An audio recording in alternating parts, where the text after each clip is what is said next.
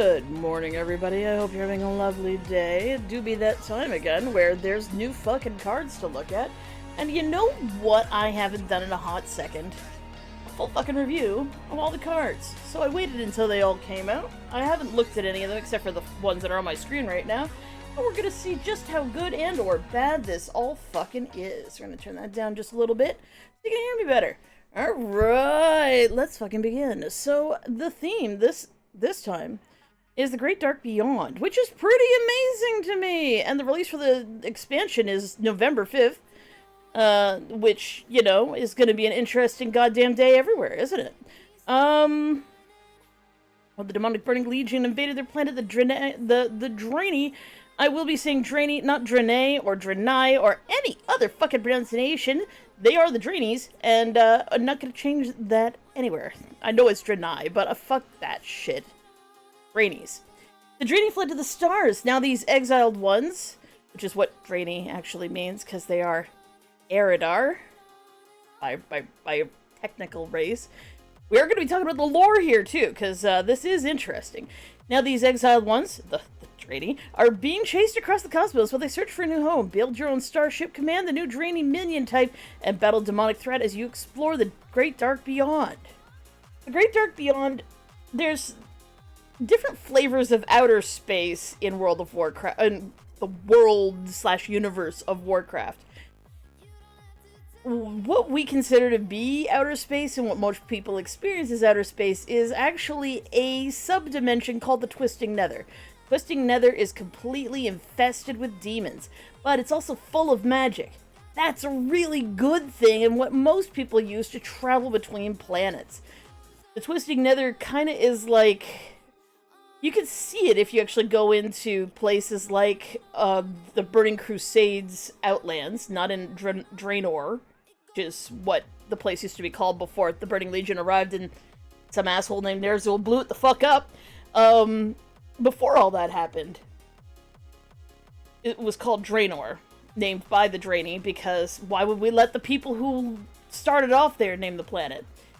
But regardless, if you actually look at the Outlands, or Outland, when you go out there and you look up at the sky in places like Hellfire, you can see these ribbons of light arcing across the skies, because technically Outland isn't in the Great Dark Beyond, i.e. it isn't in outer space anymore. It got pulled into that subdimension, the Twisting Nether.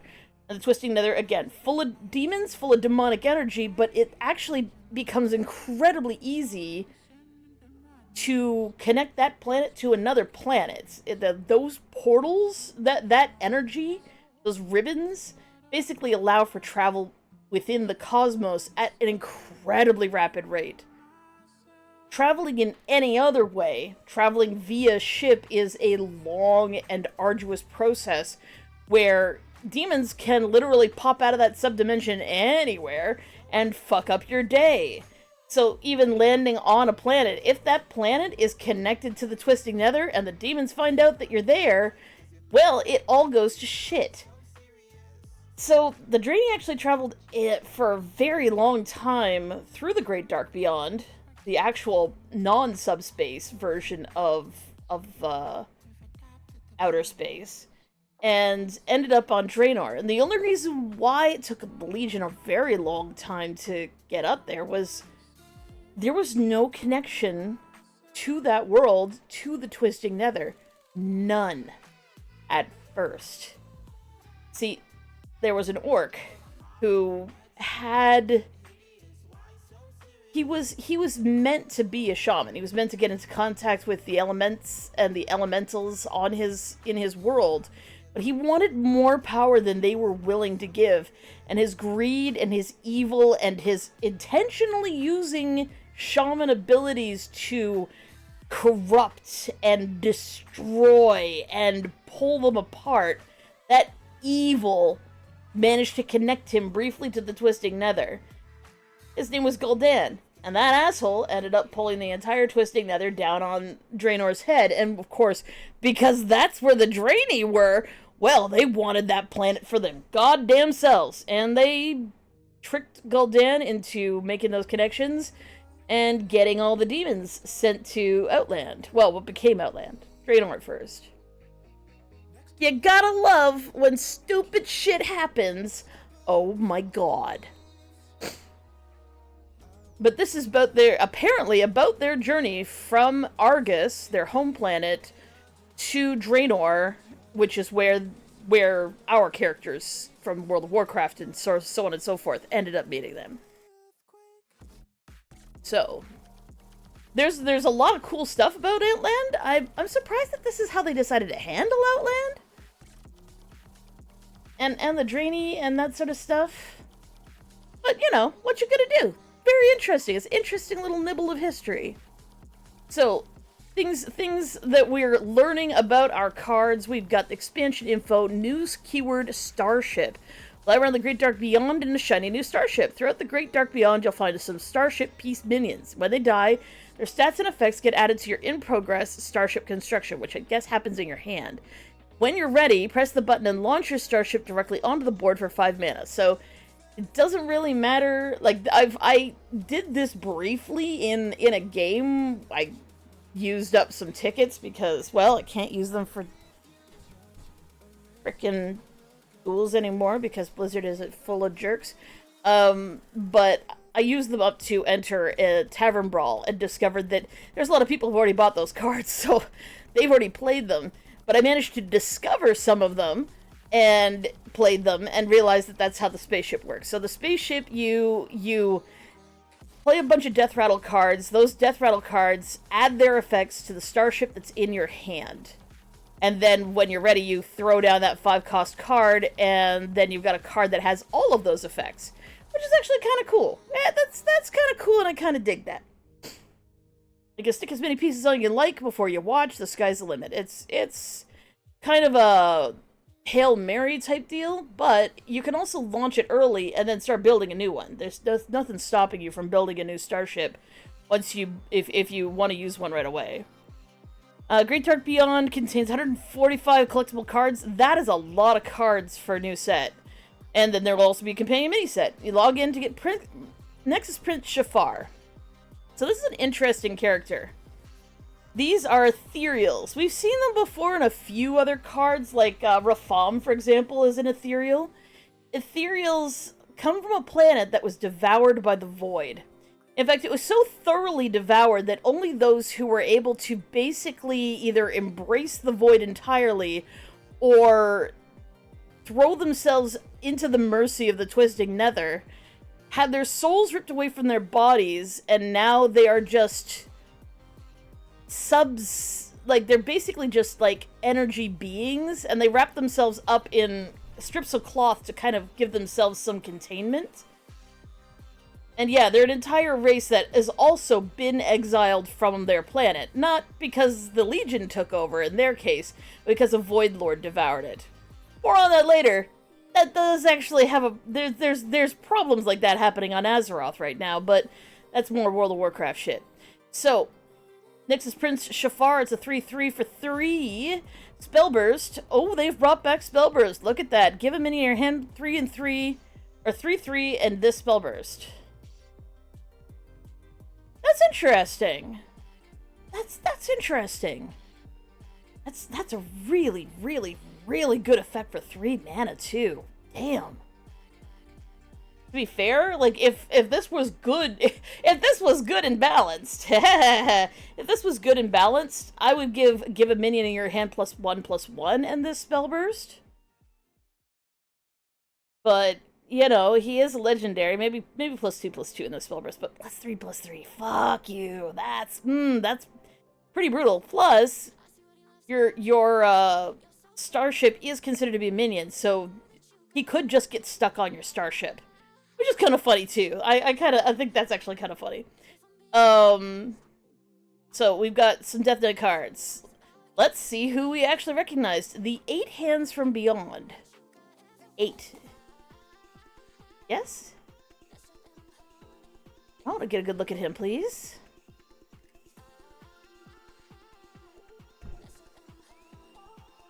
He's a beast.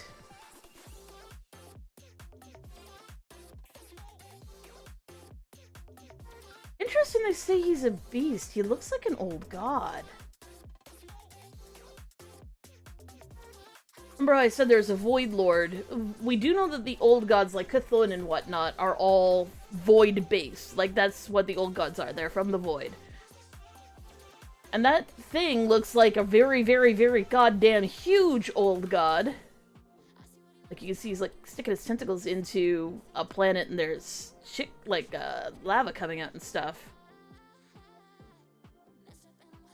The effect is interesting, but I'm more interested in the lore. I always will be. And the reason why I always will be is that Hearthstone has exactly zero chill when it comes to robbing what we call robbing the Bible, robbing the series Bible, and putting in stuff that shouldn't be revealed for eons. Like, we knew a whole bunch of stuff about Shadowlands based on other things that they'd revealed beforehand.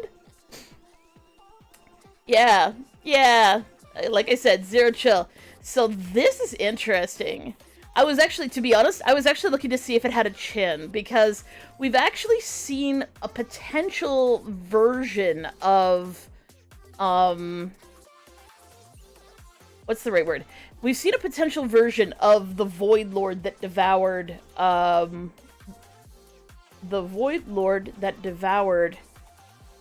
the Ethereal's home planet. Potentially that Void Lord infested Galakrond, who's the father of all dragons. And he's a consumer. He eats things. And what's interesting is he has this chin that you see on Deathwing. Like, Deathwing builds himself a metal chin to make himself look more Chad. One assumes. He built himself this huge metal chin, and it's a symbol of that Void Lord.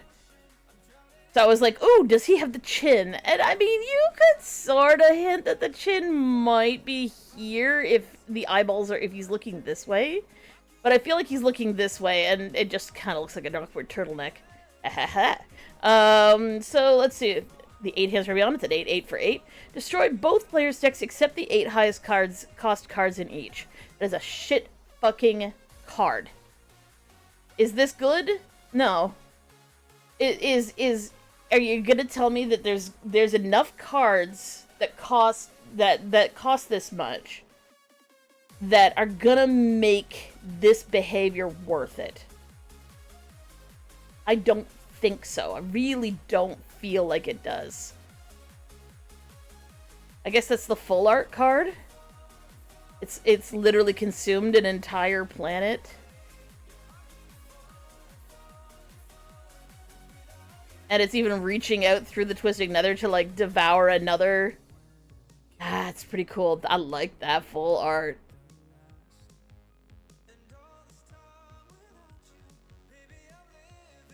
This, by the way, is a Draenei ship. That's what he's looking at, the Draenei ship while it's leaving. That's fun. That's pretty cool. Do I think this is usable? I could see it being theoretically usable if you know the other person. Like putting it in your deck is kind of like a sideboard. You probably won't play it unless you know the other person is playing a mostly weenies deck. But everyone's gonna kind of prepare around this anyways. At least at the beginning. And then I don't think it'll get played. And the reason why is you're taking the risk that you don't have a mitt full of cards and you're not just immediately putting yourself into fatigue. Like, if you draw all of the cards you're intending to magically have in your hand, in your deck, so you can still draw 8 more times, but you end up drawing them all, that's a whole bunch of really expensive cards that you're not going to want to play. Fuck that. And anybody playing around this, I mean, they've got to play two blood. Like, they can't play rainbow. It's a fairly inflexible deck. Do I really think that blood has enough cards to make this worthwhile? I mean, no, I really don't feel like it does.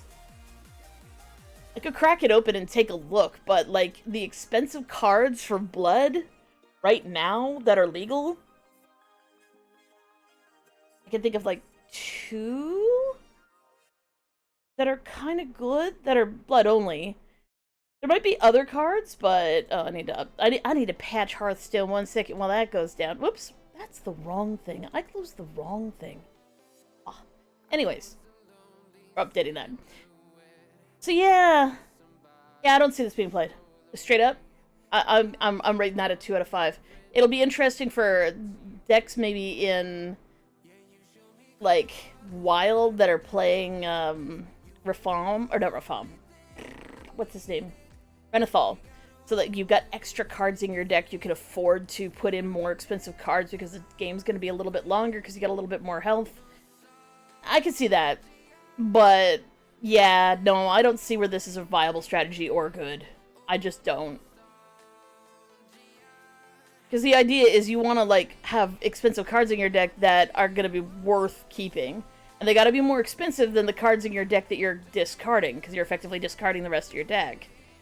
So, if somebody has a high draw mechanic, you're going to end up with a bit full of cards that they're going to play right away, and you're going to have cards that are going to move slowly. Like, I don't know. I just don't see this being a viable strategy.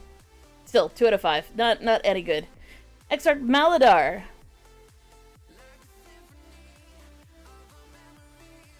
Sorry, the gear that he's wearing is leather. I recognize this set. This is a leather set in World of Warcraft. Exarch Maladar. The next card you play this turn costs corpses instead of mana. I feel like I should know him. I don't think that he's a character. I think they just made him up for this, but in terms of, is this a good card? Well, it's 1 plague, so you're going to be playing 1 plague and 2 blood if you're actually going to play this together with it. Next card you play this turn costs corpses instead of mana. This immediately makes me just throw it out the window. And the reason why is the cards that spend corpses, and you want to spend corpses using them, because spending corpses does something good for you in the future, are all rainbow decks. Those are, this is good rainbow support. It is not good for that expensive cards left in your hand thing. And this would be one of those cards that probably end up getting left behind. So, is it good? Not for... So far, I should say. Small caveat. So far, I don't see where this would fit into a double blood, 1 plague deck. But maybe there's some mechanic now with blood that'll help with the situation? Guiding figure, we got the first starship piece. It's another spell burst. There's actually a fair few starship pieces that are also a spell burst. But trigger a random friend and minion's death rattle. That's pretty good. That's pretty good because again, starship pieces are all death rattles, which means that you can drop a starship piece that has a death rattle on it, and then spell burst, and a lot of starship pieces do this.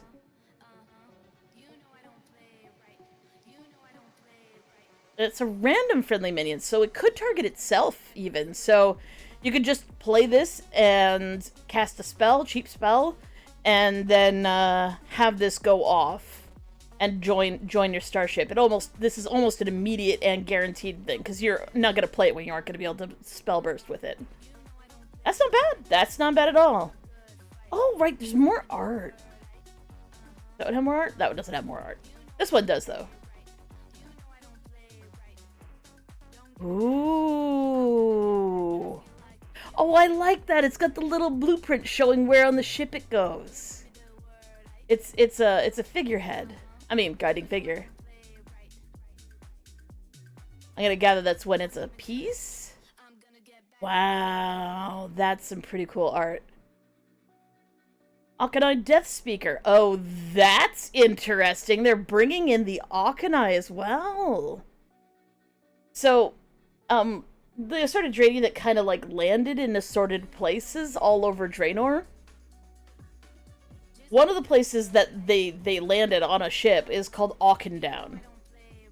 Auchendown became a haven and center for all sorts of Draenei trade and stuff like that, but they also buried their dead there. And when you're in Outland specifically, you can run into Aconai Death Speakers in a place called Mana Tombs, and they raise skeletons.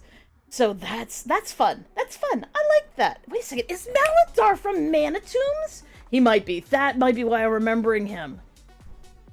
I'm like, he rings a bell, but maybe I'm just convincing myself of that. Leader of the...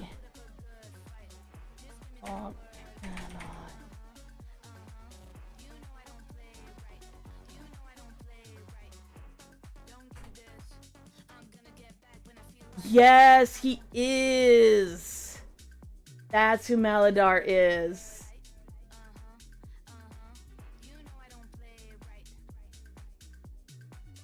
The Auchenai, pronounced Auchenai, are the original guardians of the Draenei Death City of Auchendown and Terakar Forest. They're called Death Priests and Soul Priests.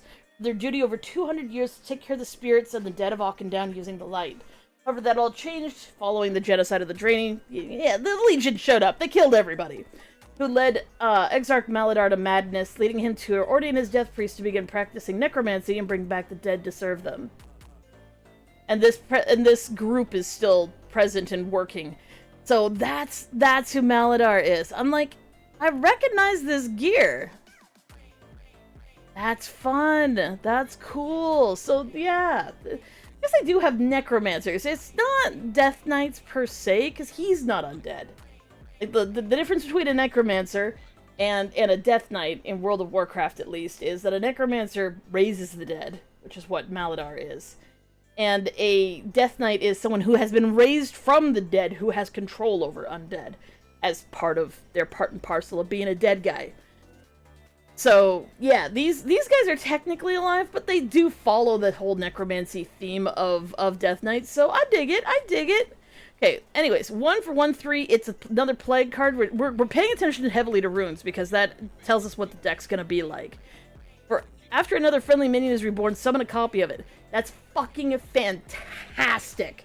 There's some really solid cards right now with Reborn on them. And this being so cheap to throw down, excellent. So, cards right now that are legal in the game that have Reborn. So, Thracian, I'm gonna... Oh, can I show you more? See if I can show you more. Wait a second. Oh, no. The Thracian, I won't show the entire art because I've got a mouse over it. So Thracian, which is, we've seen him a million times. Chained Guardian, still legal. Which means that Plagues came back with the new core set. Rainbow Seamstress, this is who I was talking about when I was talking about Rainbow. This is one of the Rainbow cards. Rainbow cards are just good. They're just fucking good. So, when she comes back, she will just be a 3/1. She won't actually have any of the other effects because it requires the battlecry to have the other effects, but still, not bad. Wakener of Souls, this is new. So, Taunt, Reborn, Death Rattle, Resurrect a different friendly Death Rattle minion. That is goddamn amazing! And that's a plague card, too. Prosthetic Hand, which means anything can basically come back. Like I said, like, Reborn right now is very strong. Brittlebone Buccaneer, which is from the vacation one that the update they just had. Whenever you played Death Rattle minion, give it Reborn. Oh, that's right. So like, she has huge synergy with the current pack. Cool Ghoul, which fucking blows. Well, sorry, I should say it fucking blows. I don't like Cool Ghoul. I thought it was gonna be way better than it actually is, but its cost actually prevents a lot of people from playing it. It's very, very strong, and to be honest, it's statted correctly for its cost, but there are better cards, so nobody plays it.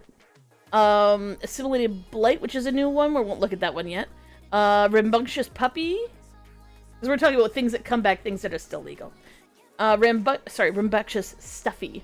Rush after you cast a frost spell, gain Reborn.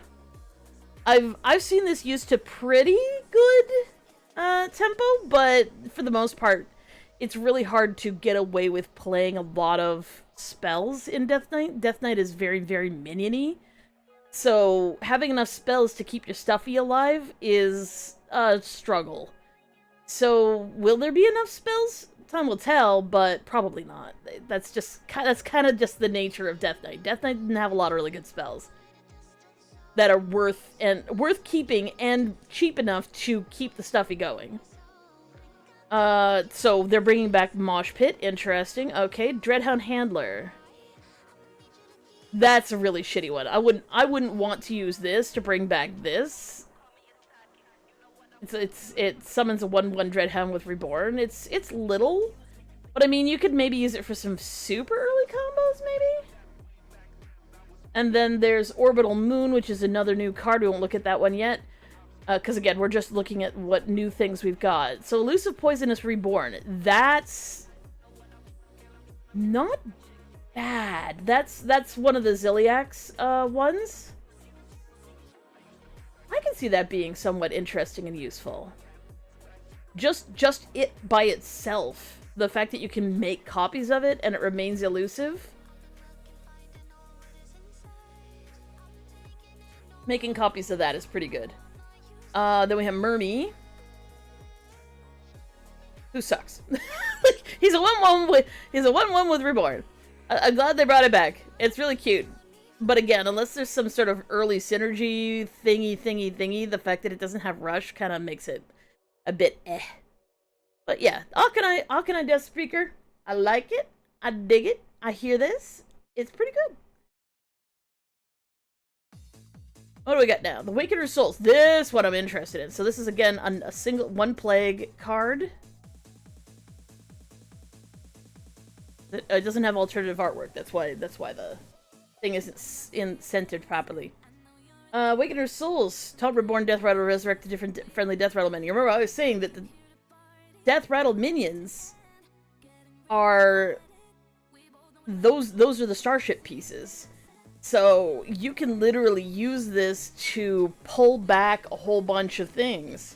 And because it has Reborn and the Arcanine Death Priest could do it, you could have some really fun synergy going on between these two things, bringing back stuff. I noticed that it's not undead, which means it doesn't have synergy with that card that gives all your undead as they come into the field. They get unborn or reborn. So this thing will have a hard time getting Reborn put onto it. Also, it has no synergy with the claw machine thing. It's also not a mech, so it won't combine with this as a mech either, even though this is what Draenei mechs look like. So they got rid of the mech tag, probably to keep people from continuously giving it Reborn over and over again, but even so, that can make some really good combos. Now, I was saying earlier that I don't think that... Where is it? This card is gonna be any good. It's not gonna do a lot. Obviously that right there is gonna be trying to target this. You're gonna be trying to pull this out as part of a Hail Mary strategy to make one last version of your starship. I still don't think it's any good. I think you'd be better off aiming for not the extreme endgame of your game and praying that your Waker Souls has the right cards and is going to actually pull the right cards to give you either another starship or make the current starship in your hand absolutely enormous. I personally don't think it's enough, but I might be proven wrong. The ability to fish out those last cards right at the end of the game might be worth it. Specifically this one. But I don't know. I still think that people are going to try it, people are not going to like it, and then people aren't going to play it. Because it's expensive, and it also pushes you to build a deck that really sucks if you draw everything early. Anytime there's a card where you're trying to eliminate half your deck in order to play something that's of a given quality, like there's been brand decks where you blow up half your deck in order to have a deck full of interesting stuff. But I mean, there was also the strategy of what is it? Jungle Giants and Druid. Jungle Giants and Druid tried to do that too. Good luck if you pick end up drawing all the really big cards that you can't play for turns and turns. That's what happens. Sometimes you get unlucky, and that sometimes you get unlucky makes it unpredictable enough that people are gonna just ignore that card. I don't see it getting played past the first 2 weeks. I really don't. That's just how it be. Unless there's some sort of really amazing strategy to guarantee that those cards can get put back into your deck. And I haven't seen that yet. There could be a card. There could be a card coming that's of a given level of cheapness where you could take the 5 highest cost cards in your hand, put them back in your deck, and draw the 5 lowest cost cards. You'd need that to make that card worth it. And I don't see that kind of shenanigans happening in Death Knight. But you never know. We haven't seen all the cards yet. Airlock Breach. Summon a 5/5 undead with taunt and give your hero +5 health. Spend 5 corpses to do it again. 6 mana. Blood Plague.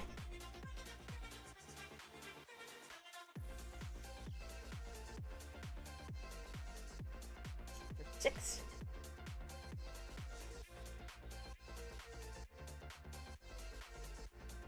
Let's heal yourself for 10. Summon 2 5/5 undead with taunt.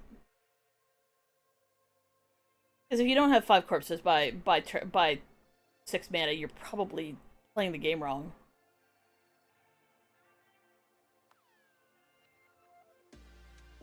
It's an amazingly solid card. Like, even if you play it in the worst circumstance where you don't have 5 corpses, but you desperately need a taunt, you probably won't need that before turn 6, so I can see this. I can also see this being a strategy for, like, this might be a card that gets left in your deck. So this helps prepare you against the problem of, does that card destroy all cards? Just the decks. Not all cards. Okay. Sorry, needed to verify the cost. Like, if it wipes the board as well, it does not.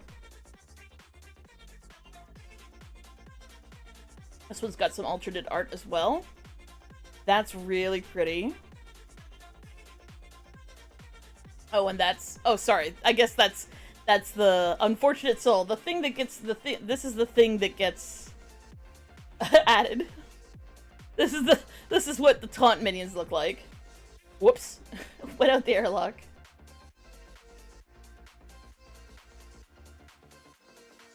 Alright. Do I think this is a good card? I think this is a solid 4 to 5. I can see this just being in people's decks. It's not bad. 6 mana for 10 health and 2 taunts. For 6 mana, that's pretty solid. Especially in Death Knight. Especially in Death Knight. That's pretty good for Death Knight too. Like, I would expect Mage to be able to do that cheaper. Not necessarily give themselves 5 or 10 health, but maybe armor or something.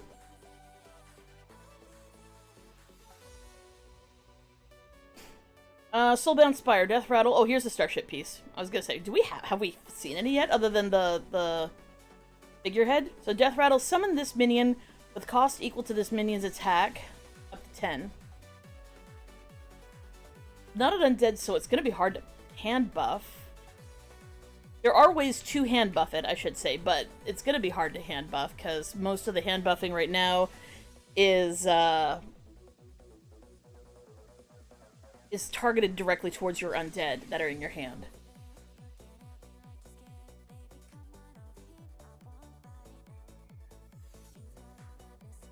For the most part, you're probably gonna be putting this down turn 3 and then hoping that you can maybe, like, buff it on with a field effect, maybe?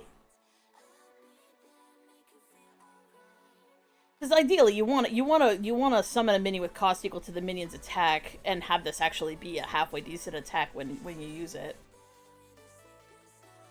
It doesn't have any runes, so it could work in a plague-only deck, or it could work in a rainbow deck as well.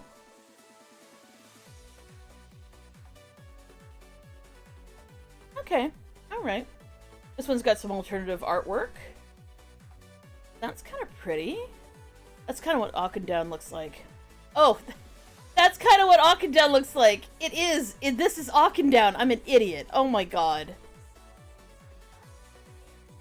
This is what Auchendown looks like. Yeah, no, we were just talking about that. Auchendown. Duh.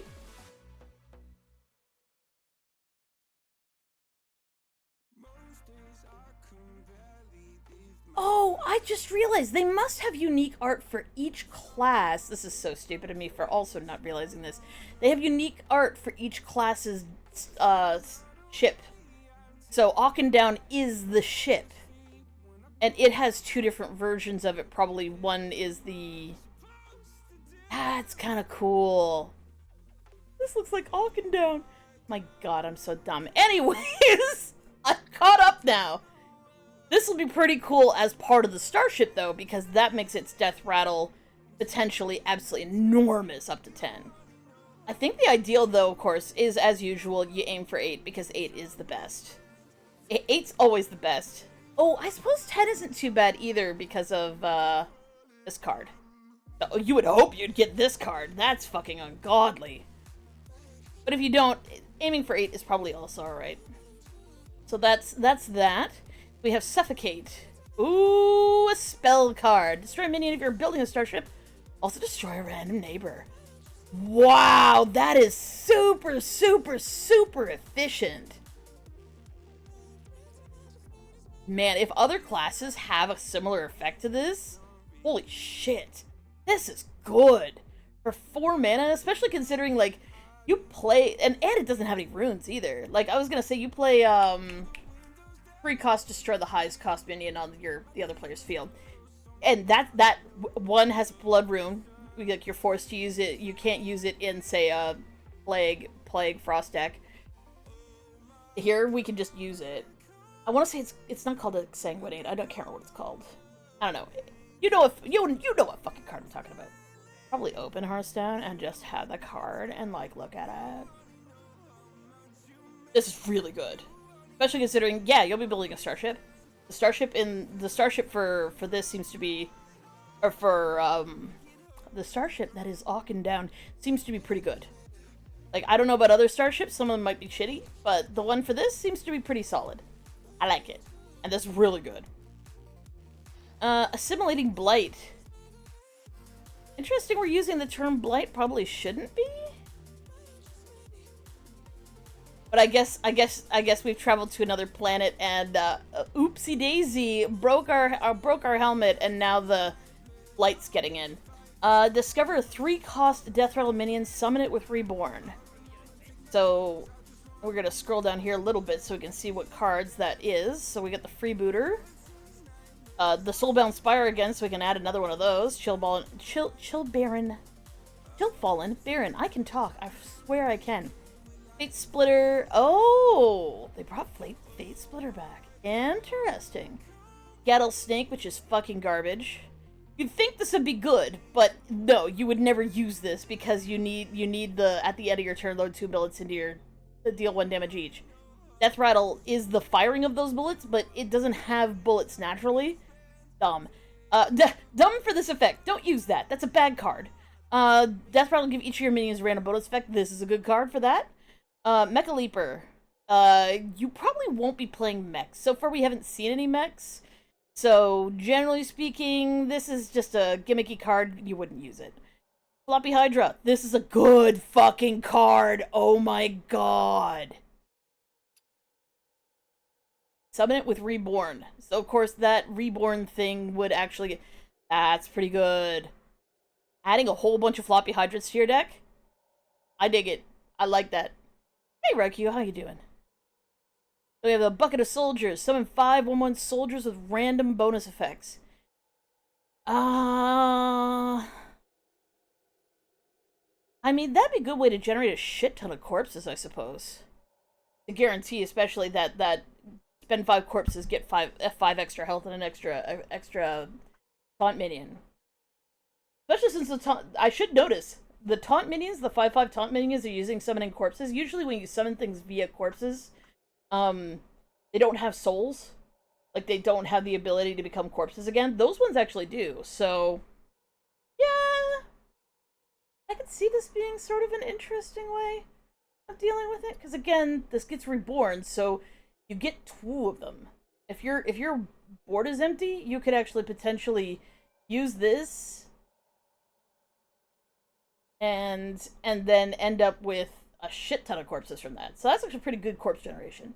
Experience Promoter, Death Rattle, reduce the cost of 2 spells in your hand by 1. You probably aren't going to use that. Because again, there aren't a lot of spells in Death Knight. This one is one, but you've just played it. Battlecry and Death Rattle give all draining your hand +1/+1. Not bad, but a lot of these cards are not Draenei. Like, that one's not. This one, the Death Speaker is. Maladar will be one as well. The spaceship isn't. Now, that one's a beast. So, we have 2 Draenei that would target. I don't know. I don't think I'd probably use that one. Probably not. Probably not. So we're just looking at the cards that can be affected by this one. We might use that? Probably not, though. Escape Pod. And mostly because if you're summoning it back later on, and you don't have any Draenei left in your hand, that's really useless. You found a demo, but you start off only able to steal from children in the Underworld. Is it called Bully? Escape Pod, Rush, Death Rattle, give adjacent minions 1/1 and Rush. That's really not bad, especially for Reborn, especially with the one card you could have in play. This one's not bad. Bring this one on, especially considering it would also buff its copy. Called Rocket Version. Interesting. High Noon Duelist. I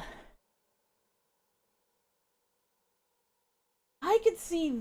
Now, remember how I was saying that nobody's going to use that stupid 8/8 card? If you have this, and you know that you have high-cost cards left in your deck, you could use High Noon Duelists to fucking blow up the rest of their deck. See, now this is actually synergy that could make it worth it. This right here could actually completely change my mind on that. That could be a gimmick OKO deck where you get up to 8 mana, blow up their deck, and then play High Noon Duelists and trigger their death rattles over and over. And you have like only the only giants and stuff, like the things that cost 25. You just have those in your deck.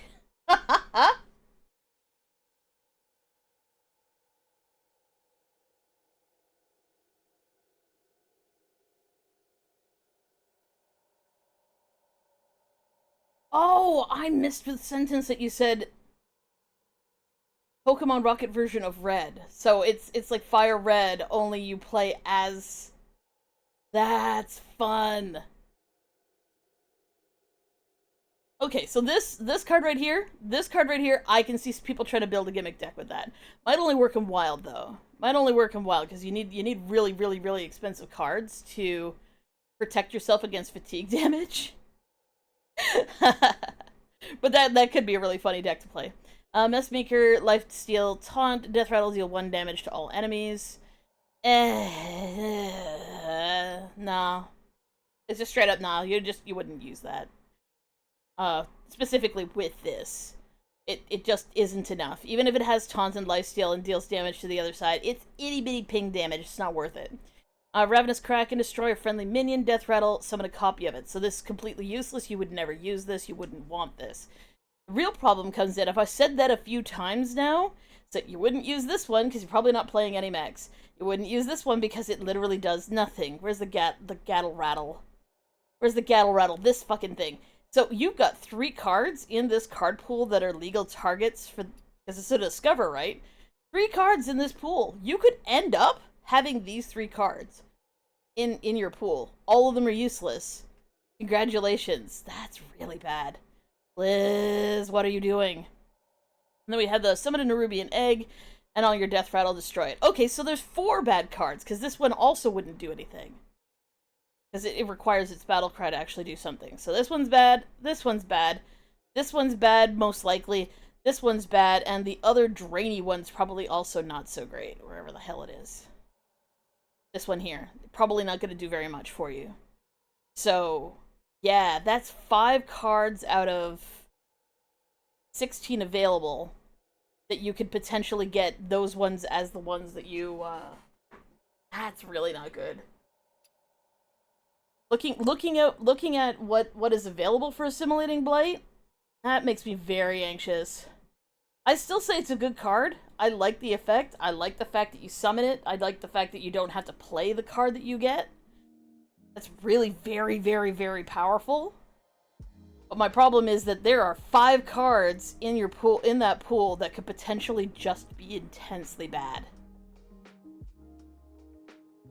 But even as just a body on the field that's gonna die and do nothing, alright, I mean, fine, I guess.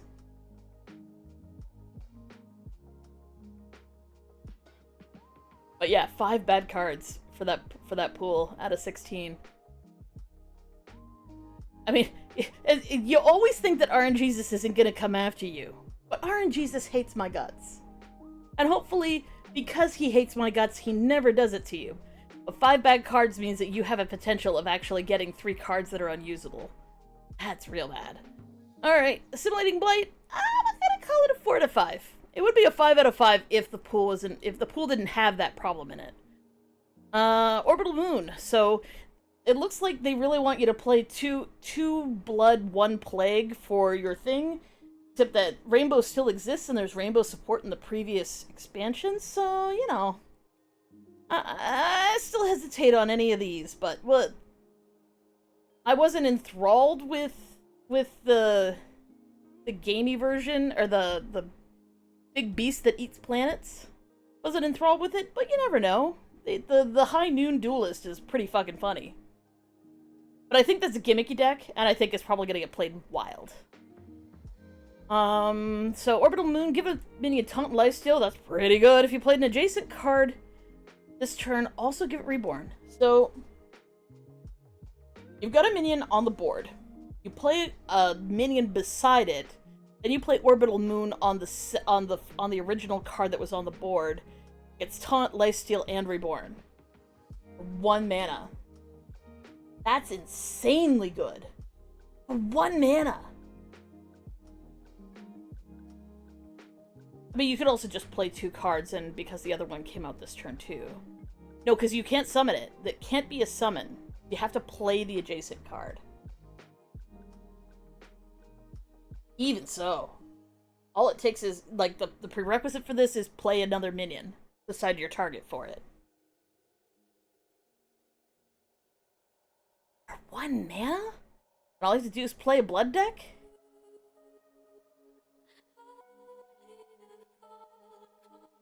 This is way, way, way underpriced. This is gonna get nerfed. Okay, so we always have things we call out that we say we're gonna get nerfed. This gonna get nerfed. No fucking doubt about it. That right there, nerfed. That's gonna end up 3 mana. It might have its runes removed in the future, but that's gonna end up 3 mana. Straight up. That is way too cheap for what it does. You can literally put that on a very expensive card and heal yourself to full, and it has Reborn. So it can potentially be a really big card with really low health. You use it to kill something and get all your health back, and then it's still back on the field with 1 health left. No way! For 1 mana, fuck you. That is a 3 mana card at the very cheapest. That might actually still be too cheap for it. There's no excuse for that. Think about any effect in the game right now that gives bonuses and Reborn. Not even Health Steal and Reborn. Just like a +2/+2 and Reborn. Cost 3. How does this cost 1? Way too good. 5 out of 5. Gonna get nerfed. Don't base your decks around it too heavily. Use it the first week. By all means, use this shit the first week. But don't expect it to stay that cheap. This is gonna get nerfed into the ground. That's what's happening to that card. Oh, hey, yo! We are on the next set of cards. We have, we went from Death Knight. We are now doing Demon Hunter. I play Demon Hunter in World of Warcraft. Demon Hunter in Hearthstone tends to disappoint the shit out of me, because it just doesn't feel the same. Kinda feels like shit. But either way, okay. Zordhoth, the Breaker of Stars. Look at his art a little bit more. He looks like a Dreadlord. I was gonna say he doesn't look like a Dreadlord, but he kinda does. But he don't got the wings. So maybe he's just a member of the Legion? It should be a Draenei, right?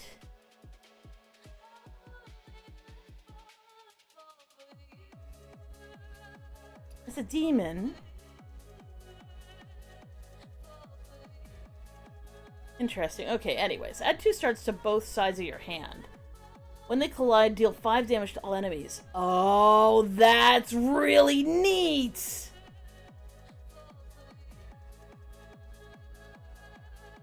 That's really neat. 6 mana. I mean, if you play a fast enough deck, you can probably play it and then blow it up pretty quickly. The ticking time bomb of them is kind of fun, too. That must be the, extra special version.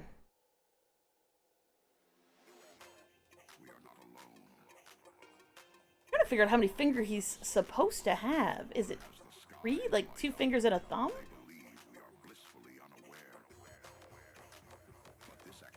Yeah, he's not a Dreadlord. Might be a Felguard. Just trying to figure out what flavor of demon he might be, but he's very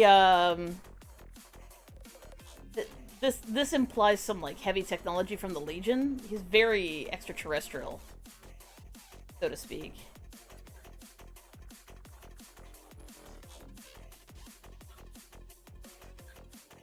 I like that. I like that a lot. Zortoth, Breaker of Stars. These are obviously the 2 stars that are in your hand. Once this Star of Origination and Star of Conclusion. Wait, is this supposed to be Sargeras? But it can't be Sargeras.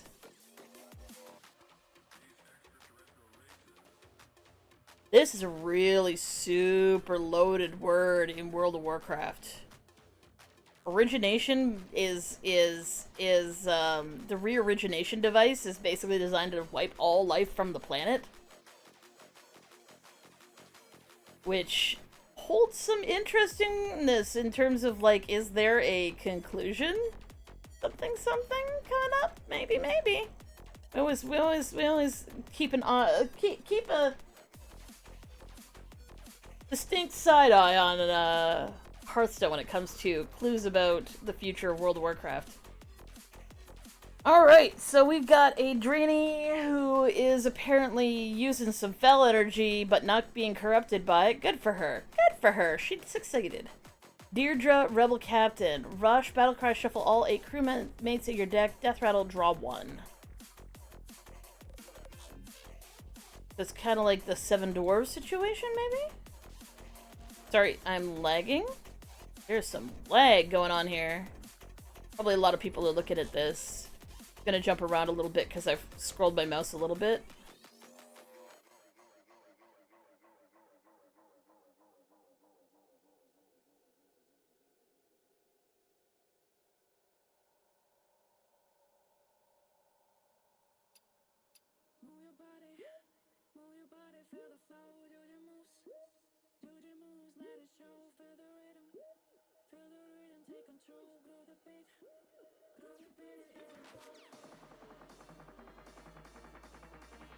Reborn, Battlecry, summon every adjoining roommate.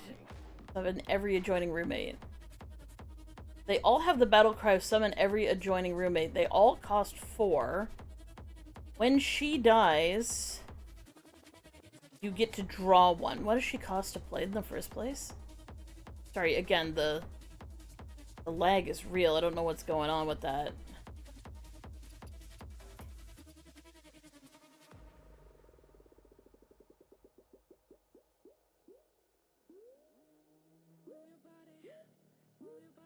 I'm tempted to blame BattleNet, but it might not actually be BattleNet being a piece of shit.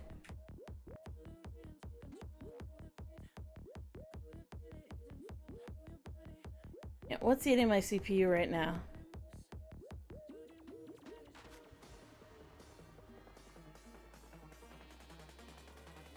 Oh. 1 second.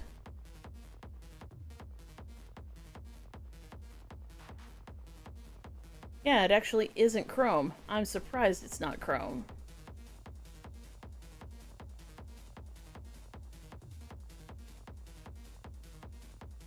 It was VTube Studio shitting itself. Not sure why it was, but it definitely was. Technical difficulties.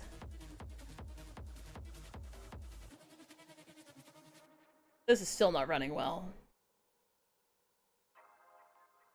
But yeah, so it's kind of like the summoning of the seven dwarves, so on and so forth. It's kind of like that. I see where they're going with that. Oh, fuck off.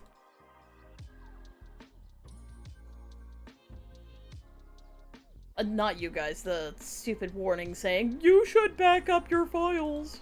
My files be backed up, fuck you. Anyways, let's get back into it. Hopefully with slightly less, lag, maybe. Maybe less lag, possibly. Alright. Deirdre, Rebel Captain. So it's kind of like the Seven Dwarves, the Paladin card that kind of summoned a whole bunch of things and put some of them in your hand and so on and so forth. So it looks like when you play one, you summon a field full of cards. That's kind of an interesting quality. She also has Rush, I just realized. So you can basically play her, throw her into battle and get a card and immediately use it to fill your entire screen. That's kind of a concept. I don't know what to think about that. Because for 8, like, you'd be doing this for 8, but this thing goes away if you you could also play one of your buddies and get all the little extra friends here. When you got other cards on the table, so they only summon a certain amount of little friends out of your deck. It patches with more steps. I don't know what to think about that. It's interesting. I'd want to play with it.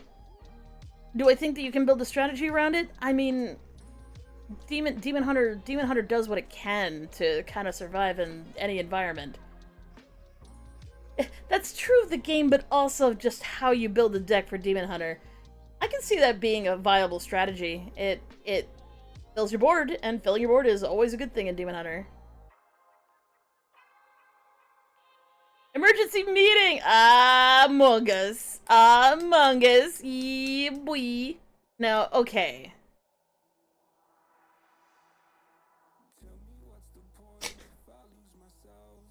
Nobody's gonna know.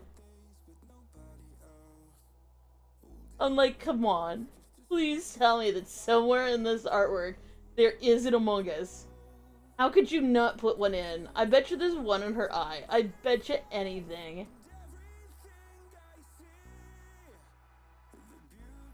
If the artist didn't take this opportunity to fucking do that.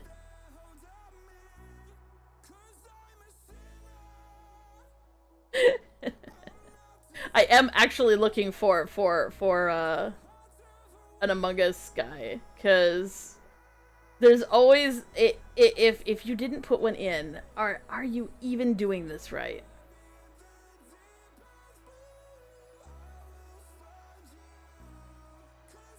I don't see any terribly obvious ones, but that does not mean there isn't one like in a sparkle of their eye or whatever.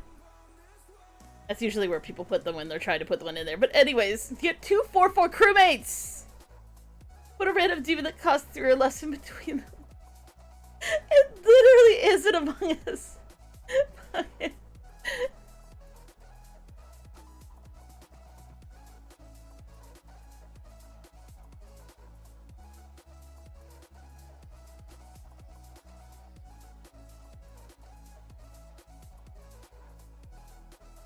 Oh, and these are the demons that can show up. Okay, so it's any demon that costs 3 or less. That's legal in the format you're using.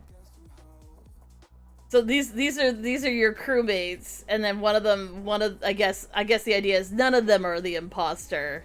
Technically, none of them are the imposter. That's still fucking funny though. Okay, Eldritch Being, Outcast, and Spellburst. Shuffle your hand. Wow. Wow, that is really good after you play the card that puts the bombs in your hand, because you could potentially play that play that card that puts the bombs in your hand, that when they're side by side in your hand, they blow up the field. Or you could just do that and then do this and then potentially get the bomb to go off immediately. And then if it doesn't work that time, play a card out of your hand, which shuffles your hand again and potentially blows up the other side. That's pretty good. To be honest, it's a bit of a shame this isn't a starship piece. I kind of wish it was.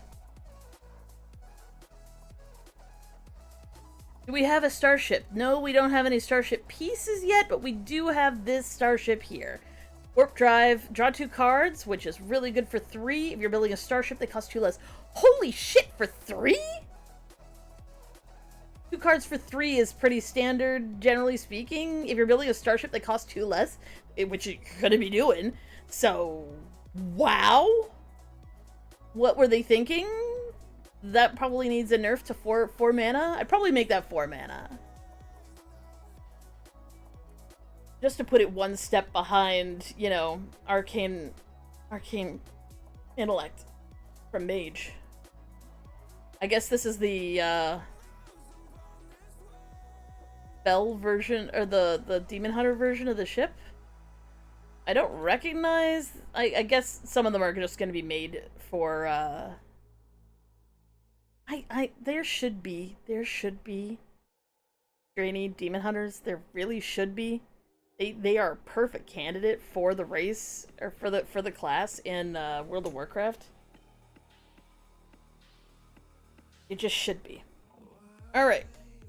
Here's another. Okay, so this is our first starship piece for this, for Demon Hunters. So after this attack, gives your other minions +1 attack. Wow, especially with the amount of summoning you're doing of those crewmates and stuff. So you drop this. It doesn't have rush, but you might be able to give it rush using a different starship piece. So, not bad. So if you can give this rush, then you can give your entire board rush. Or your entire board +1 attack. That's pretty good. That's pretty solid. I dig that. Headhunt. Deal 2 damage. Get a, so we're doing just crewmates. Just crewmates up and down the field. Deal 2 damage. Get a 4/4 crewmate with a random bonus effect. So all of these, I assume, all have a random bonus effect of some flavor. I'm gonna try and scroll down this time. Okay, there's a little bit less lag this time. So this guy has. I scroll up teeniest bit so we can see the art a bit better. Somewhere in between point A and point B, maybe? No? Just gonna lag back and forth? I don't understand why this is like being such a piece of shit, but I want to look at the related cards, because oftentimes these cards have so much related art. So we have the admin crewmate who's reborn. The Divine Shield crewmate. This one has Rush. Sorry, I was looking for specifically for ones who have Rush. This one has Wind Fury. Lifesteal. Elusive. Poisonous.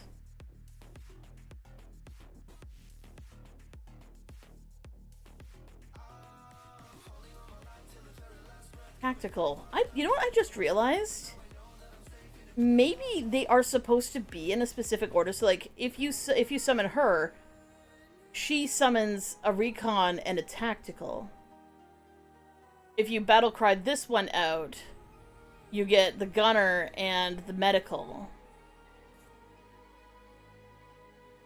I could see that being a thing. That would be really interesting. That'd be some interesting gameplay. Like, you get 3 crewmates instead of an entire field of them. That could be interesting. I can see that. That you know, I really want to kind of play some Demon Hunter with that effect. That's a lot more deep than I thought it was gonna be. Infiltrate. Choose a minion. Deal 3 damage to all other minions. I actually saw this one when it came out, and I was like, that sounds dumb, but you know, I can see that. Oh my god, there's an Amogus in this one. Look. It's one right there! Yes! I'm so glad that. Oh my god, there's like a couple of them. They snuck them in! Thank you.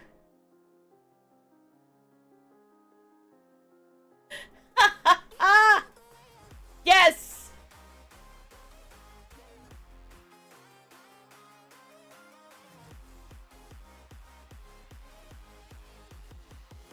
Oh, here we go. Starship piece with Rush and Wind Fury. So yeah, I was gonna say, hopefully it has Rush, because the other Starship piece seems to, you'd want it to have Rush. So yeah, you'd want to use both of these things to you put out your Starship, you attack with it immediately, it buffs your board, and then your board can attack and have some more bonus on it. Which is pretty nice. It's pretty nice. I like that. There's the blueprint version, which I assume is the full art. Alright, I dig that. That's pretty cool. Draenei Recruiter. End of your turn, get a 4/4 roommate with a random bonus effect. Interesting. That's pretty good. How much do these fuckers cost? Should we scroll down again? This thing lag out. They cost 4. Okay. I wondered. So, you could play this on turn 2. You wouldn't be able to play it unless you had the coin for, you'd have to wait until turn 4 to play it. You could potentially get some 4-cost cards, so that's pretty good. Ulu. Oh, wait a second. Have we... Was that the red? That's the end of those ones. Each turn this is in your hand, gain 2 random choose 1 choices. Learn more. Each turn, Ulu will randomly gain 2 sub-options from choose 1 cards and become a choose 1 card himself. Choose 1 cards that transform themselves are excluded. And Fate Spinner is banned as well. Ulu will work with effects such as Fandral. Ulu will only gain effects from cards in your current format. Ulu will never gain 2 choose 1 effects that both require a target. Ulu is a gigantic alien turtle that's so old and massive that an entire planetary ecosystem is developed on its back. Since he's not a regular planet, he has no orbit and drifts around space however he sees fit. All possible standard combinations. Bolded options require target, more info. So you would play him, and depending on how long he's been sitting in your goddamn hand, this is gonna be so stupid. Okay. So, Miracle of Miracles, if you decide to play this piece of shit, the reason why I'm calling it a piece of shit is, how are you gonna do this if it's been in your hand for 10 turns? Because you could potentially summon a 3/2 Panther, summon 2 1/1 Sapling, summon 5 5/2 Tree Ants, summon 3 2/2 Tree Ants, summon 2 2/2 Tree Ants, and they have Taunt. Summon copies of all your other friendly minions. Give your minions +1/+1. Give your other minions +2/+2. Give your minions +2/+4 and Taunt. Give your hero +4 attack this turn. Just one of friendly minion to attack and rush, or attack with Hellsteel, or 2 damage, or 3 damage to a minion, or 1 damage to a minion and draw a card. And it can also have deal 2 damage to random enemy minions, draw 2 cards, draw a beast, draw a spell, discover a beast, discover a minion. Yeah, I'm reading these really fast. The reason why is this is how fast you're going to have to pick them. You only have a certain amount of time before you're going to run out of time trying to do all of the choose ones that are on this turtle. Why did they do this? Why did they do this? This is dumb! Spend all your mana, gain twice as much armor. Spend all your mana, gain that much attack this turn. In 4 turns, summon 3 8/8 Giants secretly. In 2 turns, summon 3 5/5 Ancients secretly. Gain 8 armor. Gain spell damage +1. Your next hero power costs 0. Transform your Treants into 5/5 Ancients with Taunt.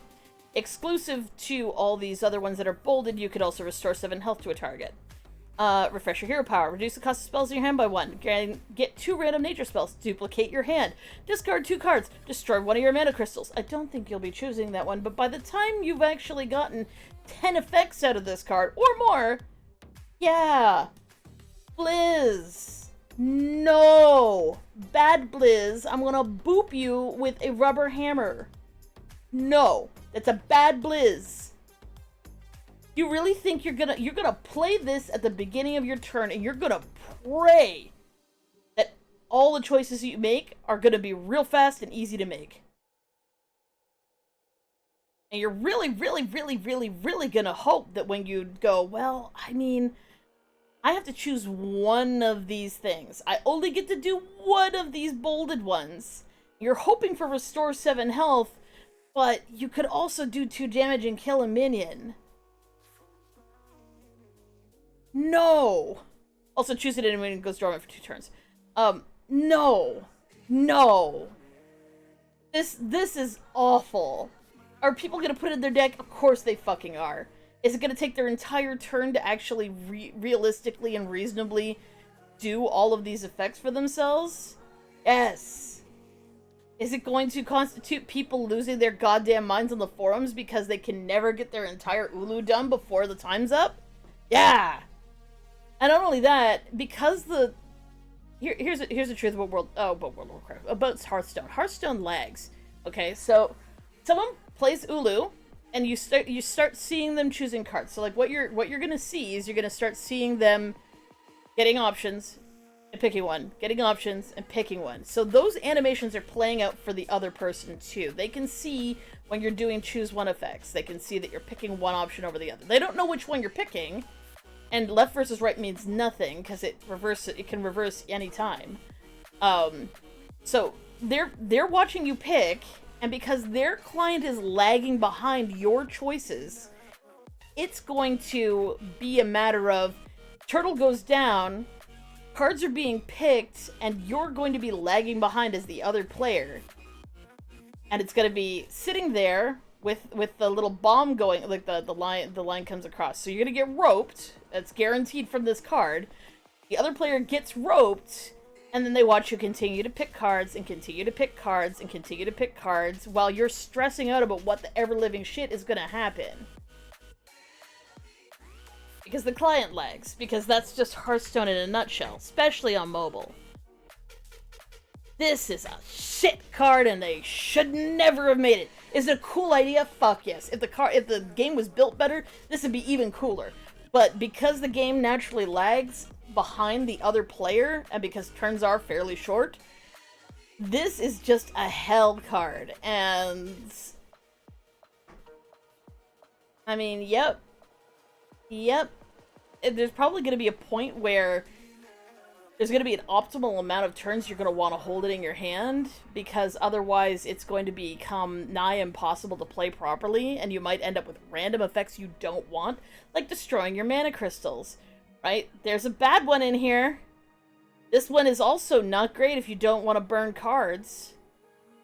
Like, here's the thing. You can... A bunch of these are just draw a spell, discover a spell. If you run at a time making your choices... Like, you draw this as part of an effect, and I guess you wouldn't do it if you're drawing a part of an effect. You play it, and then you're going to be drawing cards, and then all of a sudden you get the option to duplicate your hand. Yeah, this is bad. This is...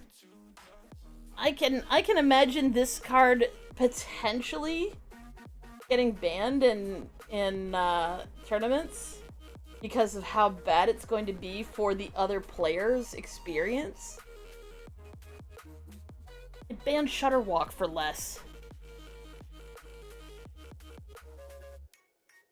Especially considering what happens when you play a card like this with a bunch of discover effects right at the end of your turn, is that it random discovers for you. Which means that you could discover a card, you could say you're going to discover a card. Oh, awesome. But you have to finish playing this and making all the choices on it, and then if your time is up, it discovers a random card and puts it in your hand. Yeah.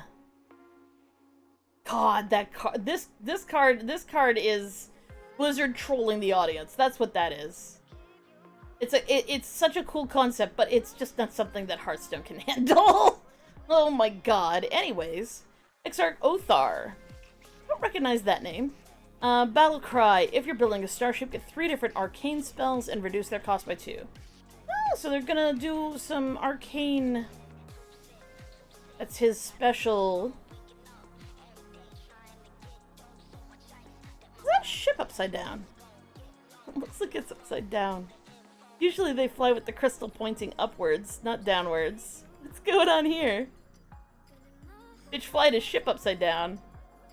It really looks like he's flying his ship upside down. What the hell?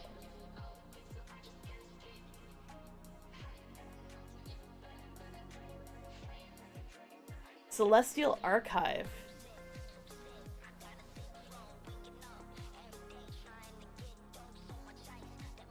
I just realized. One second. We're just gonna go back just a teeny bit. Even though this is a laggy piece of shit. Legion's Bane. Interesting. The Death Knight one is definitely gonna be Ocken down, because it's just Ocken down. Alright. Enough shenanigans. So what's his effect? If you have a starship in your hand, if you're doing the starship thing, you get 3 different arcane spells, reduce their cost by 2. That's pretty efficient for Druid. Especially reducing the cost. Getting 3 different arcane spells is pretty good too, but like, damn, alright. Wait.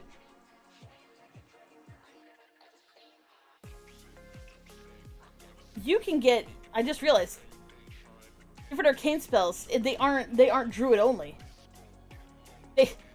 All of the cards that can be arcane cards that are wow. So this guy will actually give you mage spells as a druid. I think there's also well, there's hunter spells that also do arcane, and I think there's a priest spell or two that's also arcane. So yeah, it's a fair few arcane spells from different classes. You reduce their cost by 2. That actually makes a lot more sense, because it's not like it's just Moonfire or some shit. Alright, I like it. Do I think it's gonna get nerfed? I don't know, because some arcane spells from mages are actually quite expensive. But it potentially lets you play secrets for 1, you know? That's not bad.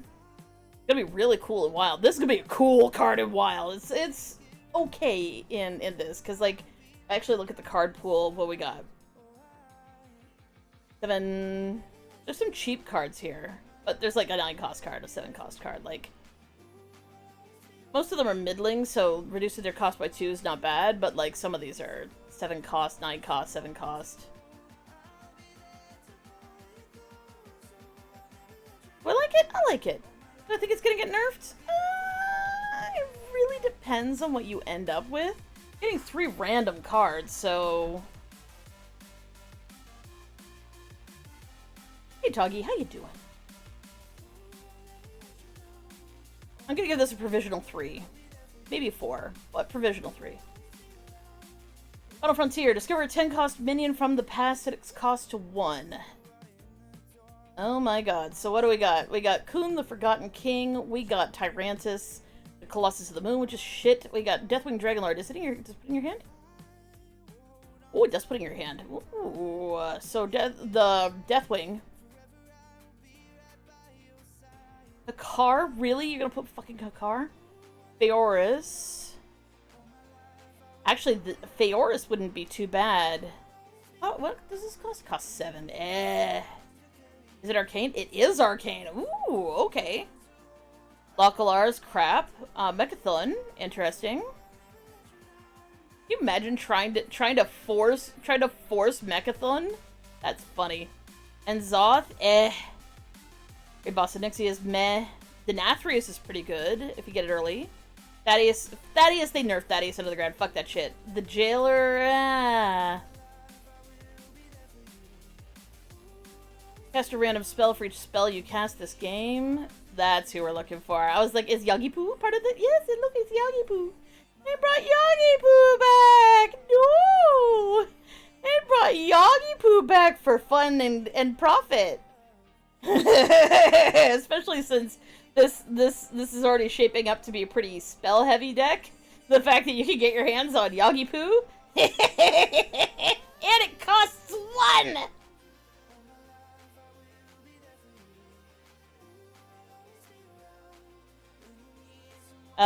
Master of Fate, which is not as good as Yogg. And we got Yasarj, who is shit. We got Yasarj the Defiler, who's even more shit. Big Bag Archmage, which is alright. That one's alright. Darkmoon Rabbit, pretty good for clearing minions, but Frost Giants could potentially be pretty good. Like, you could potentially cost that for nothing. Theoretically. I doubt there's really a feral using your hero power too much gonna be going on there, but you know. Sea Giant might not be bad. Gold Chernoul, which could potentially be good, especially if you got a lot of cards in hand, because you're trying to get Feoris or something. Because, like, Feoris, for each spell in your hand, summon a random minion at the same cost. That might not be too bad. So, this might not be too bad, because they've actually got synergy with, I'm gonna fill my hand up, and then I'm gonna cast this spell to see whether or not I can get one of the two of them. Taunt, Death Rattle, summon a 7/7 Felcrack Colossus with Taunt. Oh, it's the Scrapyard Colossus. Okay. And then we've just got the Faceless Behemoth, Living Monument, which is a 10/10 taunt. Stoneborn General's really good. Really like that card. And Ultrasaur, who is just not great. It's alright, but it's just not great next to some of the other ones. Ideally, you probably want to be trying to get Kun, Deathwing if you really need to wipe the board, Hakar if you're a giant flaming troll, Mechathun, especially if you're playing against a Death Knight, because Death Knights have the ability to wipe your deck. Yogg-Poo. We love the Yogg-Poo. Denathrius if you somehow get your mana up really fast and you're playing like a minion heavy deck. That's not a bad card to get. Thaddeus, I guess would be okay, but like, the fact that he costs 1 could potentially mean you could have a pretty big turn after you play him, so this is just shit. This is beyond shit. You would not want to get Yasarch the Defiler. Some of these are alright. Some of these are just kind of garbage. But, yeah, ideally, this is a good board wipe. We've got the ability to bring back your mana crystals for 1 mana, because he'd be costing 1, right? So, like, you play him for 1 mana, and you get your mana crystals back. That's pretty significant. But also just Yogg-Poo. Yay, Yogg-Poo! We do love a good Yogg-Poo. Cosmic Phenomenon, cost 5. Summon 3 2/3 elementals with taunt. If your board is full, give your minions +1/+1. So far we haven't seen them have the ability to fill their board other than with turtle. Oh my god, Toggy, the turtle. The world turtle. With the Shutterwalk effect. Lag out the other player and get a mitt full of cards you didn't want. That's what the turtle does. Holy shit. But at the very least, you'd be able to cast this and give everything that you just summoned to your board by accident +1/+1. I'm gonna hold on to the turtle until turn 15, and then we're just gonna see what happens.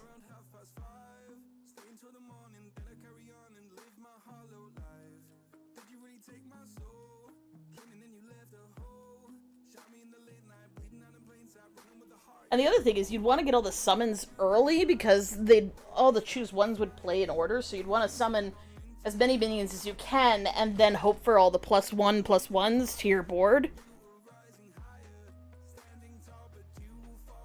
But if they don't happen in that order, you're going to be some pissed off. So let's put it this way. Is it worth it for the first ability? 3 2/3 elementals with taunt for 5. That's barely worth it. Is it worth it if we reduce the cost by 2? Yeah. Yeah, no, that's pretty good for 2. Or for 3 mana. That's fine. If your board is full, give your minions +1/+1 for 5? Fuck no, that's fucking awful. Is it worth it for 3? Barely. So, would you put this in your card? Or put this in your hand? No, you try and discover it via this. You'd hope that he'd give it to you, but like, yeah, no, you wouldn't put this in your deck. This is not very good. It's a good card to discover if you can cast it for cheaper, but it is not a card I think I would ever put in my deck. Ever. Ever. My only question is, let's say you have 6 minions. You play this. Does this effect happen after, or happen before this does? Like, if you summon 2/3 elementals with taunt, and then your board becomes full, give your minions +1/+1. Or is it either or? Because it could be summon 2/3 elementals with taunt, and because you filled your board, they now get +1/+1. If that's the case, that's good. Yeah, that's what I'm asking. I'm not sure. I don't think there's any errata on this page. There isn't. Because this is basically Arbor up if it's that. Like, if this fills your board completely, give your minions +1/+1.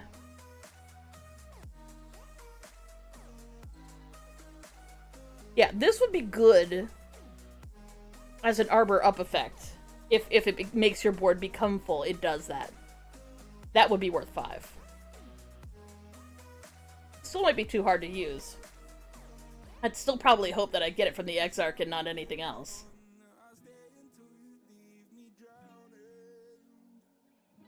Stargrazer. Elusive Taunt Spellburst, give your hero +8 attack this turn and gain 8 armor. Remember what I said about Feral? I mean, alright. Okay, I guess. Another beast.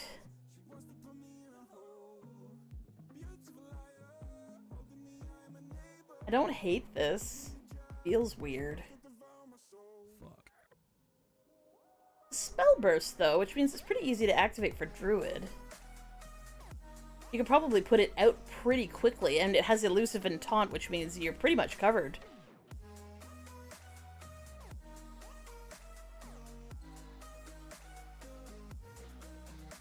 I mean, alright.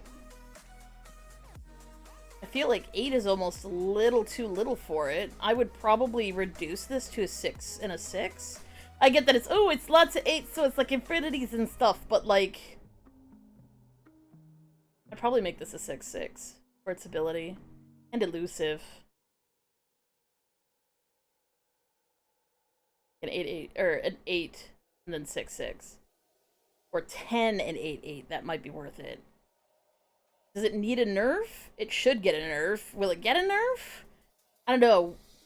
Hearthstone is pretty inflation-y. Like, it doesn't necessarily obey its own rules very good, because, you know, Ben Brode left. And now they kind of just go wildly out of control, but in terms of what I feel its cost should be, it should be 10 for 8/8 with the 8s. Or it should be 8, like, it should be 8 cost. It gives you the 8 armor and 8 attack, but it's only a 6/6. Maybe even a 5/5. Do I think it'll get nerfed? It'll get nerfed too late. Like, it won't get nerfed in the first round of nerfs. There's gonna be some things around here that do get nerfed in the first round of nerfs, but I don't think it's gonna be that. Yeah, it has been for a while. Like, if you don't win by turn 6, you're pretty much fucked. Okay, so now we've got our starship pieces for Druid. After you cast an arcane spell, recast it with targets chosen randomly. And it only costs 3, which means that you could play this, get your hands on a Yogg, and then get your hands on another Yogg. What the fuck? What the fuck, Blizzard?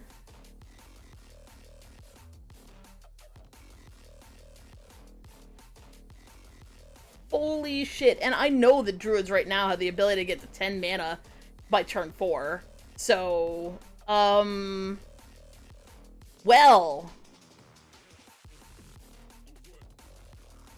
Someone just wants all of the Yoggs in the game, I guess. Astral Phaser. Choose one. Do I think this needs a nerf? I think it does, but I don't think that there's anything they can really do with this, because all the starship pieces are, like, either cost 2 or cost 3. Because the idea is you play one of each, and then you have a 5-cost minion that you can then use.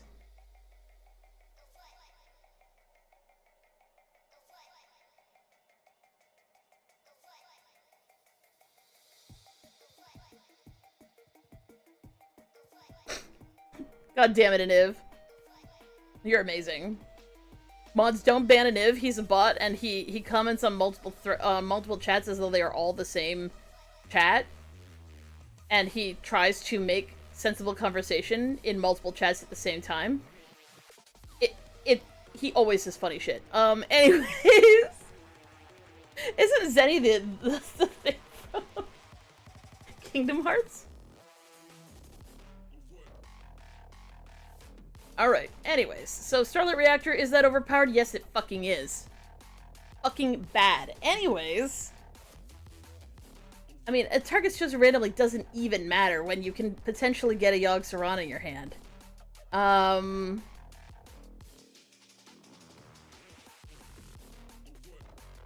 Honestly, I would make this cost 5. I would make this cost 5 in a fucking heartbeat. What the hell were they thinking? You'd need it to cost 5 so that you're less likely to be able to cast some really impossible spells. Especially since Druids can get to 10 mana so quickly. Holy shit, that's such a bad idea. Anyways. Do I think that's gonna get nerfed? I think the way they'd have to nerf it is after you cast an arcane spell that costs 3 or less, recast it, targets chosen randomly. I think that's the only way that they could salvage this and keep it as a 3/3 for 3.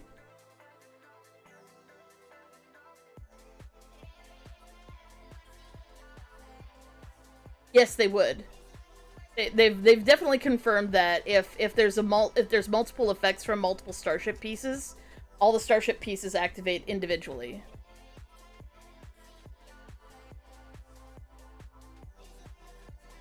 Choose one, deal 2 damage to 2 random enemy minions, or make 1 dormant for 2 turns.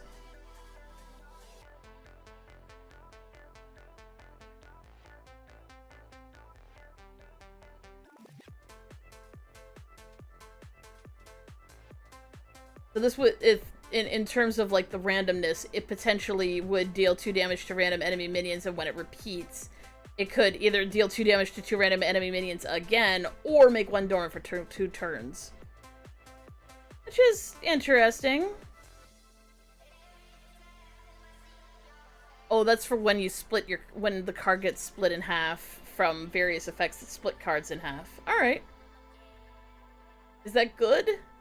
I mean, it's basically cleave. Making 1 dormant for 2 turns is a bit scary.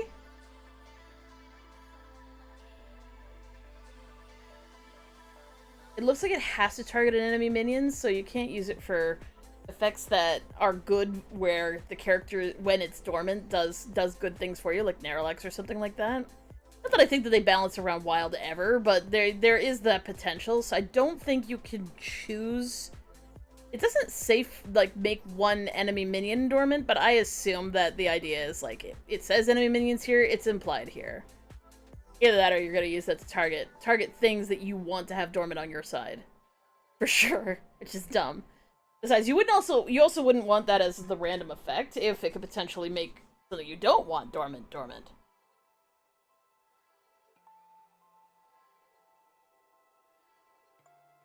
Just signal. Summon 2 random 2-cost minions, refresh 2 mana crystals.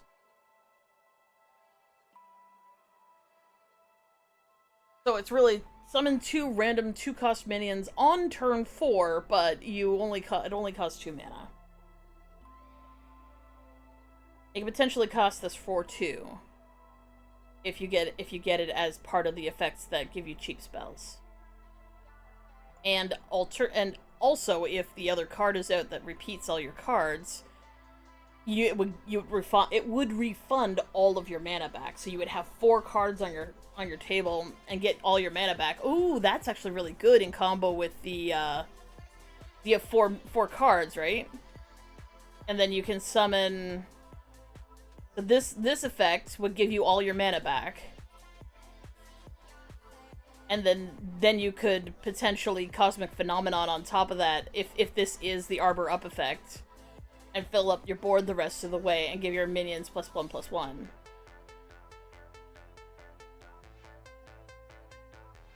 That's a pretty nice combo. If that's how that works, that's a pretty nice combo. Oh, here's the other starship piece. Elusive, your first spell each turn costs 1 less. Wow! Holy shit! I was thinking that, like, just the -1 was already bad enough, but we're adding in this on top of it. And you can get double Thaddeus for 1 mana each. Liz! Why? Druid's gonna be ungodly. Druid is gonna be ungodly some of the time. It's gonna be okay the rest of the time, but it's gonna be ungodly some of the time, and the Blizzard's gonna have to probably reduce the minion pool from that 7-cost spell. But yeah, making your starship elusive, especially when it's copying your spells like crazy, and some of the spells you can copy literally lets you do things like, I don't know, cast Yogg for 1 fucking mana. Holy shit, why? Why? But sometimes you'll just get a shitty minion, but it'll still be a big one.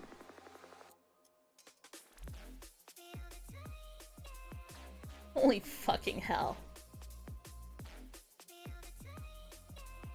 You can tell that you can tell the game's wildly out of control at this point. I mean, I don't want to be like too intensely negative about it, but it still makes me just raise every eyebrow. The extra eyebrows, more eyebrows being raised. First spell each turn costs 1 less. Good fucking god. And it stacks if there's more than one of these in there. Alright, Arcanite Revelation. Draw a card. If it's a spell, it costs 1 less. Why not? Why not? Why not? Why not? Why not? Why not? Wait, yep, okay, sure, why not? Alright, let's move on to Hunter, since Druid is overpowered as shit, and some of the time, not all of the time, but some of the time, it's just going to go off. They're gonna have to reduce the card pool for those, for a lot of these. They're gonna have to. There's certain cards that they're gonna have to remove, especially Yogg. Yogg is gonna be way too overpowered in that deck. It just is.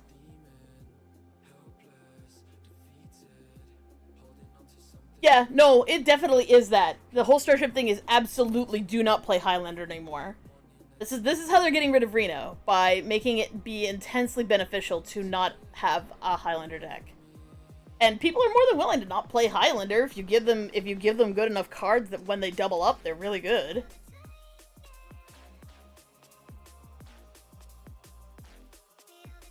This is how we nerf Reno once and for all. We just make decks be really good if you have multiple of the same effect in it. Battle cry, replace your hero power with tracking. Wow. What the fuck? Free nerf Bran. Free nerf Bran for duels.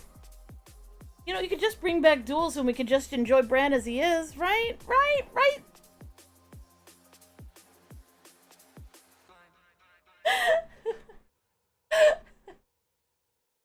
What's the tourist for Hunter? What's the tourist for Hunter, you guys? What's the tourist for Hunter? Please tell me it's warrior. I need to know. Can I build the brand deck again?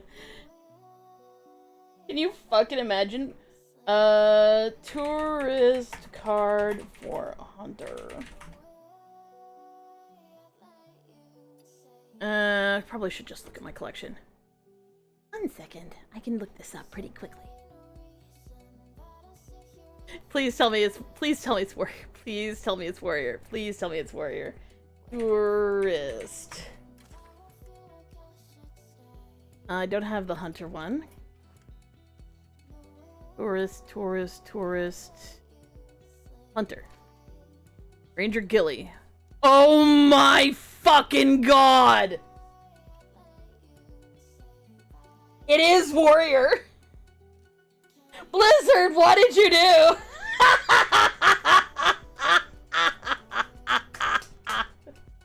Let me tell you what they just did. Let me tell you what they just did. I need to put this at the bottom of my screen so it's not covering the screen anymore. There we go. Okay. There was a deck that you could build there's a deck you could build in duels for a period of time that I had a lot of fun with, and then they nerfed the shit out of it because it was so toxic. So we now are a warrior hunter, so we got a warrior tourist here, so we can now put any cards we want to in here. You know what we're gonna put in here? Just gonna make sure we flipped over to wild. You know what we're gonna put in here? We're gonna put in Dead Man's Hand. Oh, no. Dead Man's Hand. So now we got Dead Man's Hand to the card, right? Shuffle a copy of your hand into your deck. Sound cool? Why would you do that? Oh, I don't know. This right here, I think right here, you're gonna shuffle a copy of Zul'jin into your hand with Dead Man's Hand. and then when you redraw him, you play him, and then you put another copy into your hand, and then you draw him, and you play him, and then you put another copy into your hand, and then you draw him, and then you play him. Yes, petition to put this as Dead Jin's hand. Blizz! And the only reason why it worked with Bran, the only fucking reason how this could ever work was having the ability to discover a card from your deck so that you could get it into your hand fast enough to play Dead Man's Hand and start doing the process. Blizz! What were you thinking? Why were you what? I cannot believe they brought back one of the most toxic decks from duels. They just... No way, man! No way they did this! That is so funny! Okay, so here's what's gonna happen. I'm gonna say that they're gonna have to either ban Dead Man's Hand or Zul'jin from Hunter decks. Probably Dead Man's Hand. They'll ban Dead Man's Hand from being added via the tourist to prevent that. But that I cannot believe they brought it back. Proof positive that Blizzard never paid attention to duels. Holy shit. Yeah, a lot of Hunter games will definitely be decided by whether you draw her early. If you draw her real early, and she costs 3. If you draw her real early, congratulations. You're going to be able to do so much shit. That's so fucking funny. Why? Holy shit. You know, if you miss duels, just bring back duels, Blizz. If you miss duels, bring it back so I can play it again and enjoy your stupid card game again. I want to be toxic in duels. I don't like standard, but oh my god, am I going to play... I am going to... Do I have enough dust? I don't have enough dust. I might have to kill some cards. That'll happen soon. I'm going to build the deck again. I am going to build the deck again. This is happening, okay? I will play this until they ban it in Wild. There's going to be a lot... When this shit comes out, I am... Either if I don't get her, I'm going to make her, and then I'm going to make the most toxic fucking Wild deck that I goddamn can, and I'm gonna play the shit out of it until they nerf her. How toxic is it gonna be? How quickly are they gonna nerf it? I give it less than a week.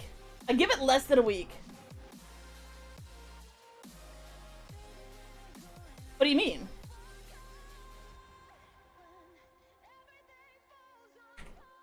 Tourist. Warrior Tourist.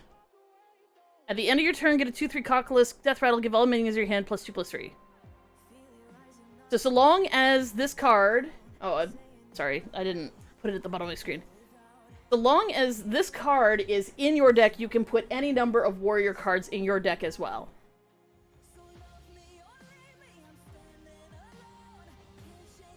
This is standard legal right now, so there's no reason why you wouldn't be able to. I'd have to craft him too, but like regardless. It allows you to turn your deck into a warrior hunter deck. So you don't need to actually have him ever hit the board. He doesn't. You just need to have the other one hit the board.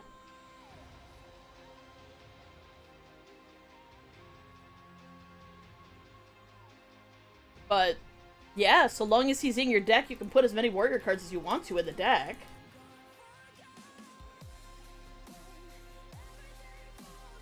Right?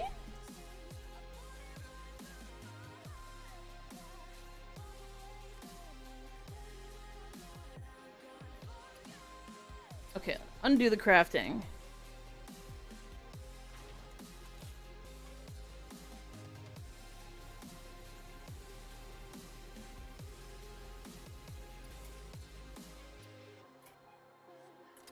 Okay, so we put in a tourist deck.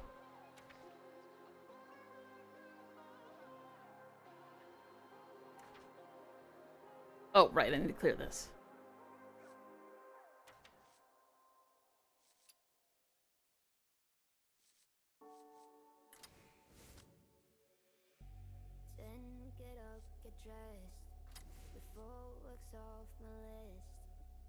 Gives you access to this class.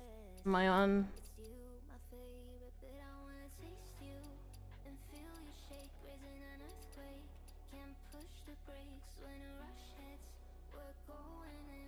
Oh.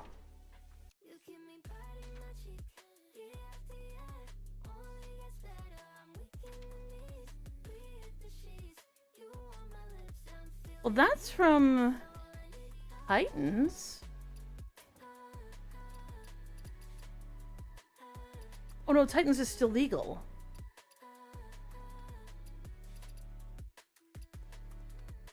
Yeah, maybe she does force... Oh no, convert to wild. I'm an idiot. Never mind.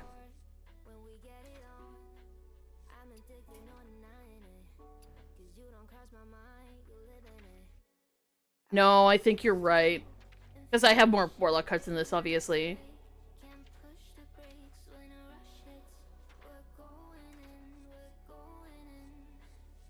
Yeah, these are all the vacation cards. Okay. Okay, so it can't be near as fun. Fuck! Fuck that shit. Fuck it.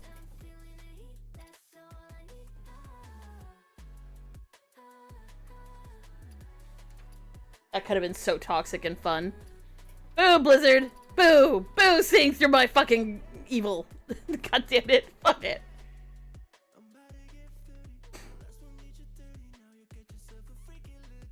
Yeah, your deck may include Warlock cards from Perils in Paradise specifically. Boo! Boo! Boo!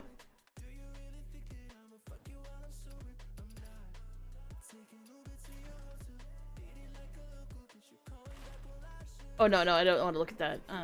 I need... what do I need? Was I thinking Hunter? Hunter, do I have a Hunter deck at all?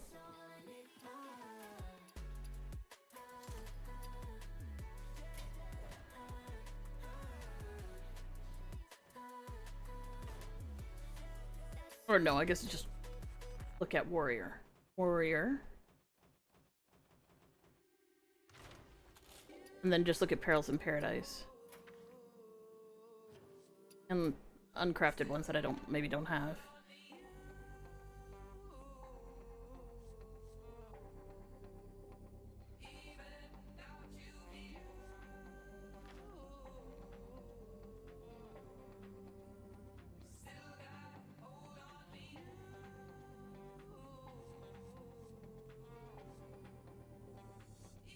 That could be an interesting card to target with it. 'Cause, right, like, you can target any of these cards, right? So, like...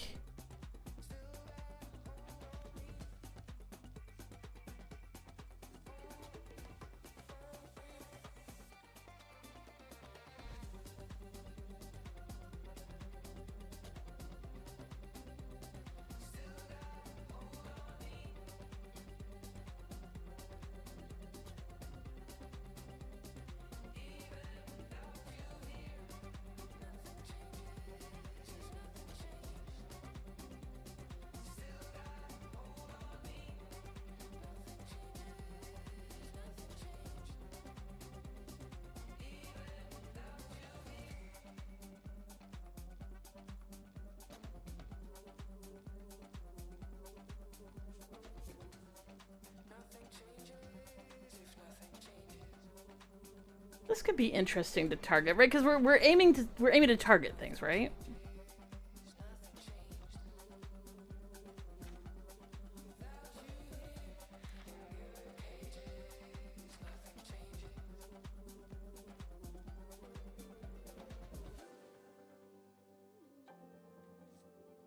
This could be an interesting card to target too.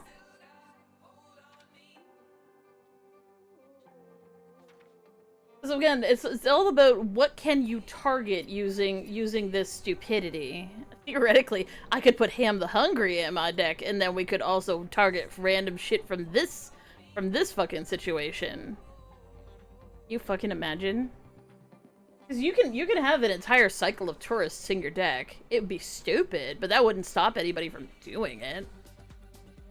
Oh, I'm so disappointed. I'm so disappointed. I was so happy. I was like, oh my god, I can't believe they let me do stupid shit again.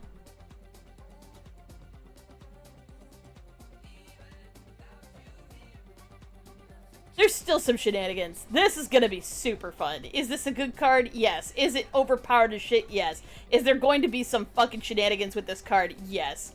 Do I want it changed? No. Do I think it's gonna get nerfed? I think it's gonna have to probably... Someone's gonna figure out some random shit that they can do with this card, and Blizzard's going to remove cards that it can target out of its deck. They're just gonna do that. They're gonna have to.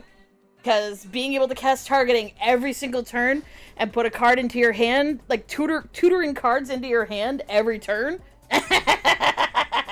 There's a reason why this should have been left to duels. And they had to remove it from duels because it was just so toxic. Like, does it cost? And it costs 1. Blizzard. God, you don't think things through. This is gonna be super fun. I might still craft her and play with her, just to see what I can do with it. Interesting. Form the World Eater. Dormant for 5 turns. At the end of your turn, destroy the minion to the right of this to awaken 1 turn sooner. Holy shit. A 12/12 for 3 that potentially within what? 3 turns? So like by turn 6 you can have a 12/12? It has special art for it.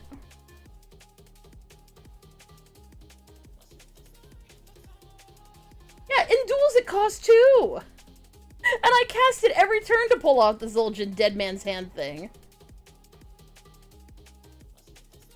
God, I thought the stupid Magmar was overpowered as shit. Hey Hunter, you know the thing that you do real good? Yeah, summoning minions? Yeah, I mean, could you do that and get a 12/12 by turn 6? Yeah, I probably could. Yeah, probably. Oh, fuck.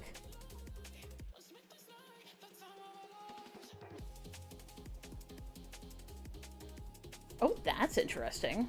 What's the name of their ship? The Astral Compass. Interesting. Specimen Claw.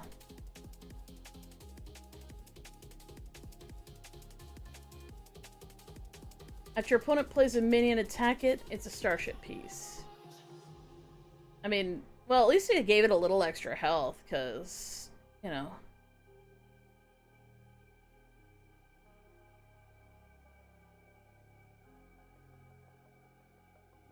This is gonna suck against Draenei's, or not against Draenei.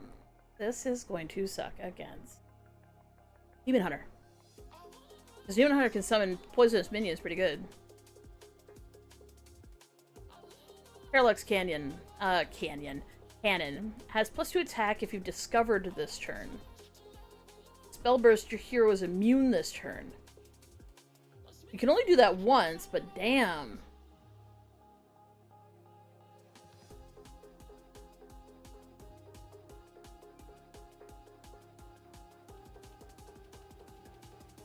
Alien Encounters.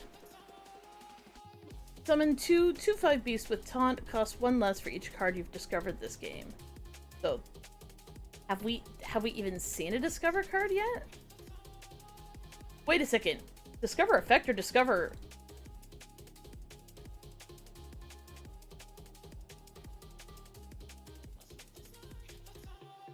Why? Just bring back duels. Just bring back duels for each card you've discovered this game. Like, not even discover card that you've played this game, but each time you discovered this game. So you can summon 2 2/5 beasts with taunt for free. You get her early enough. Biopod. This was the one that I actually found via discovery and went, oh shit, this is the reason why everyone's kicking my ass in this stupid, what's it called? Tavern Brawl. Because everybody had already purchased those cards and already opened them. Yeah, play with them until the 5th. Unless you do the Tavern Brawl. Anyways, Biopod. Deal damage equal to the spinning attack to a random enemy. It's pretty good, especially if you've got more than one of them and they're attached to... Because it'll do it twice when it goes off. I know this because I discovered it twice. Cast its death rattle twice, and then they got turned into a starship in my hand, and then I put it down, and then it did it twice when it landed. So, yeah, not bad. Don't hate it. It's alright. Plus, you'll be able to find it really quickly. And it isn't a beast, so it's a little harder to buff your hand and get it to be big while it's in your hand, but even so, you can still do it. A little bit. Deal 3 damage to a minion if you're building a starship, also damage its neighbors. Wow. For 2. Wow. That's really good. Oh, here's another Discover effect.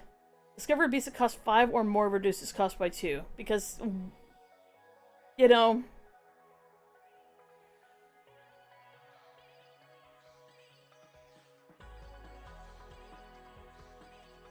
Make Banjo Star cost less. I mean, there's the... Where's the one that...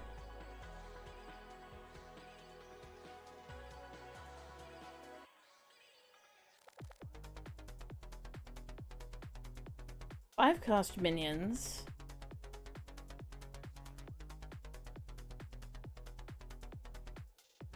Realize its name is Spur Fang, and it has spurs for fangs. That's so funny. I'm just looking into Hollow Hound, Cash Cow, Thunderbringer.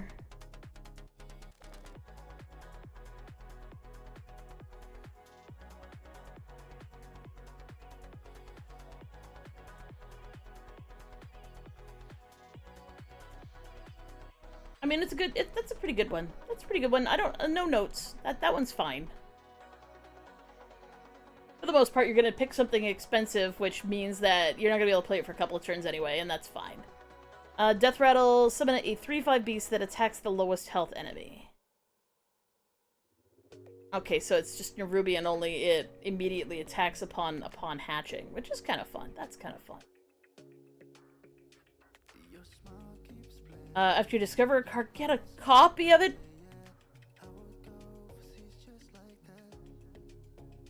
Really? And it's a common.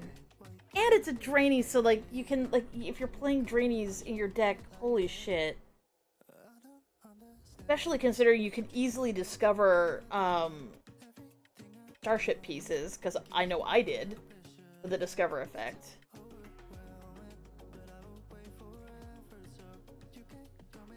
That's insane. That's insane. That's insane. That needs to be nerfed. This needs to cost maybe 2. It can have 1 extra health, maybe. For 1? Oh, God. Oh, here we go. Mage. So far, Hunter seems like a lot of fun. It's a top tier class. It's going to get a couple of nerfs. Not as bad as the Druid nerfs. It's probably going to lose a couple of cards out of its pools because it's going to be too toxic in terms of Hunter. But Hunter seems like a lot of fun. Saroon. Battlecry. Give all elementals in your deck fire spell damage +1. Interesting. Nice animation. Pretty cool. And it's an elemental and not a demon. Interesting. Exart Hataru. Battlecry, discover a spell and reduces cost by 1. If you play it this turn, repeat this effect. So it's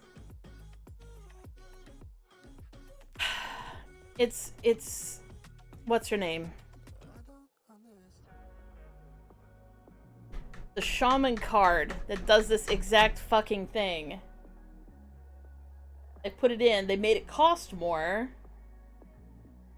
She only costs 3.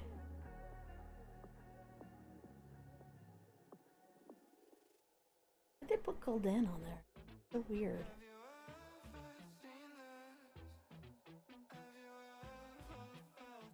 thing is that the reason why it kind of worked okay with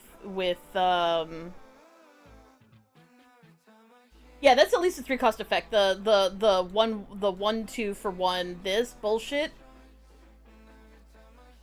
That's at least a 3 cost effect. It desperately needs a nerf already. Like that one. Do I think it's gonna last a week? I think that'll last maybe a week. But yeah, I don't know why they didn't think that wasn't gonna be incredibly toxic. Do I think this is okay? Mage has access to a lot of spells that don't do things like overload. Like the whole thing about playing, like trying to play the whole Professor Firestarter, whatever the hell her name was, the whole reason why it was sort of okay for her effect to do what it did was because you were gonna overload the shit out of yourself if you were playing cheap spells. Not so much with this bitch, and he makes them cheaper, so sure, there's an upfront cost that kind of sucks, but you can potentially sit there and cast a dozen spells out of him if you get really lucky.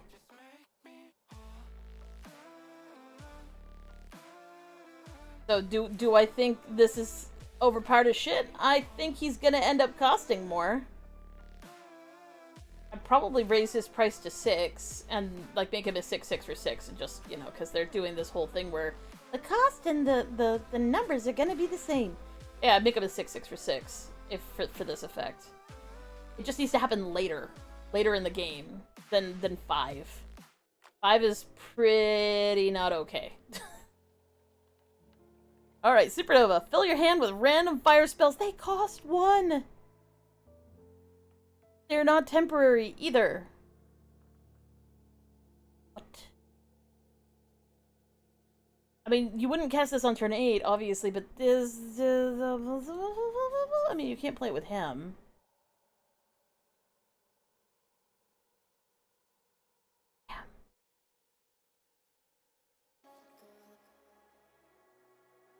Is she still is the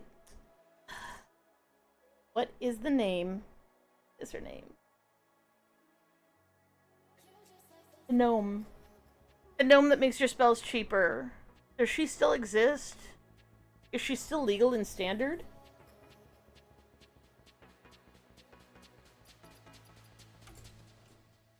I know they raised her cost a bit, but that does not mean fucking anything.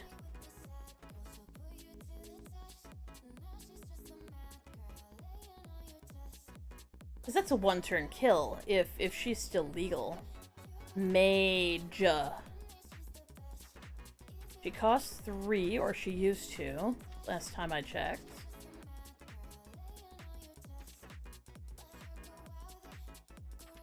I'd have her if she were legal. I can't remember her name. Oh, did they? Okay.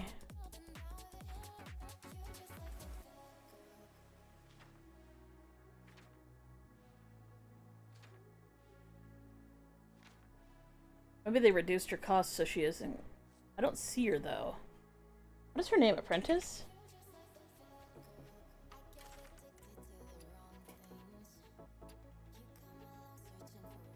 Is she a wild card?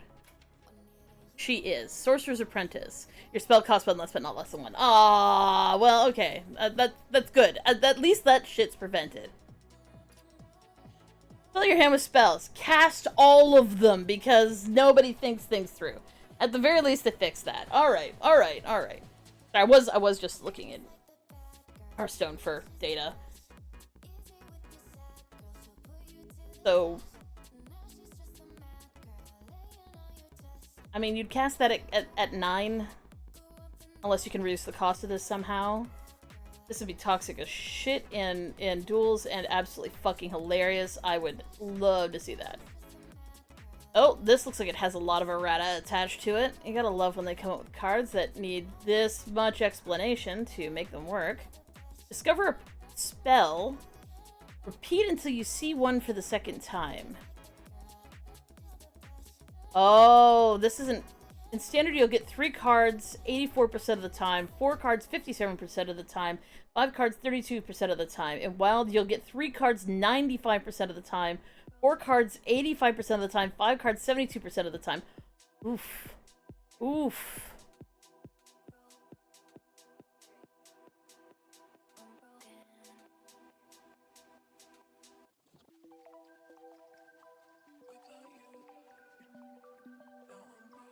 I don't know what to think about this. Looking at the stats, just the basic stats, this should cost at least 5. 1. Straight up, this should cost 5, not 4. So you think about comparable likelihood of getting a bunch of spells. Now, you could potentially get 1 spell out of this, but most likely you won't. You'll get at least 2, 3, 4, or more. So if we're comparing this in terms of, like, you're discovering spells, which is just insane, but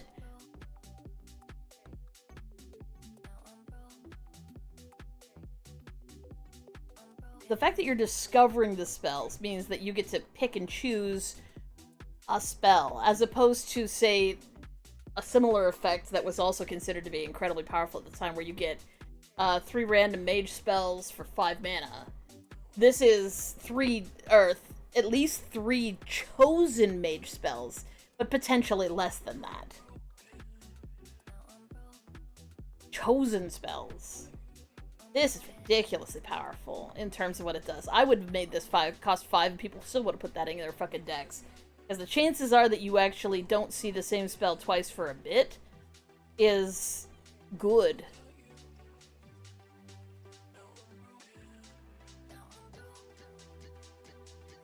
Especially Wild. Holy shit, that's gonna be really amazing in Wild. Like, you've got your hand's mostly empty, you use this, you fill your hand back up with spells.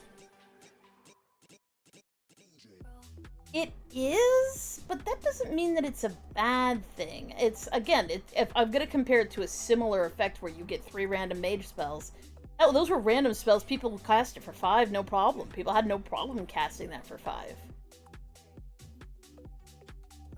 And this allows you to pick and choose which spells you want, too.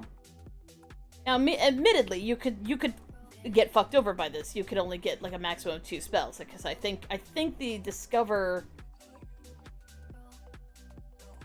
I don't think you can end up with 1, right?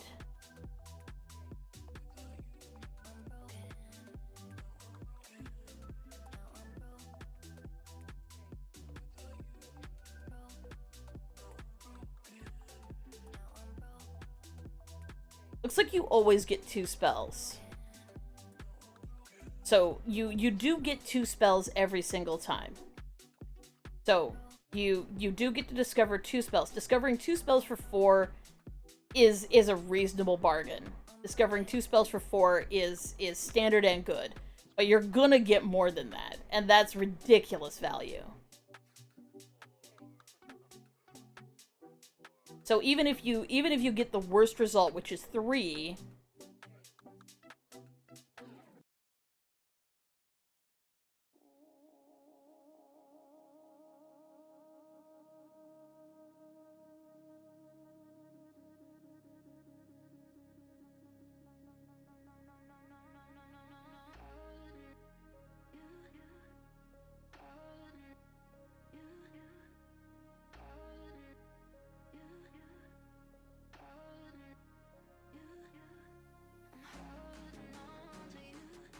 you're gonna get more than that, and they're hand-picked spells too. I mean, admittedly, each spell will be different, but that does not mean a goddamn thing, really. Well, that's not true. You could get 2 spells that are the same. The first one you pick, in terms of, like, if you get only 2 spells, they could be the same spell. You pick the same one twice. So you'll be getting a bunch of different spells, but they'll all be hand-picked. This is really overpowered. I'd make this 5 mana to start, and probably nerf it to 6 mana later. Like, this shouldn't have been 4. Because the chances are you're gonna get more than 2 spells. And 4 is ridiculous value for 2 hand-picked spells. This needs a nerf. This needs a nerf, and this will probably get a nerf pretty quickly. This is a little awkward. Arcwing Pilot. At the end of your turn, deal 3 damage to a random enemy. Spellburst, summon another Arcwing Pilot.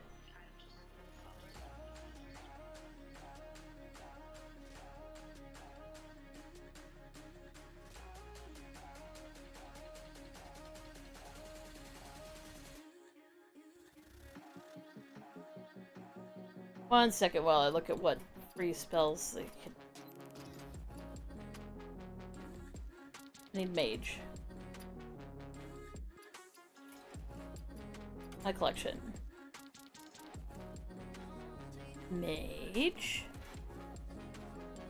Not standard, wild. 0 cost cards.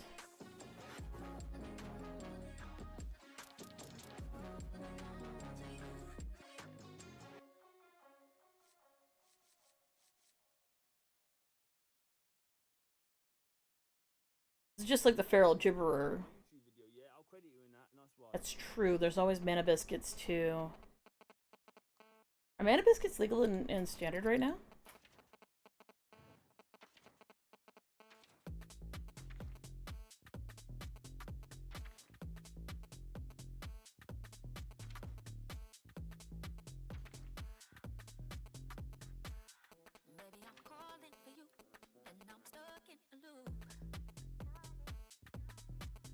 Oh shit, you could use this in combination with Tide Pools. You could use this in combination with Tide Pools. Discover a spell that costs 3 or less after you cast a spell, reopen this. And if you're wondering what free spells, because obviously free spells are free spells, but mana biscuits are free, and they're,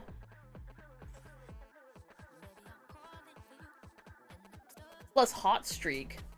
Considering there's so many, like, there's fire synergy right now. Hot Streak and Wild.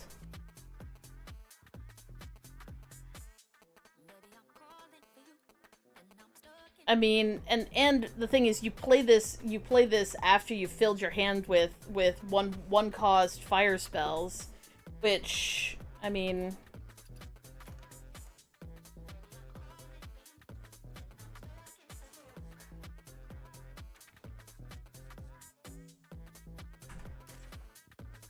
so these are the legal ones.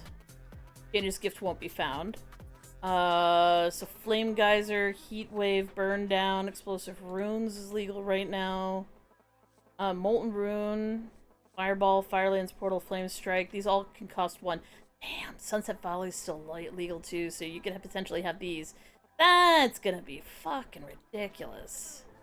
You get a mid full of those.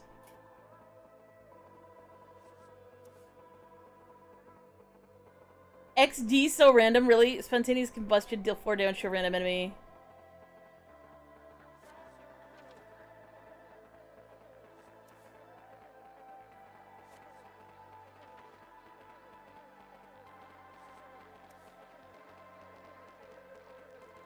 Obviously you can't get a supernova in your hand, because that would be ungodly.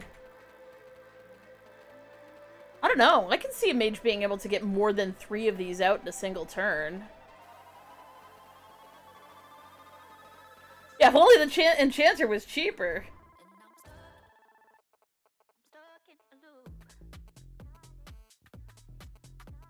I could see a mage easily being able to fill up their entire goddamn board with that, especially in Wild. You could easily get an entire deck with or an entire board of these little fuckers going in one turn. That's so fucking funny. The next Draenei you play refreshes mana crystals equal to its attack. Holy shit, what were you— Blizz!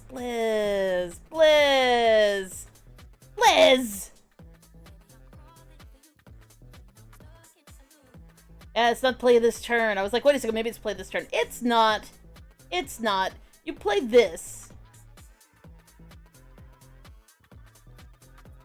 You play Supernova, you fill your hand up, you play this, and maybe a spell or 2 out of your hand to keep things flowing. And then you play this, and then you go So many pilots! And fill up your entire fucking board. Yeah, we do not need a cheaper enchanter. This is fucking dog shit. Blizzard! You shouldn't be the one enabling the OKOs. They should be just something that happens because people are clever. You shouldn't actually be aiming to do that! Battlecry, not gonna get used. Straight up. Battlecry, not gonna get used. It doesn't really matter that there's the whole fire gets +1/+1. No, people will be aiming to do that. There's no way you won't be aiming to do that with this fucker enabling it.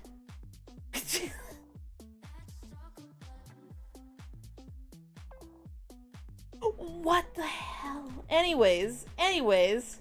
Do I think this is good? No, I don't think this is good. I don't think it'll get played. I think some people will try and build around it, but I think that Draenei thingy is gonna be way more useful. Besides, it summons your cards. You need this to be a battle cry. Yeah, no, it's terrible. That's a terrible card. It's never gonna get played. It's fucking awful. It's summoned. Oh, they're drawn instead. Sorry. Yeah, they're drawn instead. So you could maybe build around this and Saroon, but like, why would you bother? Play other fucking elementals. I don't know. This feels gimmicky, and I don't think it's actually going to be as good as people think it is. Yeah, the 5 cost is also a Draenei.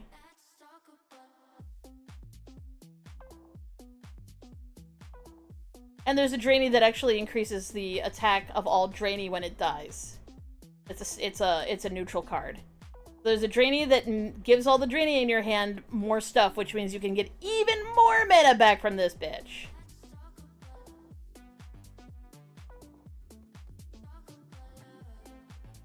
Oh, that's true too. Yeah, he's a Draenei too. Oh my god, that works so well with him too. Because it means that, like, he plays for free. Yeah, they're gonna have to nerf this to 6. They might even need to nerf this to 7. Because of this fucking enabling ability here. What the hell? I wasn't sure about Mage. I was kind of like, it feels clunky. Your hand's always gonna be full. It's elementals again. They're trying so hard to make that work. Yeah, no, this is gonna be overpowered as shit. No one's gonna use this, by the way. This is a solid 2 out of 5. People are gonna play with it in the first 10 minutes and then realize that, oh my god, Arcwing Pilot is just fucking ridiculous. Let's see what we got here. Oh, here's one of the new fire spells. Deal damage to all enemies, cost 1 less for each elemental you control. Yeah, you're gonna be playing it for 1 anyways. Or free, theoretically, depending. Because you're gonna be aiming to get this with Supernova, not Solar Flare. Blasteroid. Shuffle 5 random fire spells into your deck. They cost 2 less. You know, this is a card that's worth playing. This is a card that's worth having in your deck. It gives you more fire spells. Hooray! Good card. The whole burn your deck thing? Nah, fuck that shit. This is fine. This is good. It's cheap. It's solid. Gives you lots of stuff. Gives you good spells. You need some... The only thing this deck needs is some draw. That's probably not too hard to get. I mean, it's Mage after all. Deal 4 damage to a random enemy. If you played an elemental last turn, you choose the target.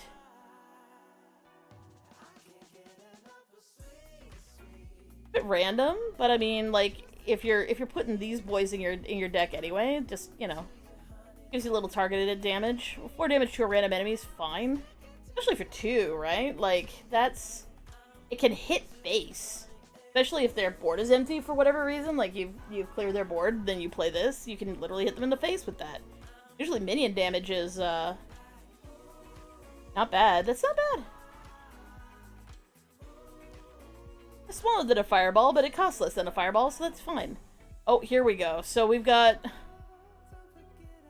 Mage is completely broken and it's gonna need a nerf. let's just put that out there. That's I will go back through and give my final verdict on each fucking class, but yeah, Mage is broken and it's gonna need a nerf. They've put an OKO in the goddamn deck. That's the dumbest thing I've ever seen. Anyways, Lumia.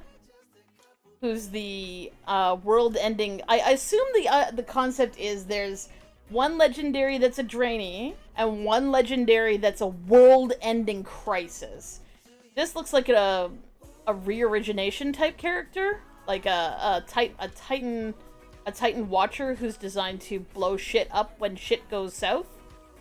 So what we got? After a hero takes damage, they become immune. After a hero takes damage, they become immune for the rest of the turn.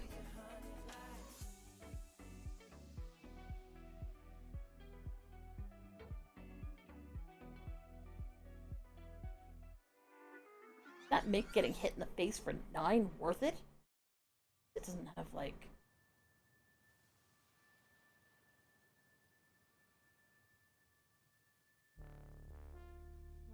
I just realized this is the stupidest thing I've ever heard. That's so stupid. What have they done? This is an awful card. You want to know why this is an awful card? Priest. Priest makes this an awful card. Yeah, so 9/9 lives still for 6, and of course, like, the whole concept is you're gonna hit it against their face for 9. But here's the thing. Priest right now has a bunch of self-ping effects. Same with Warlock, for that matter, but, like, Priest has a shit ton of self-ping effects right now. You play Lumia, and the Priest goes, now I don't have to take any of this damage. It pings itself for 1, it becomes immune for the rest of its turn. This is a fucking bullshit. Why? This is so bad. No one's gonna put this in their deck. They're gonna disenchant this. Because the chances are that you come up against a Priest, you can never play it against a Priest, you can never play it against a Warlock. For fear that they have self-ping effects that they're now immune to, so they can play a whole shit ton of stuff without worrying about hurting themselves. Yeah, no, this is the dumbest thing I've ever seen in my entire life. What the fuck were they thinking? Because it isn't just on your turn. It's after a hero takes damage. That's so dumb! And, like, especially for Paladin. Like, Paladin always aims to, like... have a full board, so what are you gonna do with the rest of your fucking minions? I guess you can clear their board, but, like... There's 2 classes right now that hard counter this. In fact, on a certain level in wild, Words. Death Knight can also do this in, Can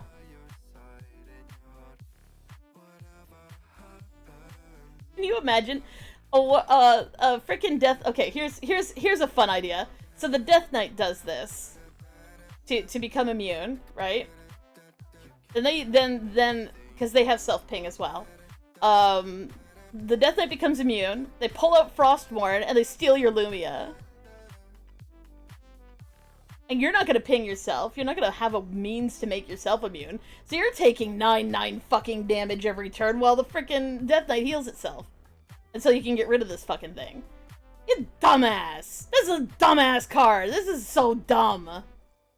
No! No! This was not thought through. If this had been after a hero takes damage on your turn, they become immune for the rest of the turn. That'd be fine. But unless Paladin has some severe self-ping, in which case this is even worse. Yeah, no, this is a dumb card. This is stupid. This could cost 3, and it still wouldn't matter, because it'd still be dumb. Ooh, look, it's Urel! Fuck you, you genocidal bitch! Fuck you! Fuck you, Urel! In the AU. So, here's the story about World of Warcraft. There was this really cool character that they created for the Warlords of Draenei expansion. She was a Draenei who had no faith, but she really wanted to have faith, and then she met Valen, and she soon became able to have faith, and she felt very good about the light, and she eventually gained her little Naru mark, and became an awesome warrior of the light. She even got wings. Don't even ask where the wings came from, made no fucking sense. But that's beside the point. She became an awesome warrior of the light. And then we left her alone for 20 years, and she went completely bananas and started killing all the orcs who didn't want to worship the light, because she's a genocidal bitch. Anyways. Technically it was in an alternate universe, but fuck her anyways. We have 3 different Librams from an older timeline. Which Librams can we access? Libram of Hope, Wisdom, and the Labor of Justice.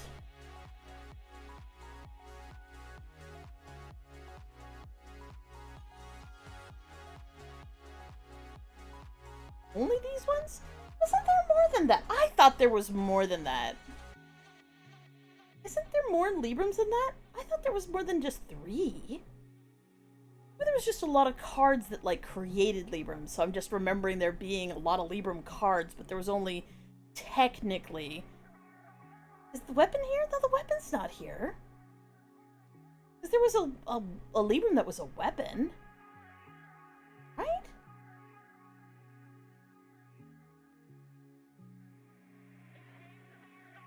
So you literally just get these 3 cards. You play her and you get a Libram of Justice, which costs, what, 5?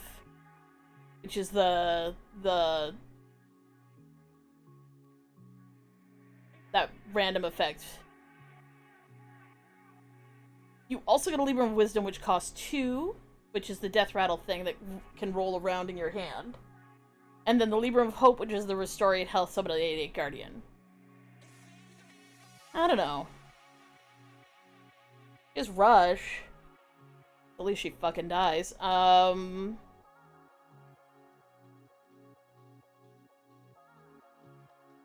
of a shame that the other Libram isn't available. The one that it's like it cost I think 8 and it had like it was like a 5/3 weapon with lifesteal. Like that was a good Libram. Why is that one not in there? I'm sure it was a Libram. I might be wrong about that. Okay, Celestial Aura. When you have exactly one minion in play, its attack and health are 10 last 3 turns. That's a fun aura. It's kind of dumb, but I can kind of dig that. One presumes that you would want to use this with this stupidity over here, but it's already a 9/9, so like... It's more funny just to have a gigantic silver hand. He big.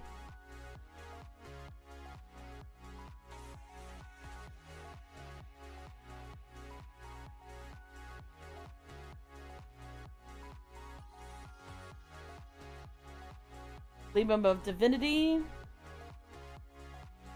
Give a minion +3/+3. If this costs 0, return this to your hand at the end of turn. If this costs 0. When would it cost 0?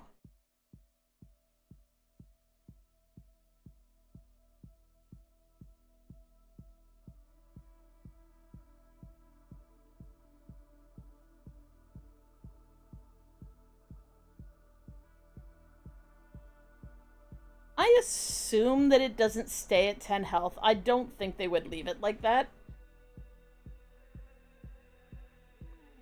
No, they are 10. They can be reduced below 10. Because you can have, it doesn't mean, yeah. It doesn't mean what you were thinking. It doesn't mean what you were thinking. Because you can have, like, 10 health, but have 5 of that health removed, right? Oh, that's true. It is Paladin. Now, they let Paladin be overpowered as shit for 3 expansions. There's no way they're gonna let it do another one. I mean, they did give it the world's worst fucking legendary next to... whatever its name was. The chicken, Anivia.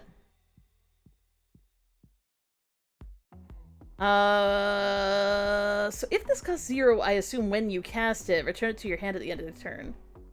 I mean, it's an aura, but still, it's one of those things where... Oh, here's another Libram. Summon 3/3/3 Draenei with Divine Shield. If this costs 0, give them Rush. So there's some effect that I'm missing so far. We have not seen. Where it can make spells where Librams can cost 0. Or did they just bring those back? Hallie.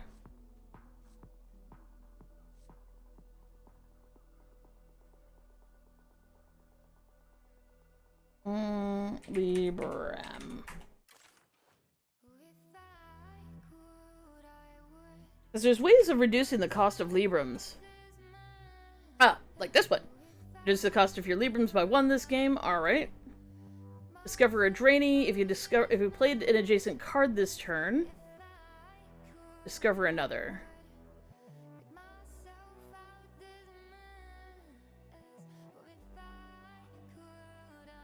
So if you have a minion, you play another minion beside it. You get 2 Draeneis for the orbital satellite. Alright, I guess. Interstellar Wayfarer, another Draenei, which also reduces the cost of your Librams by 1 this game. Draw 2 minions. If this costs 0, give them +2/+1. Alright, we're just Libraming the ever-living shit out of everything. Battlecry and Spellburst, draw a Libram. Oh, and that's it for Paladins. So Paladins is just Librams up the wazoo. It's gonna be interesting and wild, because if we look at what cost is the sword? I think it was 3? Yeah, it was 3. 2, 3 for 3, and I mean, you'll get the first discount, but then you gotta swing it 3 times in order to get the second discount. But if we look at Libram in Wild... One second while I stick this on the bottom of the screen. Look at Libram at the bottom of the screen here. So anything that's faded out, so we can just these are the older cards that affect Librams. There's another one that reduces the cost of your Librams. That's the Libram of Wisdom. This is another one. Oh my god, this Libram, here's the one that I was thinking. Libram of Judgment. Why the fuck aren't we using this one? I mean, how is this not from a different timeline? And Madness at the Darkman Fair, they didn't include this in here though for some fucking reason. Probably for a good reason. But yeah, this is what I was thinking. I'm like, it's a 7-cost card, 5/3 with lifesteal. Yeah. True. This is gonna be awesome in both awesome and terrible in thing, but well, I mean your Rel's one of your Rel's abilities, what is it? Equips a 1/4, so like it really isn't that hard to bust it to get the to bust the Star Slicer in order to get it, even with the Libram that Urel gives you, because she gives you the Libram of Justice.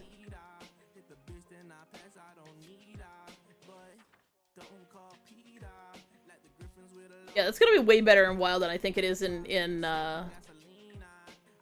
Standard, but yeah. Librams all the time. Librams with Librams on top. Alright, Priest. Escara. The next Draenei you play summons a copy of itself. Oh, well, let's see what we're copying. Kure? Ugh. God, I hate Naru. God, I hate Naru. I hate Naru. I hate them. Isn't this the fucking bitch who fucking tried to fuck with Illidan? I might have taken that personally. A bit too personally. Isn't this the one that fucked with Illidan?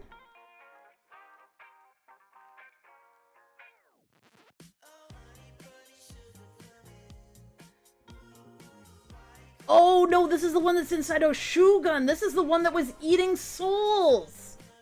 This is the one we actually get to see turn voidy.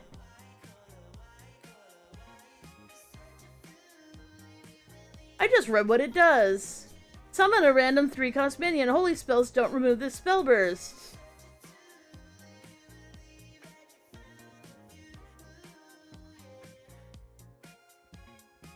So, story about who this guy is. This guy was the Naru that powered the ship that took them to Draenor in the first fucking place. Then they just abandoned it in the basement of that ship while the stone rotted all around it. And eventually it started to die. And as it was dying, it started devouring the souls of dead orcs, which you'd be like, oh, well, who cares? They're souls of dead orcs. Well, in World of Warcraft, in Warcraft lore, souls have every right to fucking have an afterlife. And this thing was just goddamn eating them, which is you know, the orcs thought it was a holy place and a sacred ground because those who could see the spirits could see they were traveling there. They had no idea that the spirits were traveling there and being devoured by a fucking Naru. I hate Naru so much. I have a bias against them. Fuck Naru. I hate them. Anyways. So it's that one. It's the soul-devouring one.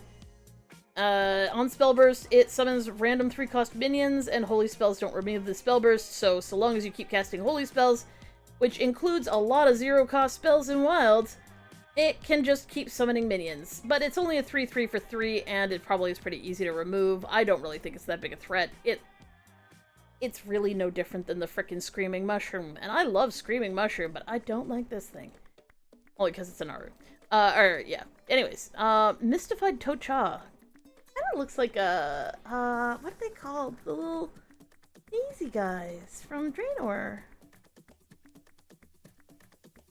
The mushroom guys. Kinda looks like one of them.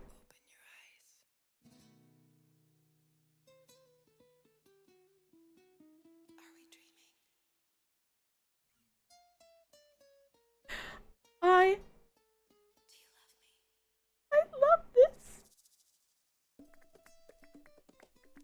I love this so much. I love this. I love this. Math is hard and it would be really annoying to try and play this correctly.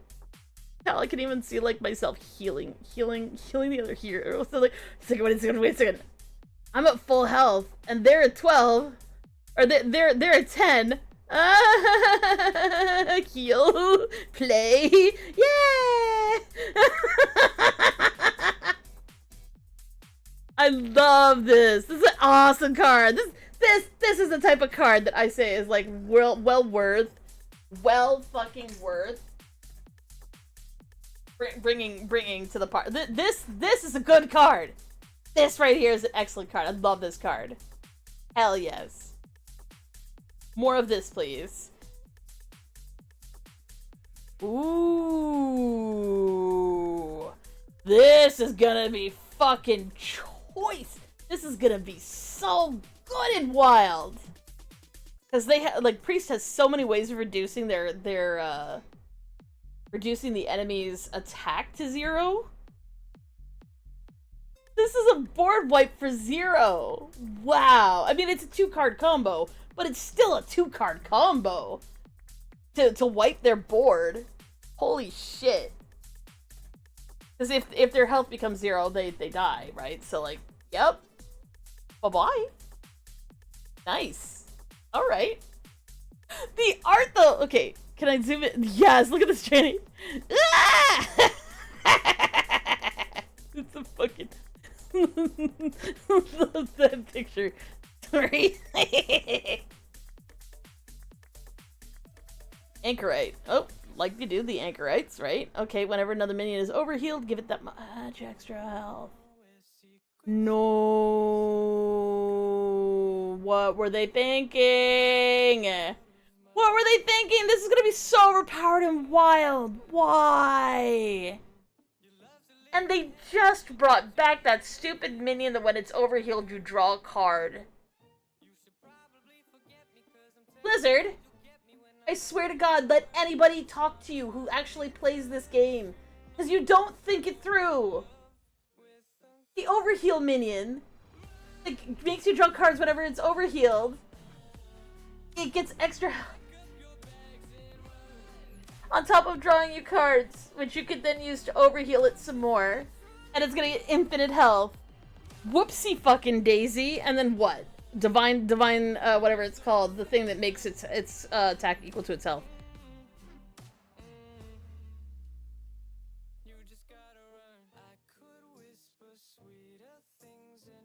I mean, true, but it's very easy to heal your own minions and not the enemies. I mean, you can't do the 0-cost one unless you want to, like, give them gigantic minions, but...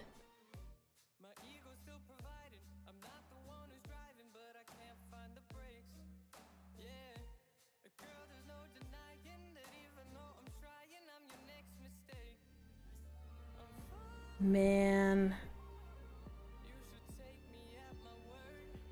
This is a very powerful card. I don't know how powerful it'll be in Standard, but in Wild, this thing will be unstoppable fucking garbage. And Festival's still legal right now, so the overhealed cards from Festival are gonna come back.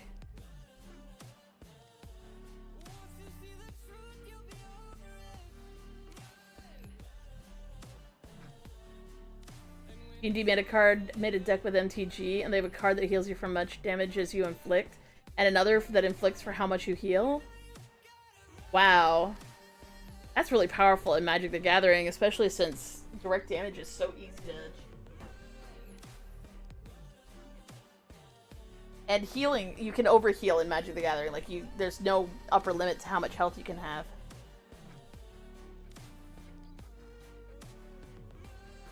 Are they white-black cards? White-green?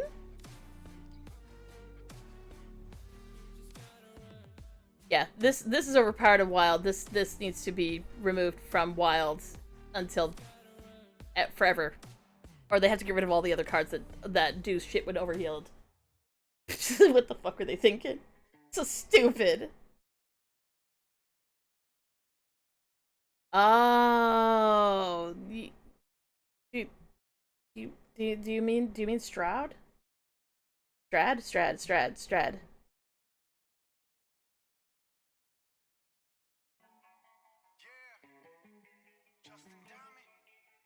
Yeah, it'd have to be Strad, wouldn't it?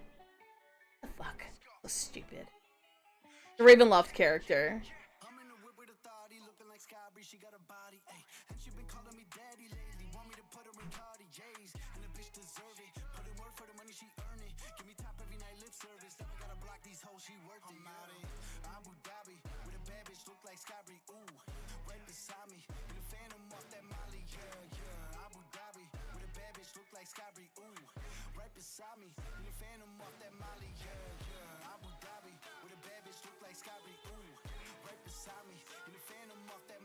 It doesn't look like it's Strahd. Oh, you mean Asterion?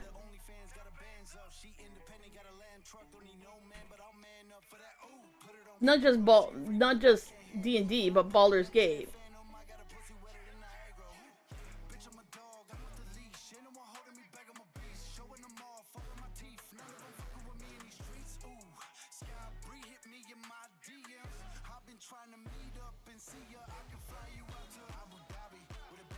As a note for people who care about Magic the Gathering, it's Asterion, the decadent legendary creature vampire elf rogue, so you can only have one of them. Death Touch Lifelink, which is fucking ridiculous. At the beginning of your end step, choose one. You can feed. Target opponent loses life equal to the amount of life they lost this turn. So you can basically make them lose double life.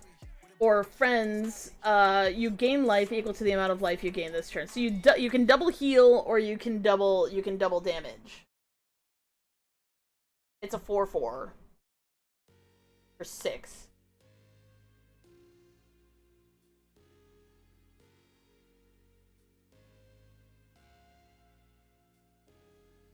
So yeah, you can that's kind of an interesting card. Yes, not both. It doesn't do both. It doubles whichever one you want. You can either get a bunch of life back, or you can do double damage. Which makes it a very flexible card, and I can see why it's also white-black. Which is the reason why I said, I bet you that's a white-black card. It totally is.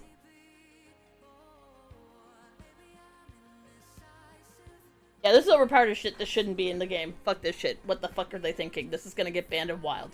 That's what that is. That's what that is, straight up. Orbital Halo. Give a minion +2/+1 and Divine Shield. Cost 0 if you played an adjacent card this turn. Whole adjacent card thing. Which I assume means if you have a card on the board, you play a minion beside it, that's an adjacent card, so then you can... Well, I guess it doesn't have to be a minion, it could also be adjacent to a location. Enjoy your walkies!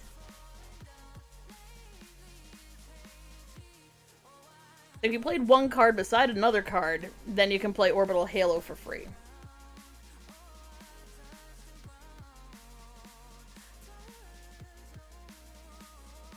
I mean, it's alright. I'd want to maybe discover this card. I don't think I put it in my deck. There's kind of no point to it. I mean, it's nice, but I'd rather discover that kind of card. Hands down, this is a card you want to just have show up in your hand, not something you put in your deck. That's not spec defining. That's just a nice bonus. Overzealous Hero, Death Rattle. Oh, that's fun. Oh, I like this.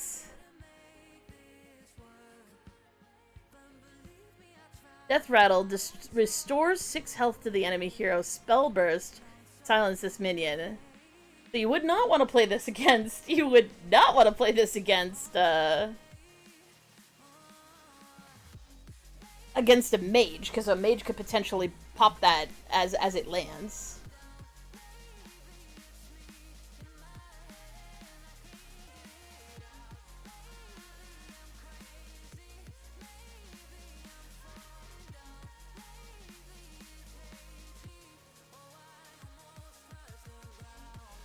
Oh!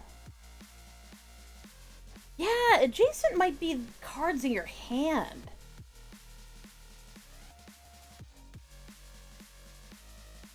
Just kind of trying to force cards out of your hand. You know what? That makes more sense than trying to play. With that in mind, there's a couple of cards I kind of want to look at again, because I was just like, oh, I guess you have to already have a card on the field and then play a card. And then you can play that card, but it makes more sense if it's cards out of your hand. Really, a 3/3. And it's easy enough to remove its thing. I don't know. Especially considering it's a Draenei. And you can buff Draenei really, really hard.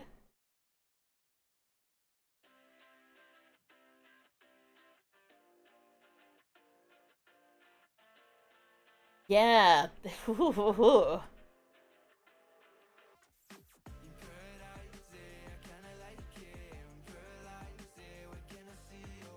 That's a good card. That's a good card, and easy to put in the deck. Easy. That's a good card.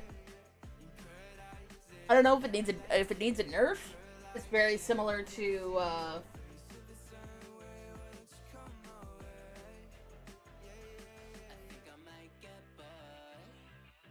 like if it's really it's similar to fodder. This card. Sorry, I'm still thinking about this. Whether or not this is a fair fucking ability, and I don't think it is. Because the reason why Zombie Chow was considered to be an okay card was that it would heal the other person. So either you would try and swing with it 3 times, because it was a 2/3, which would heal for 5. So you'd try and swing with it 3 times to get 1 damage to stick, or you just use it to kill their early minions with a fairly sticky card. But in this case, like, yeah, okay. But it's so easy to remove its death rattle by silencing it. It's Zombie Chow Plus, and it's Zombie Chow that doesn't even heal the opposite person. Like, it's almost guaranteed to get silenced. I mean, there's always the potential that you could swing with it 3 times and get 3 damage to stick instead of 1. But it's gonna be really hard to remove for one thing. Yeah, I don't know. That seems really overpowered. It could be a 2/3, restore 5 with silence this minion, and still be more powerful than Zombie Chow. Why is this more powerful than Zombie Chow? Zombie Chow was considered to be an absolutely elite fucking card that everybody put in their deck.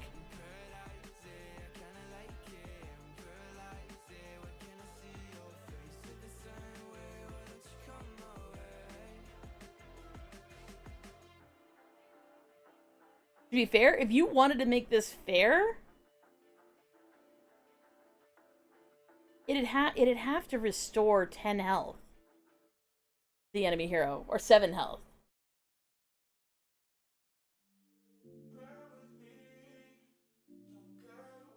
And I don't even think that would make it worth it.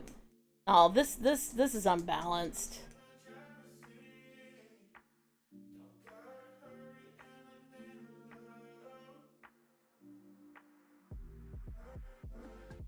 Like, if it didn't have the spell burst silence this minion,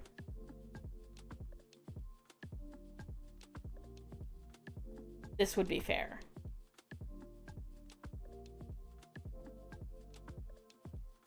Yeah, if it didn't have the Spellbrew silence this minion, this would be fair. But there's no way that this wouldn't get silenced. There's no way. So that's just overpowered as shit. I don't know what they were thinking. This is dumb. This needs a nerf of some flavor.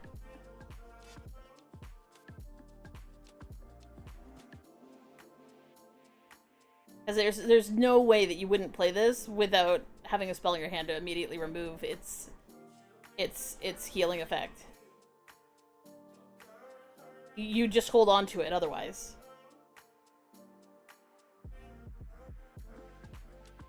That's so dumb. This is dumb. This is the height of stupid. No, that's not okay. Anyways. Shield of Iskara. Haunt Divine Shield, Lifesteal. 6. It's a Draenei, which means it can be buffing things. You can literally summon 2 using the Exarch for this. 6? You can summon 2 of these for 6.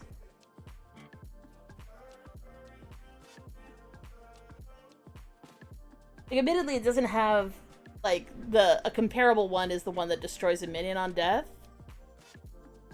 But that one didn't have the Divine Shield. It was only a 6/8 with Taunt and Lifesteal. And that was 9.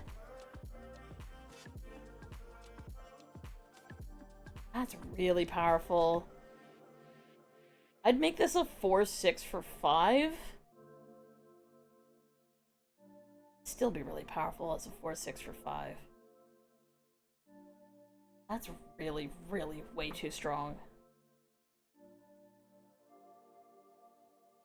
Divine Star. Deal 3 damage to a minion. Give a random minion in your hand plus 3 health.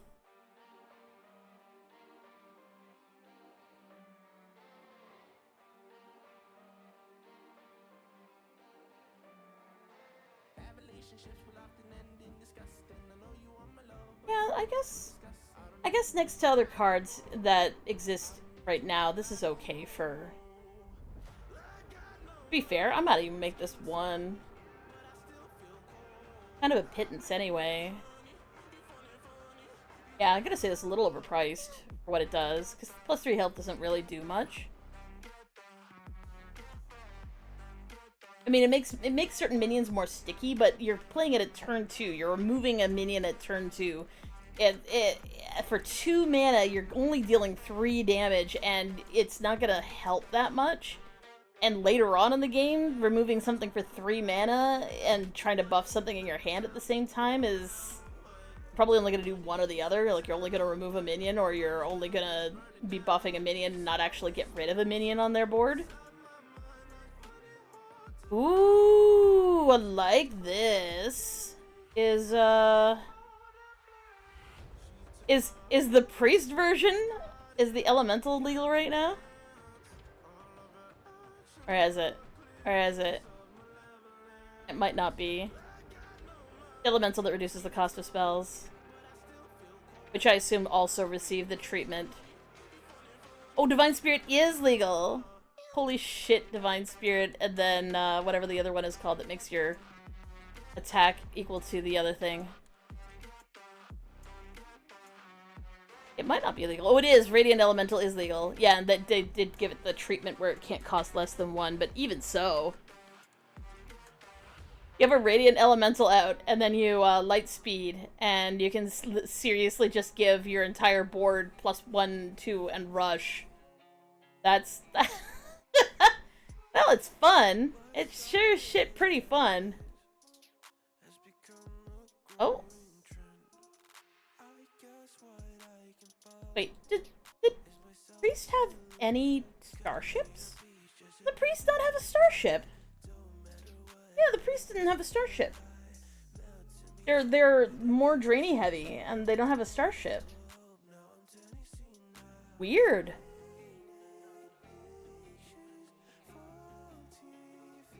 Huh. I just assumed everybody was gonna get a starship, but I guess not Priest?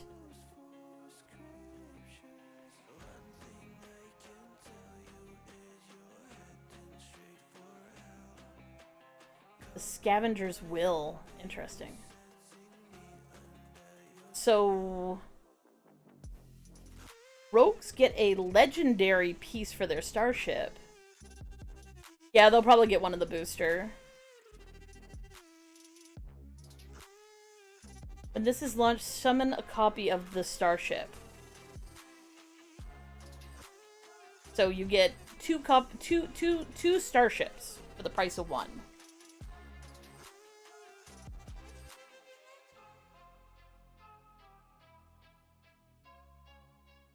Of course, playing something costs 5 and it's a 4/3. And you need this to die. And not get silenced. Though they have removed a lot of silence effects for the game. Which is good for the game as far as I'm concerned. Undamaged enemy minions take double damage. Combo, get a backstab. Okay. Okay. I dig that. The 4/4/4 that does 4 damage. With its little backstab.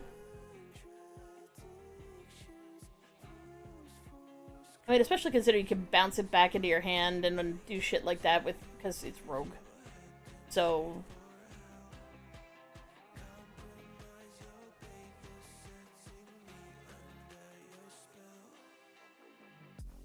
that's kind of fun. Yeah, starship pieces need to die. I thought starship pieces needed to die, but maybe it's a battle cry effect.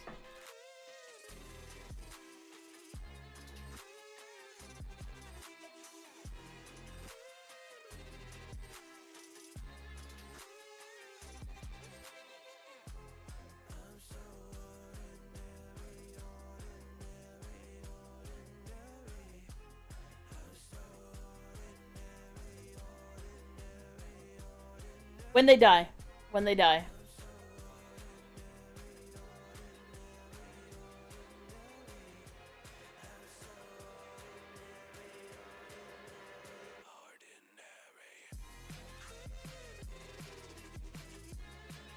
No, it's a worthwhile question, because I was like, wait a second, maybe it is a battle cry thing, but I was pretty sure it was when it dies. So, it's a death rattle.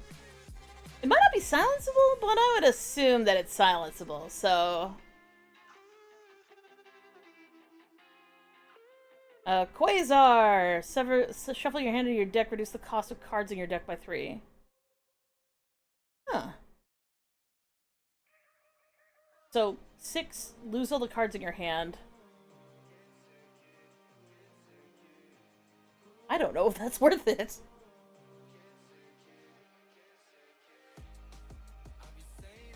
You'd really need it. You'd need something on the board that lets you draw in order to make that worth it.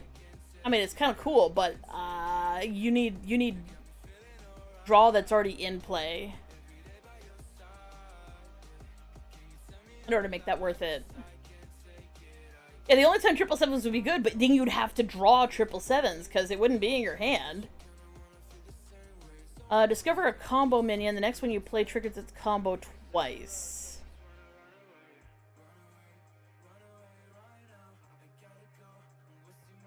I mean, discover it.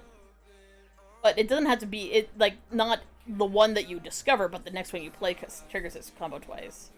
And it isn't the next one you play this turn either, so you could discover it, and then the next time you combo out, you get the double combo effect. That's not bad. Yeah, for 2, that's not bad. Really pretty art. Pressure points. Deal 3 damage to a minion, reduce the cost of combo cards in your hand by 1. Alright, okay, I see it, I dig it. Eridar. Okay, so Rogue just gets the Eridar, the actual minions of the Legion. Combo and Spell Burst. Gain +2 attack and stealth. So you play it as combo. It gains stealth for a turn. Then you attack with it, and then you spell burst, and it gains stealth again, and even more attack. Alright. Okay, I see it. Okay. Starship Schematic. Discover starship piece from another class. I was wondering if there was going to be an effect like this, and it's a rogue effect, which is kind of fun. which means that your doubled up bullshit mobile is also going to potentially have any effect from any other class. That's pretty cool. 2 barrel roll, yes, yes. Deal 5 damage to an undamaged character. Costs 1 if you're building a starship. All right, okay, I see it.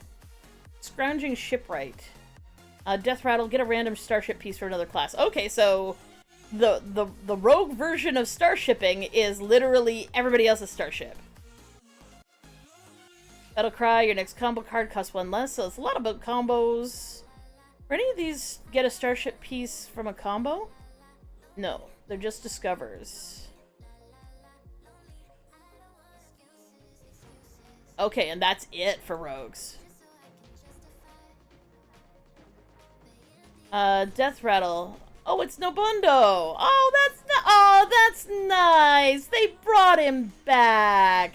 The original Draenei shaman. Technically, he wasn't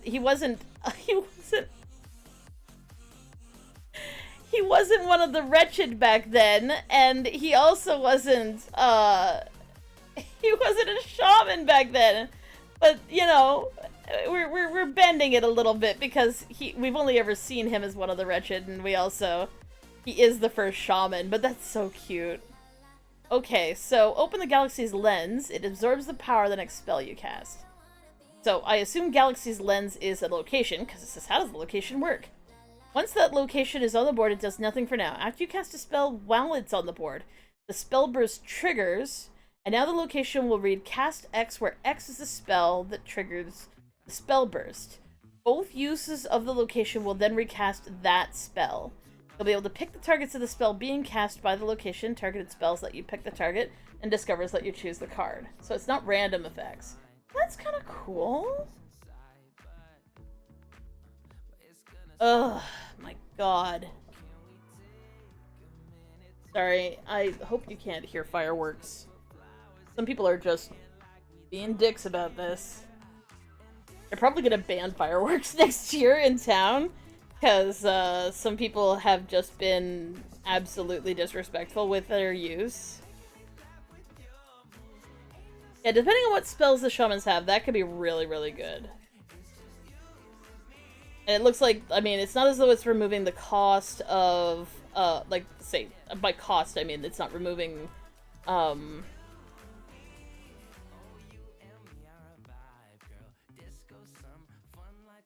your mana. Overload. It doesn't look like it's going to remove the overload cost. It lets you discover, it lets you target. And you can only do it one time unless you, because this is a death rattle, so unless you get some sort of effect that allows you to summon another one of these. But I'm kind of glad they brought Nobundo back, even though it doesn't make any goddamn sense and he shouldn't look like that. Murmur! Yes! Yes! Oh my god! Murmur makes the best noise in the entire fucking game in World of Warcraft. I have no idea how they did it. It sounds like an elephant being sucked out of a vacuum cleaner. I cannot describe it better than that. I loved fighting Murmur back in the day, because like, he makes the every time you fucking attack him. It's the funniest fucking thing. I love Murmur. Anyways, Battlecry minions cost 1 but immediately die after being played. Okay, I dig. That's fun. There's been effects like this before, not in Shaman. Like that's existed in Rogue and Warlock and Warlock existed in Rogue, definitely. Yeah, no, it's existed in Warlock too, with Death Rattle minions, I think. That's kind of fun. It's kind of fun. You can do stuff with that. Discover 2 8-cost minions to summon with Taunt and Elusive. I assume you discover twice.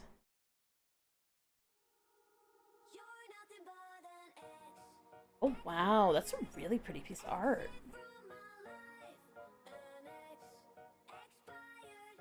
Yeah, that's the this one gets a second piece of art for the full art card. That's pretty. So 2 8-cost minions. 8-cost minions are fucking good, so that's a pretty good card. And it's an arcane card. No, it's an arcane card. Oh no. The reason why it's an oh no is there's that card that gives you free arcane cards. I think it's a Druid card. And it makes them cheaper. And this is one of those things. No, I don't like it. Anyways, Druid's gonna get a nerf. It's gonna need to. Bolide Behemoth. Your asteroids. Apparently they get asteroids. Your asteroids deal 1 more damage this game. Spellburst, shuffle 3 of them into your deck. Oh, fun. Okay, fun. And then, like, the asteroid... the asteroid card. Cast Wind Draw and deal 2 damage to a random enemy. Okay. Okay, so Battle Cry. Your asteroids deal more damage, so this would deal 3 damage to a random enemy. And it casts when drawn. And this puts 3 of them into your deck. That's good. That's a good card. I like that. Good. Wow, even more. Deal 5 damage to all minions. Shuffle 5 asteroids into your deck. Fun. I like it. I like it. Planetary Navigator. The next Draenei you play costs 2 less, but has Overload 2. Is there a neutral? We haven't hit the neutral minions yet. Planetary Navigator. Next Draenei you play costs 2 less, has Overload 2. I mean, there's a lot of Draeneis that are available. The one Amalgam Band, apparently, is also considered to be a Draenei.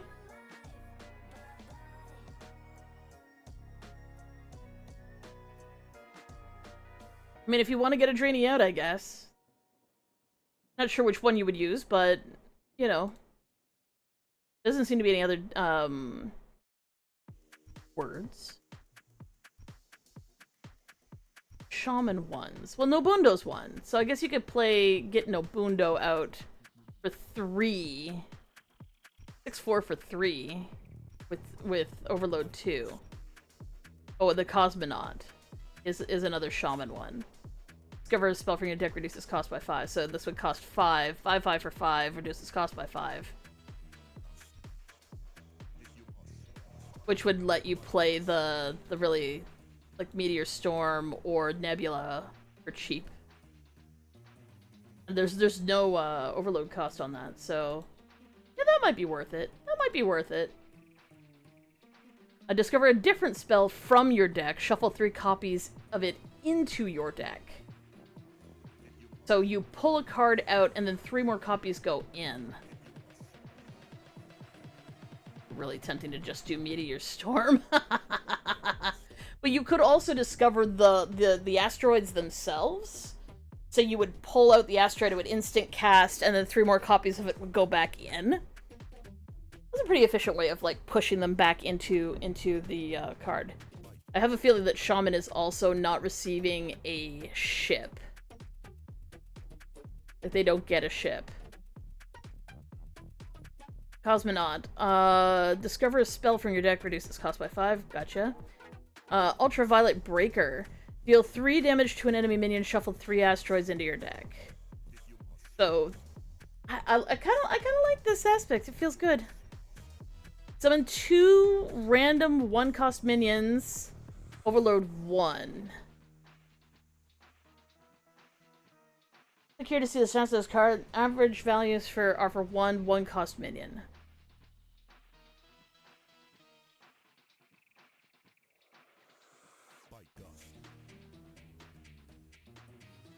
No, that's acceptable. I don't see a singular reason why this would not be a good card to put in your deck. It gives you a turn of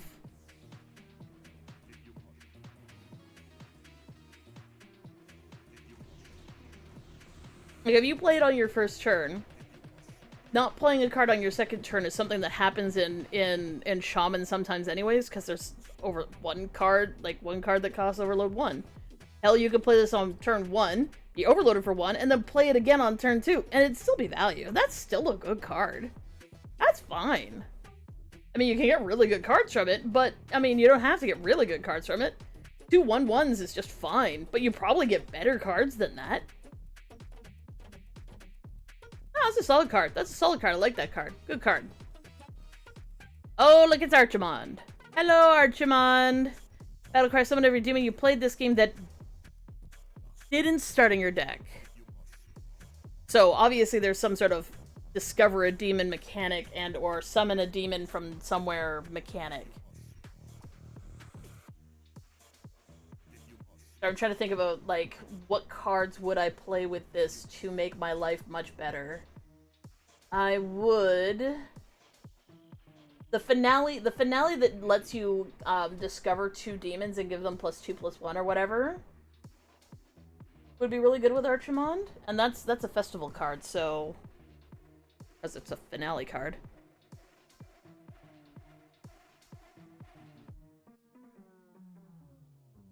Alright, yeah, no, I'm good with that. That's a pretty good card. That's a good card. That's a good card. I don't hate this card at all. No notes, I like it. Boo! Boo! Boo! Another Naru! Fuck Naru! Fuck them! Fuck them! I hate Naru! Oh, hey! Okay, so it's the opposite of Kure. It's Kara, the Dark Star. Spell Burst. Steal 2 health from a random enemy. Shadow spells don't remove the Spell Burst. That's pretty good. To be honest, that's way better than the summoning minions. Because this could potentially keep minions off of their board for a bit, too. This one gets a special artwork. Oh, I wonder if it's from Shadow Moon Valley, because that's what this is. This is Shadow Moon Valley right here. Interesting. Black Hole. Destroy all minions except demons. And this one has a special piece of art, too. Yay! Yay! Yay! Yay! Yay! Yay! Yay! Yay! They put the crunchy in! They put the crunchy in, you guys! Crunchy! It's a fell spell, though, which is kind of eh. But still! The crunchy! Wait, does it steal health? What? It does steal health.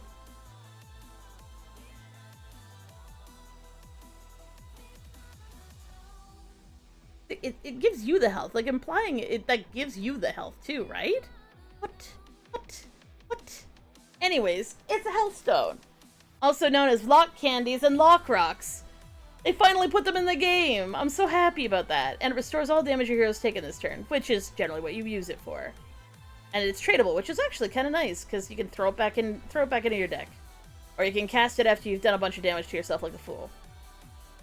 Bad Omen. In 2 turns, summon a 6/6 demons with taunt. Oof. If you're building a starship, oh, summon them now. Ooh, I like that. Plus these work with Archimond.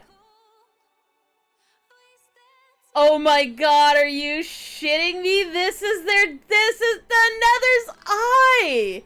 This is a place where there's a raid boss encounter on this thing. You actually travel down and you fucking fight. Well, you fight right here.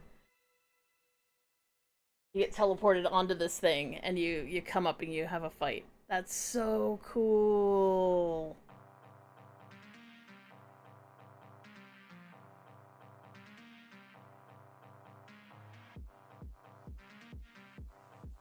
If you're building a starship, you summon them immediately. So 2 6/6 demons for 6 with taunt.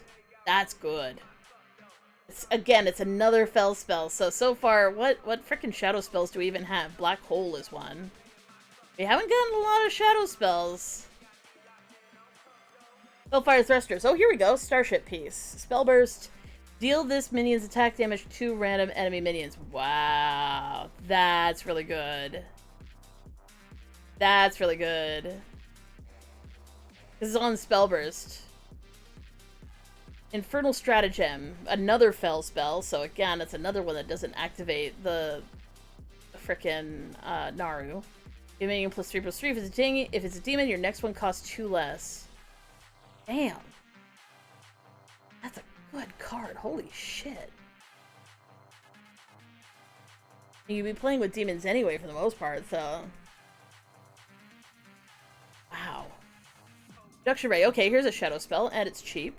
Get a random demon. Reduces cost by 2. Repeatable this turn. Okay, so you can play a bunch. Ooh. You can drop the Naru and then play this a couple of times.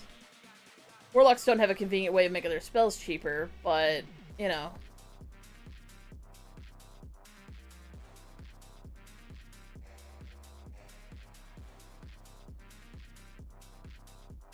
It's nice that it's repeatable in terms of, like, how many times you can get that to get used. Foreboding Flame. Demons that didn't start on your deck cost 1 less this game. And it's a battle cry, so it's permanent. That's very nice. That's very, very nice. I note they made it an elemental instead of a demon. It's a fellemental. That's what they're called in the game. Fellemental. Not Foreboding Flame. Fuck your shit. That's a fellemental.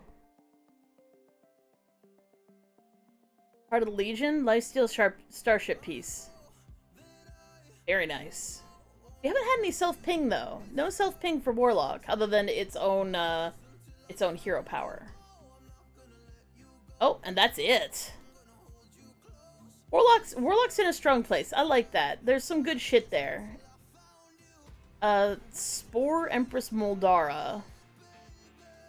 Shuffle 7 replicating spores into your deck. Well, what the fuck is that? Replicating spore. Summon a random 5-cost minion. Your future replicating spores, summon it as well. Okay, so you... At the start of the game, you get 7 of these spores into your deck. When you finally get your hands on one, so you've drawn one, you summon a completely random 5-cost minion. Could be anything. And then the next spore that you play summons the first one and a completely different second one, and so on and so forth. Okay. Weird. Okay. I kind of like that. It's weird for warrior. Like, what? How is that warrior? They just came up with the idea and they're like, well, a warrior can have this one, I guess. You know, they were probably like, we couldn't do this with Hunter, because if we did this with Hunter, it would be overpowered as shit.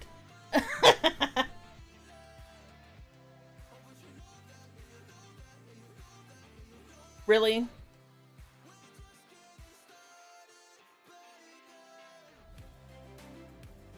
I'm mad about this. I'm mad about this. I'm mad about this. I'm mad about this. A comma? A comma.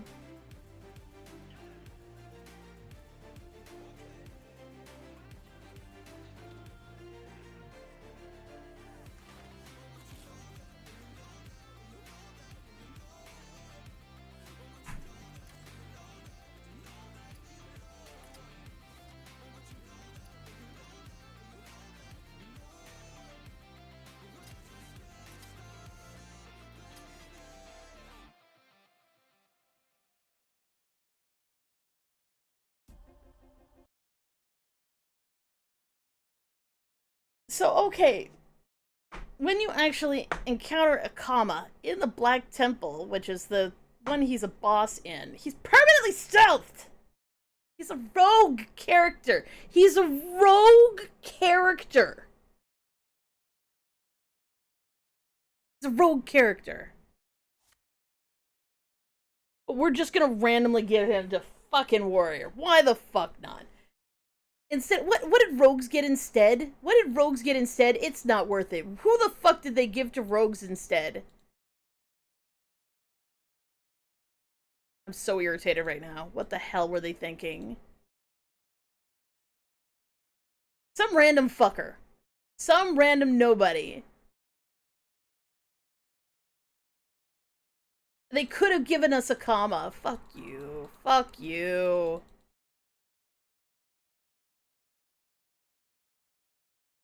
I'd forgotten about a comma, which is a shame, but like, what the hell? They're gonna give a comma to warriors? And not only that, a comma here is a wretched. He's one of the ones who's gotten corrupted by fel magic and so on and so forth, right? Like in the a comma that you can get in Hearthstone right now before you get this one. So even though they made Nobundo be a wretched, they didn't make a comma be one. Akama's still got his cute little face tentacles and he doesn't look like someone punched his mouth inside out. They left Nobundo corrupted. What the hell? Anyways, after this attack, all other friendly minions can attack again except for Exarch Akama. So he gives everybody Whirlwind.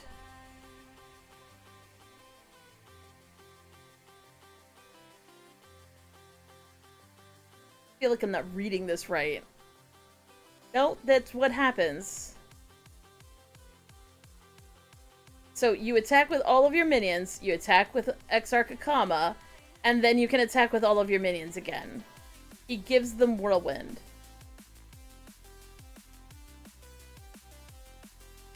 That's overpowered as shit. What the fuck? That's really funny. Just they made it look like a dwarf. What is this? Oh my god, the special art for it is so special. They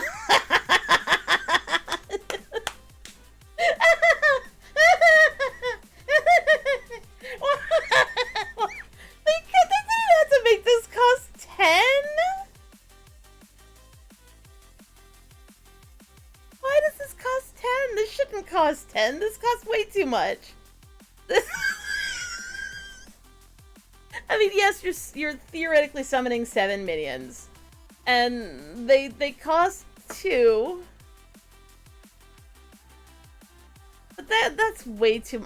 Maybe there's something that can make this cheaper or make them cost more. Because right now this is peak fucking comedy right here. That's peak fucking comedy. I'm all about that, but this costs too much for this effect.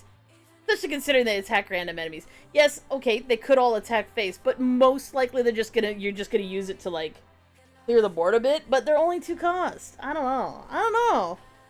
Maybe there's something that makes this more or this less that's in the warrior deck. So let's keep going. Stalwart Scavenger. Immune while attacking, which is overpowered as shit at the end of each turn. Swap this being its second health, which makes it better. But still, holy shit. Especially since Akama... Does Akama imply that it can attack again? So that doesn't actually imply that you could drop her as a 7/2.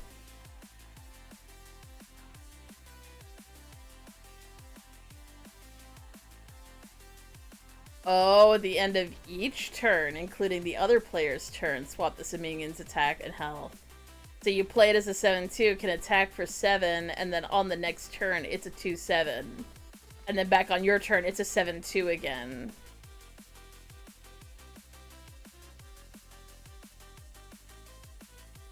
That's interesting. I kind of want to say that it's overpowered as shit, but it is, because it's immune while attacking. So it switches, it's stance dancing, and I kind of dig that as a warrior thing. That really is kind of a vanilla flavored warrior thing. But oh my god, really? It's immune while attacking, and then it has 7 health during its off season. I don't know. I mean, you'd want to remove it real quick.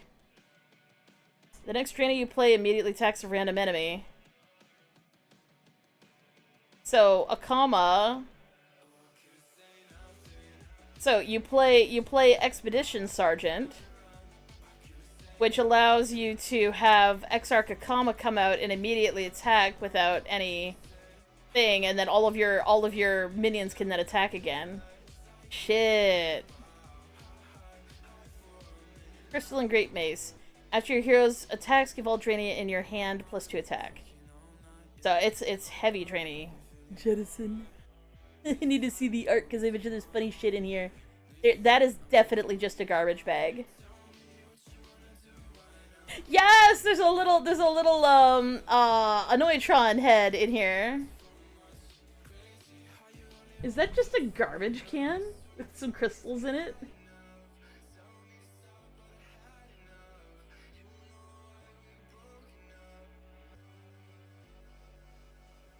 Cool.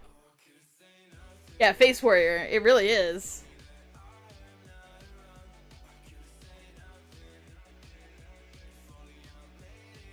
Battlecry, Spellburst, and Death Rattle deal 2 damage to all other minions. I mean, that's a good solo card to have come out.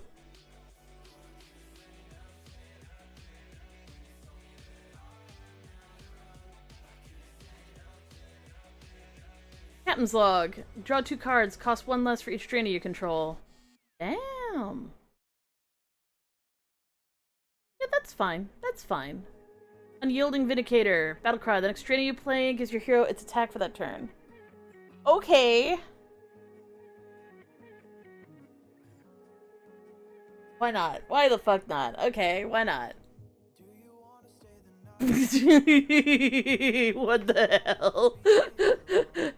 The Ceaseless Expanse costs 1 less for each time a card was drawn, played, or destroyed. Battlecry, destroy all other minions.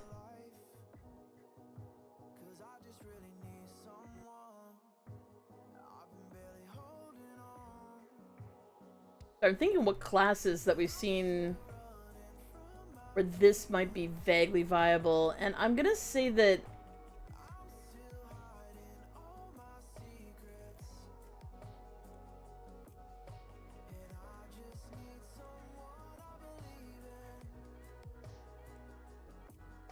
sorry, I'm just thinking over what on earth I'd be playing here. You'd wanna generate a shit ton of minions, and like, which class is even doing that? And like, Death Knight's doing that.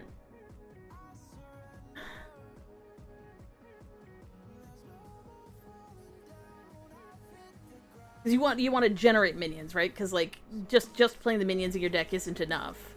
You want to generate a shit ton of minions too, ones that are going to goddamn die really quickly.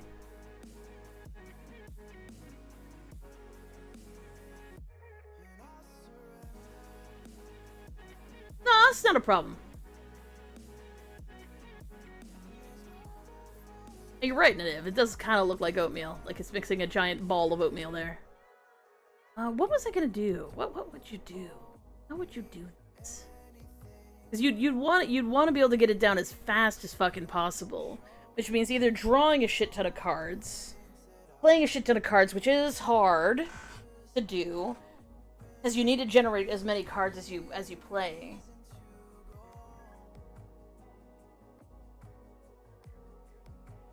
I don't know if it's worth it. I'd want to experiment with it a bit. I feel like 100 might be too much, but it's kind of fun it being 100. Oh yeah, no. I know it's any player, right? But like, ideally, you as the owner is going to want to push as hard as possible with your own deck to generate as much of this as possible. You wouldn't be able to do this with Shaman, because its major effects are cast when drawn, and it doesn't say cast. Oh no, I guess when card is drawn, so no, that would work too. I'm able to do this with Shaman. So, like, it has to have card generation in order to work properly. Yeah, you might be able to do this Shaman. Shaman or Death Knight. Maybe Mage, because Mage makes a bunch of cards too, theoretically. Not summoned, though. Yeah, it's definitely a win more card. It really is. Like, you kind of need to get lucky the other person's also trying to play it, and you have to get it before they get it. That's better than Fan Totem, I guess. Alternative art? That looks pretty cool. I kind of like this art, though, because it's kind of got the black hole thing going on.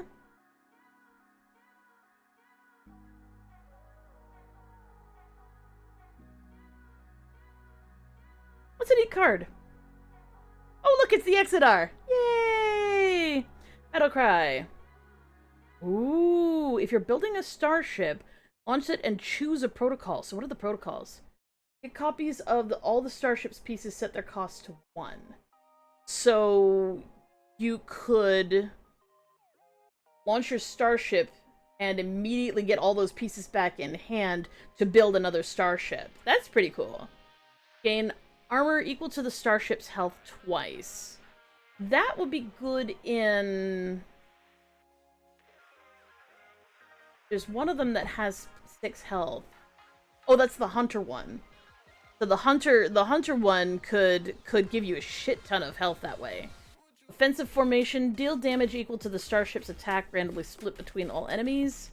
Which, there's already multiple starships that do that, so that's kind of fun. And Exile's Hope.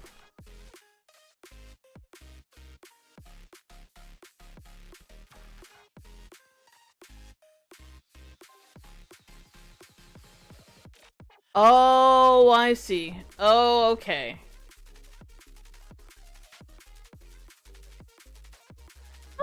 Okay. No, that's alright. Kill Jaden!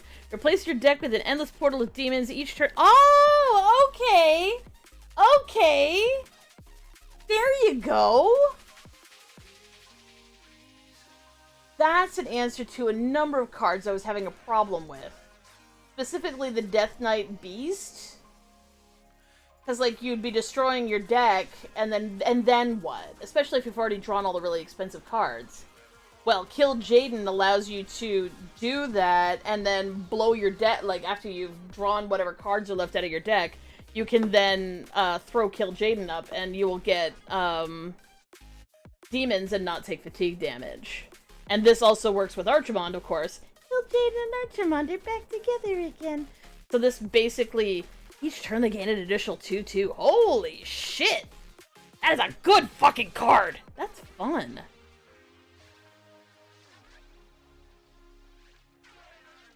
Portal prevents fatigue naturally, and putting or swapping cards into your deck has no effect, because you'll only ever draw demons.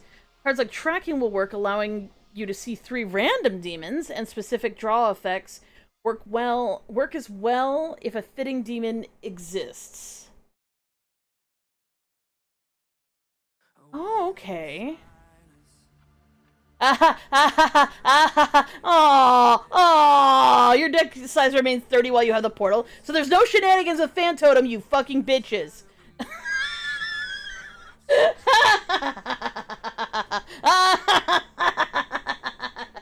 Oh, please. No, that's fine. I'm glad for that, because making Fan Totem free is just fucking bullshit. Demons from the portal are random, hence they can be from any class or neutral. If player A has a normal deck and player B has a portal, and either player plays the swap a deck card, then player A will now the portal with the visual, and player B will now have the normal deck. Alright. Oh, look, it's Valen! Taunt, Death Rattle, trigger the battle cries and death rattles of all of the Draenei who played this game. Holy fucking shit. That in Paladin is going to be unfucking believable. Wow.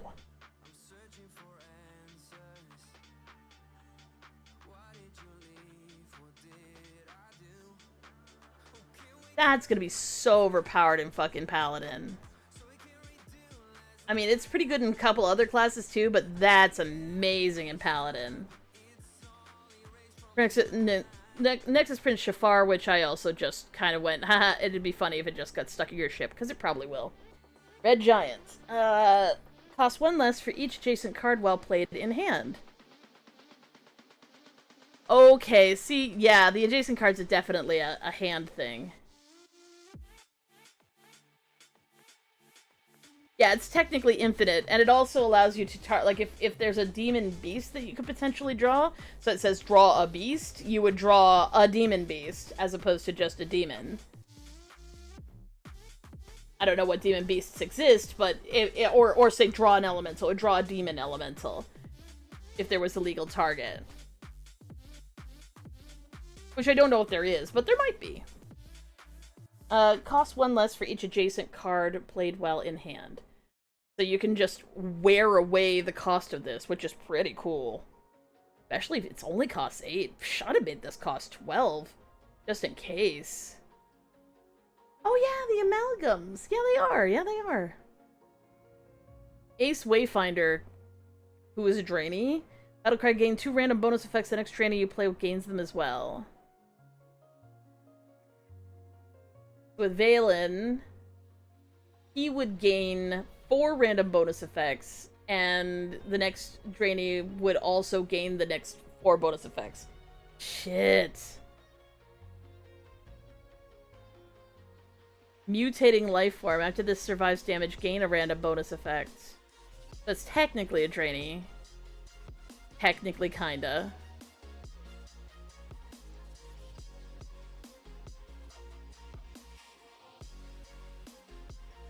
Cheers to whoever puts this fucking thing in a rogue deck just so you can have Star Volpera and do a barrel roll. Tradable Battlecry. Destroy an enemy starship or starship piece. Nice. Oh. Oh, that would be so nice. I wish it was silence and destroy an enemy starship or starship piece, because there's a lot of starships that have fucking death rattles that do a shit ton of damage. But it's still fun. That's fun. Fucking Star Volpera. Doom Maiden. Draw a card from your opponent's deck. If you don't play it this turn, put it back.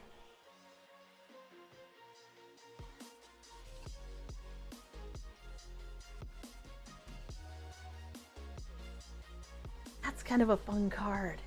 That's kind of a fun card. This would have been fucking devastating with Dredge, you know? Like back when Dredge was like the thing everybody knew what the fucking top card of their deck was, because you'd always dredge to put something good there. Can you imagine dredging and then someone Doom Maidening and be like, oh, thank you, that's very nice.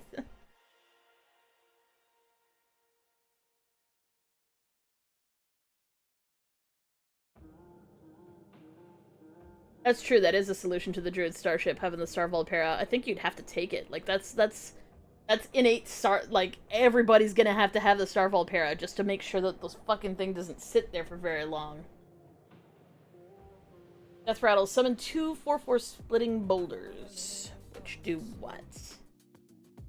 Splitting stones, splitting pebbles. Oh, look, he's so sad. He's so sad. So it's just one of them. It's just one of them elementals that splits into things as you're getting chomped as it gets attacked. That's kind of fun. That's kind of fun. I like that. We've had that before, though. I'm pretty sure we've had a 4/4, an 8/8 that split into a 4/4. It's like a splintering tree. I'm pretty sure it was a Druid card. Arcanite Defense Crystal. Taunt, Death Rattle, gain 6 armor, and it's a starship piece. Oh! Oh, it's a starship piece for everybody. Everybody can just gain some armor upon death. And it gives your starship, okay.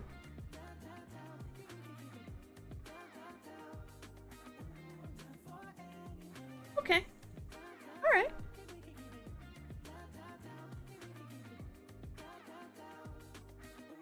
Really, no clarification on this at all. It has Rush and Taunt and maybe Stealth?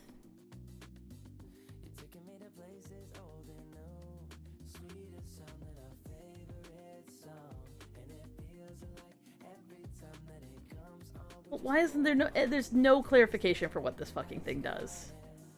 I presume it has Stealth regardless of whether or not it attacks? Or alternatively, it has Rush, Taunt, and Stealth, and it's stupid that it has Stealth because it makes its Taunt not work. But you could Rush with it, and then its Taunt would work. Yeah, that's actually probably how it works. For 3 for 2/5, it's got Taunt and Stealth, and the reason why it has Stealth as a question mark is either you Rush with it, and then you have a Taunt minion, or you don't Rush with it, and you have a Stealth minion. That's a total of 15 minions for the Splitting Boulder alone. That's gonna help reduce the cost of fucking things by a lot. Deal 2 damage to an enemy minion. If it dies, discover a demon. Alright.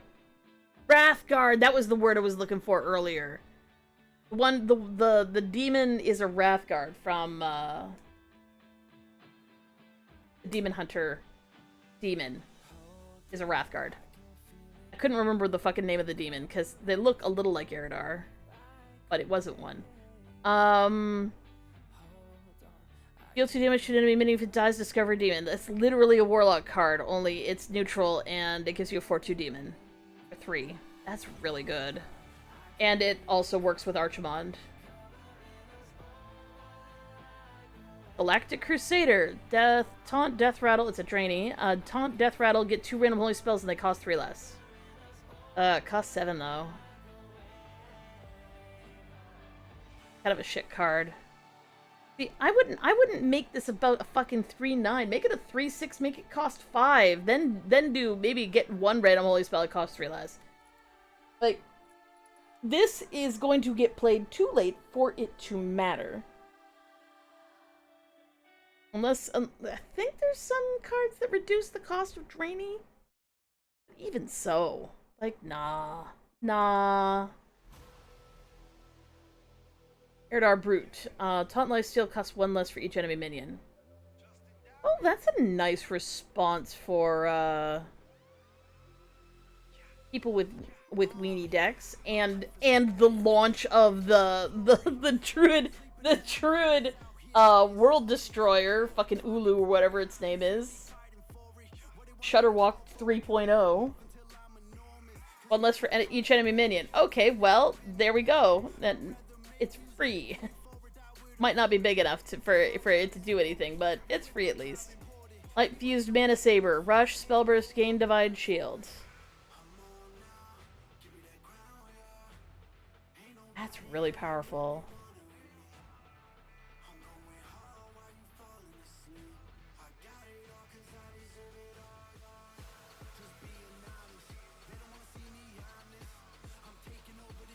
Most would want this to be like a 6/4 or something, not a 6/6.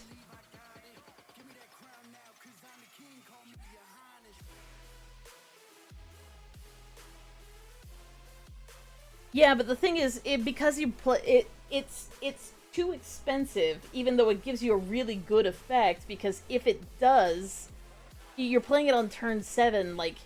It's too slow for it to be an effective card, regardless of how good the Death Rattle is.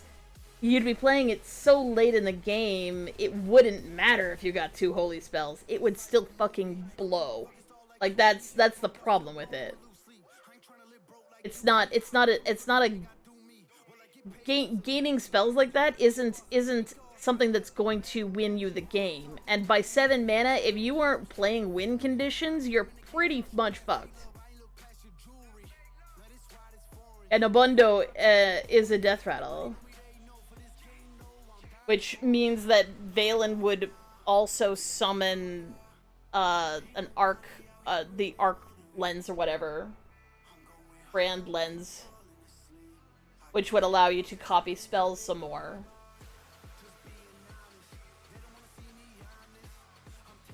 Lunar Trailblazer. Set the cost of a random spell in your hand to this minion's cost.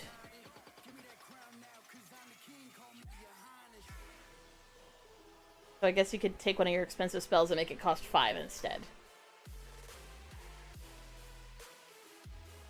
Spellburst. Double this minion's attack. Randomly a dragon. Randomly Elegon for some fucking reason. I mean, okay. Why not? That's fine.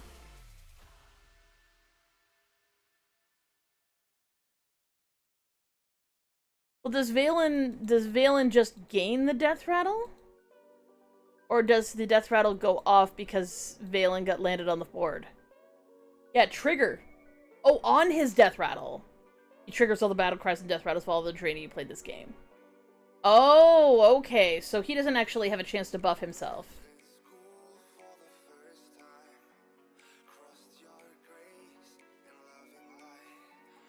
It was like there's certain Draenei that they buff themselves when they land. So he'd be buffing the ever-living shit out of himself, but yeah, no, those buffs don't actually happen. It does benefit all the other Draenei though.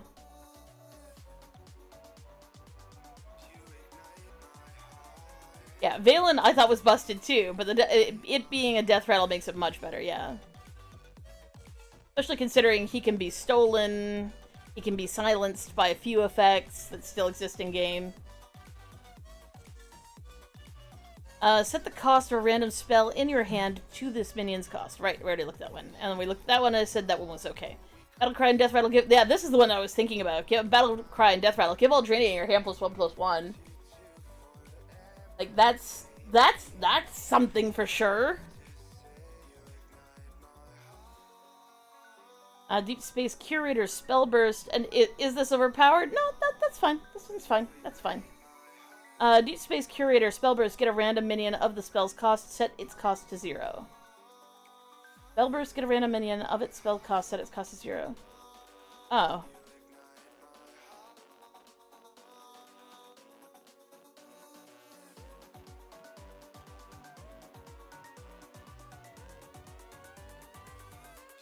So I'm just thinking about whether or not it going into your hand, because you get a random minion at the spell's cost.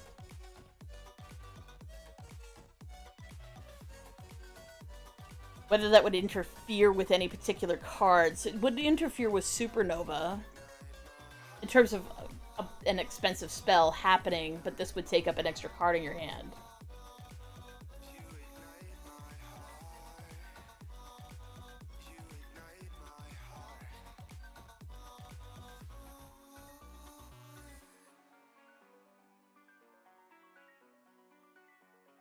An interesting card. That's an interesting card. I don't think it's bad. I actually think it's pretty good. It's just weird that it goes into your hand instead of it just being summoned. But I guess maybe you can... The random card might have a battle cry that you want to play, so... Alright. Okay, so just another random neutral starship piece that gives it Divine Shield. Escape Pod. Oh, I saw this one before. Give adjacent minions 1/1 and rush.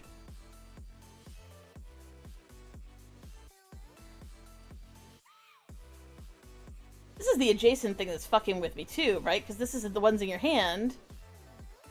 This is the ones that are on the board. How would they use the same fucking term for both of them? That's what I don't get. Spell damage 1, spell burst, draw 2 spells. Alright. Okay. There's some fun shit you could do with that. And I don't hate it. I don't hate it. Ursal Rager, Lifesteal, Spellburst, attack a random enemy minion. Okay, so you sort of give it rush.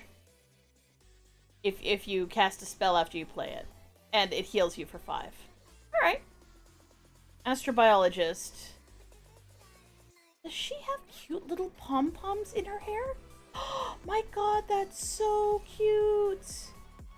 Oh my god, that's adorable. I love it. Why can't we have this freaking... Oh my god, I would kill to have this freaking hairstyle in game. Give me the space buns. They should have space buns. They are space goats after all.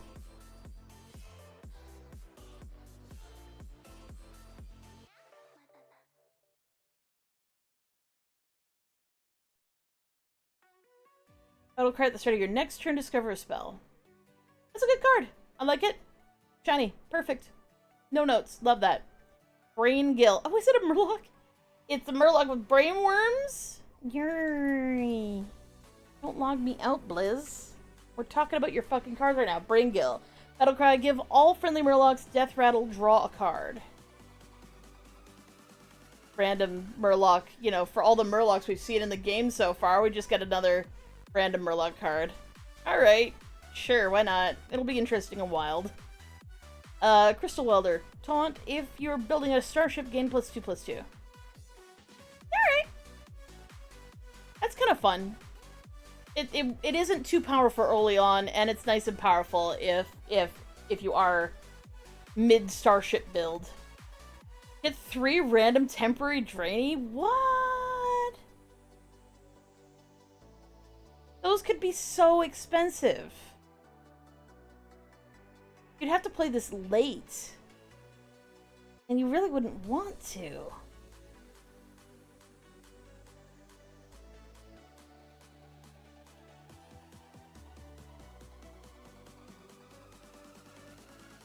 Yeah.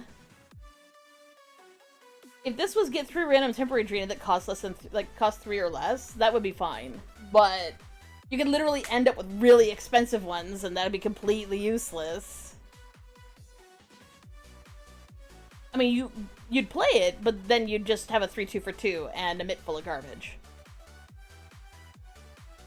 Moonstone Mauler, shuffle 3 asteroids. Oh, you're right. There is another elemental that shuffles in asteroids. Okay. I dig that. I love it. I love this. More of this. Shaman seems like a lot of fun. Stranded Spaceman. The next Draenei you play has +2 health and rush. There's a lot of Draenei Battlecry stuff. Like, this is very much. Trouble Mechanic, Divine Shield, Spellburst, Draw Draenei. Alright. To be honest, if you were playing a deck that had really limited Draenei, you were only aiming to get, like, 1 or 2 real specific ones, this is really nice. I don't know what you'd be playing, but that potential is there. Battlecry, get a copy of the last Draenei you played. Very nice. Another way to duplicate some more fun shit with Draeneis. Death Rattle. Your next weapon costs 1 less. It's just a pirate. But that's, of course, rogue synergy. Which is not bad. Starlight Wanderer. Battlecry, the next Draenei you play gains +2/+1. Alright. Oh, and now we are back at the beginning of Death Knight.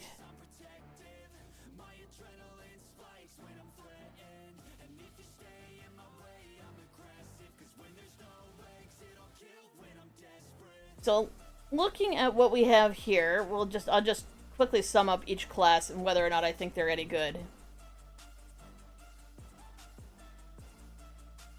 And make sure I, get any corrections in. I don't think this is going to be used. I think it's shit. This is fine. This is good for Rainbow. This is good for Wild. This is good for, a couple other things where spending corpses gives you bonuses like, Necrotic blah blah blah explosion. Perfectly fine.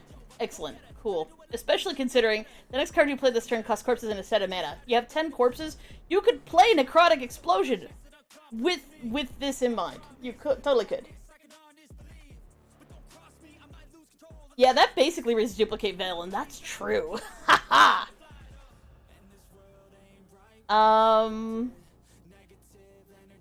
Spellburst trigger random friendly minions death rattle is pretty significant, especially if you can duplicate your starship somehow. Because there's some death rattles for that. This right here, there's a lot of fun shit you could do with this potentially. Especially considering you can basically give any undead and any mech reborn right now.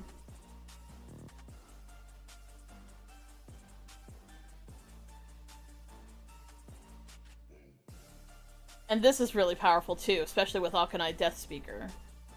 Reborn Death Rattle, resurrect a different friendly Death Rattle minion.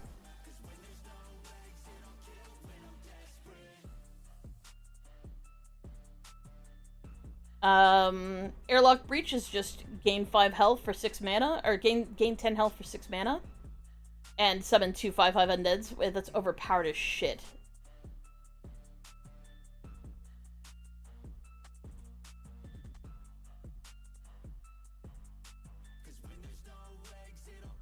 So now that we know what adjacent card fucking means, so you give a minion taunt and lifesteal and also reborn if you played an adjacent card to Orbital Moon. Is that good? Yeah, it is. That instantly makes it good.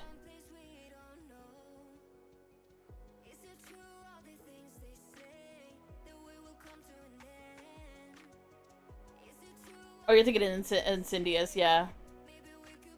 Destroy minion if you're also building a starship. Destroy a random neighbor for 4 is fucking ungodly overpowered as shit. That should cost 5. This right here is actually a fucking awful card. It would be so good, but there are 5 cards. There's 16 cards that you can potentially discover from this, and 5 of them are completely worthless death rattles. that only affect like something that's already been battle cried into existence. This card will be great in Wild. It is absolutely dog shit in Standard. This could cost 2 and it'd still be probably pretty bad. Because there is even if you get just the option of 1 and the other 2 are bad, you're being forced to just take 1. Just so you don't take 1 that's bad. So, yeah, no, Assimilating Blight is really, really bad. Big disappointment. I thought this was pretty cool, but it has the potential to just completely fall flat. So in terms of Death Knight seems kind of erratic, but with some of the cards that it's already got, it's not too bad. This is also one of the places where I would put that 100 cost card, because there is some extra minion summoning capabilities, especially with Wakener of Souls, which brings back Death Rattle minions. That's not too bad. It's just, this is shit. Demon Hunter. Demon Hunter has the Among Us thing, which I think is fucking hilarious. I actually really deeply appreciate the fact that this is Among Us, and that's all it is. It's just, you know what? Can we just play Among Us in Hearthstone? And I appreciate that. So I want to look at these ones again. Get the crewmate. Get a crewmate. Wasn't there one that was like summon? Oh no, I guess the crewmates themselves summon adjacent crewmates. So you can, if you play a crewmate that's sitting between 2 other crewmates, those will come out as well. So you can end up playing 1 crewmate or 3 crewmates for 4, which is amazing. Yeah, they're really pushing Rainbow DK, except that they've done this double blood thing with a couple of cards, and it's sort of like, do you want us to play like Rainbow, or do you want us to play Double Blood? And the answer is, well, the double blood runes are really bad. The Orbital Moon's pretty good, but it isn't anything I'd give up for. Assimilating Blight, I wouldn't give up anything for that. I wouldn't play that. Fuck that shit. And 8 Hands from Beyond is also kind of dog shit. So, yeah, no, we're still gonna be playing Rainbow. Definitely still gonna be playing Rainbow. There's a lot of benefit to it.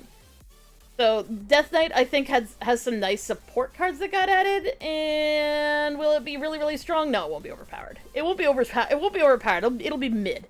As a mid thing. 3 to 5 for Death Knight. In terms of, like, is it shit? Is it mid? Is it good? And it's mid. There's a lot of fun shit happening here. I like the fact that the crewmates are chunky. Like, they're 4/4s for 4, which is actually really nice. And, like, Deirdre puts 8 of them into your hand. This one just creates some. There's some random demons that can get summoned into your hand. You can shuffle your hand, which allows this to go off. This is one of the few ones where this feels like there's synergy with the rest of what's going on here. Like, generally speaking, I'm finding that the World Destroyer, because I figure there's, like, world-destroying badness and a Draenei of some flavor. Like, those are the 2 legendaries. So the world-destroying badness of this, it's got lots of support inside the rest of the cards. Usually, as far as I've found, the world-destroying badness is kind of But this feels like good synergy. They clearly put a lot of thought into this one. The starship is a little meh, but it's alright. Especially considering there is some ability to give your minions charge and stuff like that. And you're always constantly gaining more crewmates, which allows you to summon more crewmates, which gives you more crewmates to summon more crewmates. So that's alright. That's alright. I give this a 3 out of 5 because I don't think it's overpowered, and there's other things that are overpowered. Maybe a 4 out of 5, but I don't think it's got enough power and enough end game, because this is an end game effect. This doesn't end the game. This just does some damage. So I don't think they're overpowered. I think there's a lot of fun going on in it, but yeah, it's not overpowered. Then we have Shutterwalk 3.0. What were they thinking? This is the dumbest thing I've ever seen in my entire life. If you start with this in your hand and you play it on turn 15, you will make the game not work properly anymore.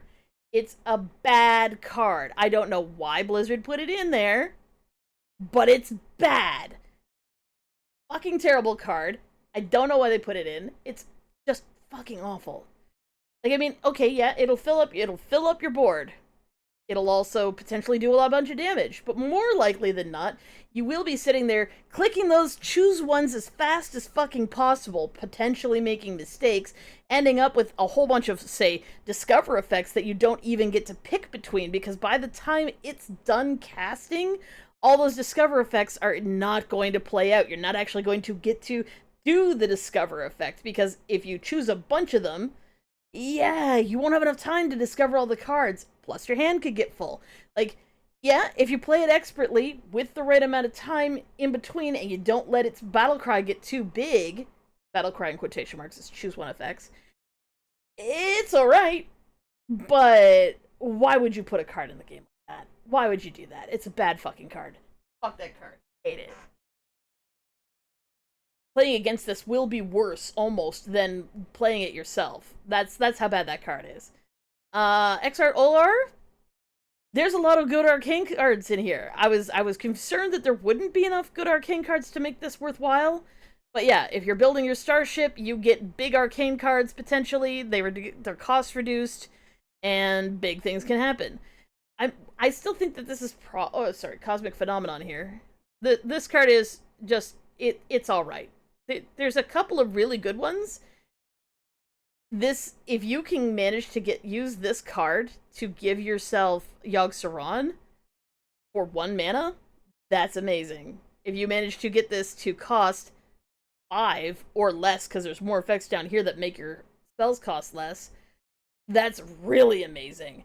And if you have the card out here that allows your when you cast an arcane spell, cast it with targets chosen randomly, which is part of your starship, which means you get this effect basically permanently whenever you fucking well want it. That can make this card so overpowered. Is Druid overpowered? Yes. Is it going to get nerfed out of existence? Yes. Are they going to remove Yogg Saron from the pool of minions that you can potentially get? Oh, yes, they are. They're gonna have to, because there's no way that they're gonna let a frickin'... Because currently, Yogg, right now, has been unnerfed, boys. Unnerfed. They didn't think this through for 1 fucking second.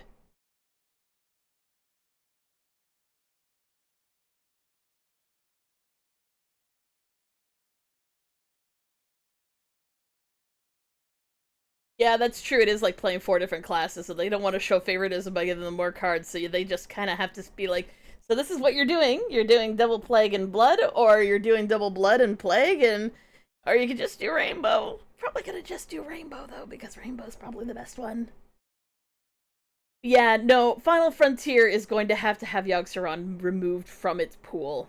The rest of the cards that you can get with it are, some of them are good, but Yogg Saron needs to be removed from this pool. And it hasn't been. And Yogg Saron is now pre-nerf, which means that all of his spells go off, whether he dies or not. Blizzard didn't think this through, not for 1 fucking second. What the fuck, Blizz?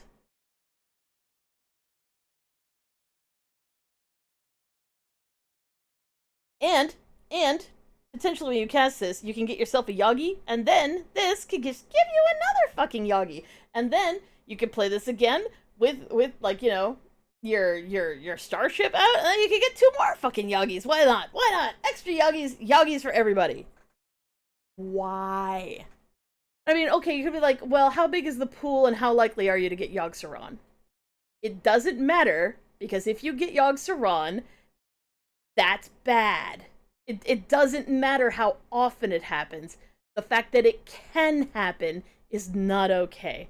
Just like playing Yogg Saron, it doesn't matter if half the time it blows itself up or kills you, which it doesn't. Actually, has a very high chance of killing the other player.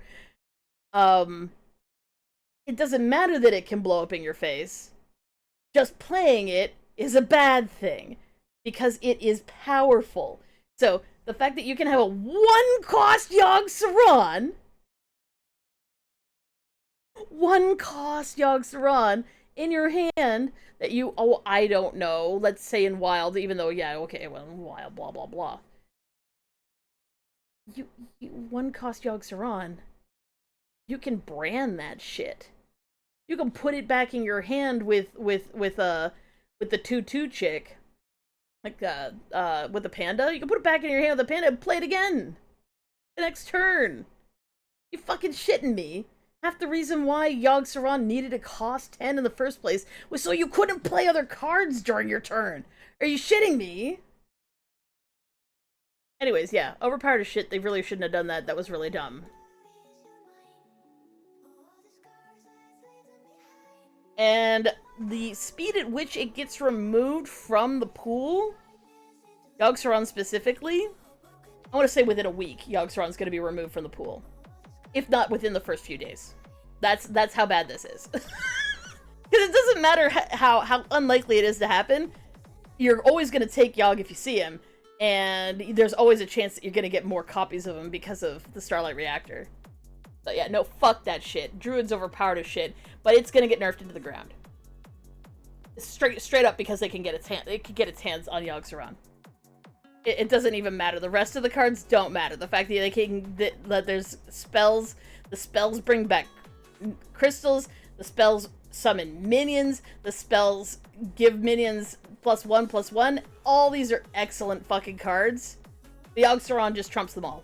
Just play a bunch of spells, get Yogg, make Yogg win. And it's stupid that it's like that, but it is. That's just how it's going to be, and it needs a nerf. 5 out of 5, but once Yogg Saron gets removed from the pool, it'll probably be a solid 4 out of 5, because there's still some good shit here. Especially considering that this guy can summon a lot of minions, even though it hits a really annoying effect. And then you can Cosmic Phenomenon, make them big, or whatever. This is a really, really strong taunt card. So yeah, no, 4 to 5, but it's 5 out of 5 / 6 out of 5 until they remove Yogg Saron from the summoning pool. Hunter seems like it's gonna be a lot of fucking fun. Exarch Nail allows you to fucking get your hands on cards from your deck, so you can fucking if you want to put Valen in this deck, you can get Valen when you need it. You need to get her out first, but there's discover effects for that, and it's not going to be hard to necessarily get your hands on her. I find that the Druid Starship is kind of meh. Or not Druid, the Hunter Starship is kind of meh.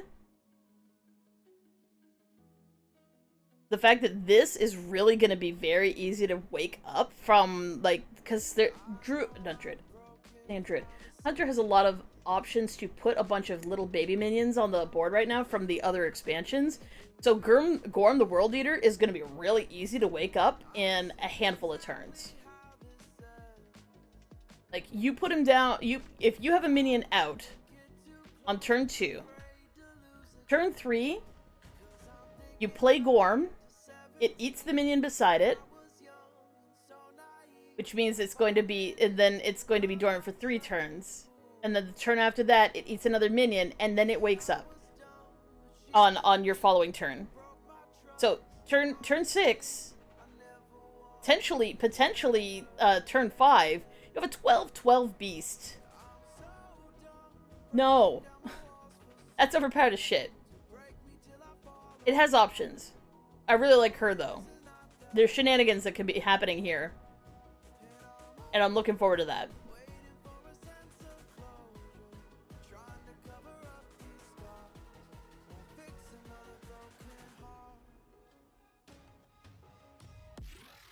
I don't like Specimen Claw very much.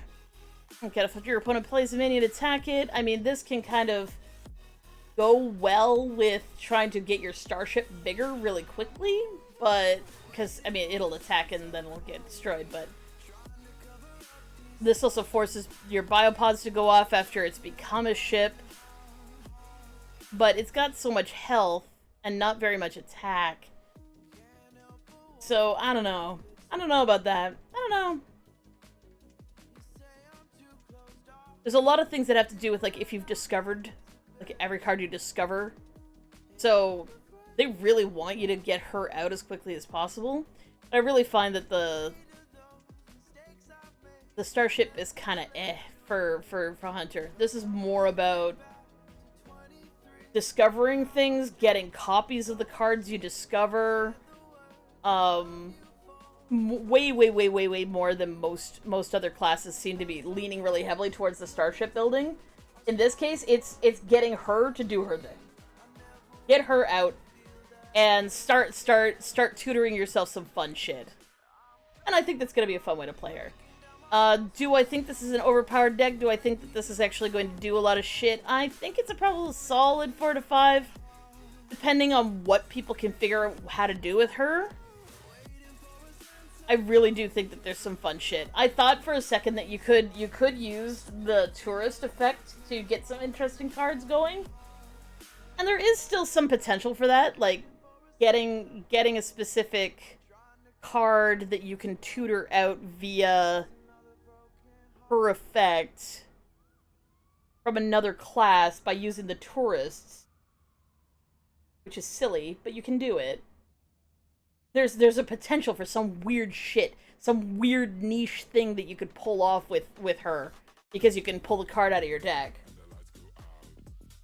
There's something there. There's something there, and it's gonna get nerfed if it turns out to be really powerful. But up until then, there's some fun shit that can come out of that. So I'm gonna say a 4 to 5. Mostly highly playable because it's just there's some fun things that I think you can probably pull off with it. Mage is potentially intensely powerful, and that's mostly because of Supernova and these two cards, which they did not think through. It's the dumbest thing I've ever seen in my entire goddamn life. So we Supernova, and we fill our hand with random fire spells that cost 1. Very cool. So, the turn before you play Supernova, you play Ingenious Artificer. The next Draenei you play refreshes mana crystals equal to its attack. Alright. So you play that, you go along, you play Supernova the turn after that, filling your hand with random fire spells. You cast 1 to get rid of it. And then the next turn you play Archwing Pilot. Now, she's gonna refund 4, but let's make her refund even more than that, because there's a lot of effects where you can just play Draeneis, and those Draeneis make your Draeneis cheaper to play, they make them have more attack, and so on and so forth, until we finally hit the point where she probably costs a lot less, she probably has a lot more health, which means that you're gonna come out and you're gonna Supernova the ever-living shit out of somebody. Is this overpowered? Yes, it fucking is! Is this the dumbest thing that I've ever seen in my entire goddamn life? Yes, it fucking is! Because you're gonna have 7 Archwing Pilots hitting the screen, and at the end of your turn, they deal 3 damage to a random enemy, including the enemy, like the other player. Which is 7 times 3, that's 21 damage out of 30 damage. 30 health. If you've damaged them before that, this is a 1-turn KO. Blizz! Blizz! Don't make cards like this. What the fuck were they thinking? This is a 1-turn KO. There's some setup that's involved, but it's a 1-turn KO. It's the dumbest thing I've ever seen Blizzard intentionally do. And it's obvious that's what you're supposed to do. Because this allows you to summon all of these. And this makes this one bring back enough mana crystals to summon them all. Yeah, anyways, so it's overpowered as shit, and Blizzard wasn't thinking anything through. The end. This is a 5 out of 5 in terms of overpowered shit. Is it gonna get nerfed? It better fucking get nerfed. Maybe at the end of your turn, deal 2 damage to a random enemy. Maybe make this cost 8. Maybe just get rid of this card somehow. Maybe give it 1 attack or 3 attack instead of 4. But yeah, for right now, it's a 1-turn KO, provided you get the cards that you need, and it's not hard to draw cards as a Mage player, so, yeah, no. And this card is awful and it's never gonna get used because this is just way too overpowered. 5 out of 5, gonna get nerfed. It'll get tempered down until it's still played, but it takes just a little too long for it to actually go off. Paladin got one of the singular worst, most stupid cards I've ever seen them ever create. After a hero takes damage, they become immune for the rest of the turn. Good job. There's even effects that can potentially make this just have 0 attack. And you just leave it alive, and then you ping yourself for 1 during your turn, and then you become immune for the rest of your turn. You can do whatever the fuck you want. Dumbest fucking card I've ever seen. No one's gonna put that in their deck unless they are a fool, and I doubt they'd be that dumb. Anyways, fuck your L.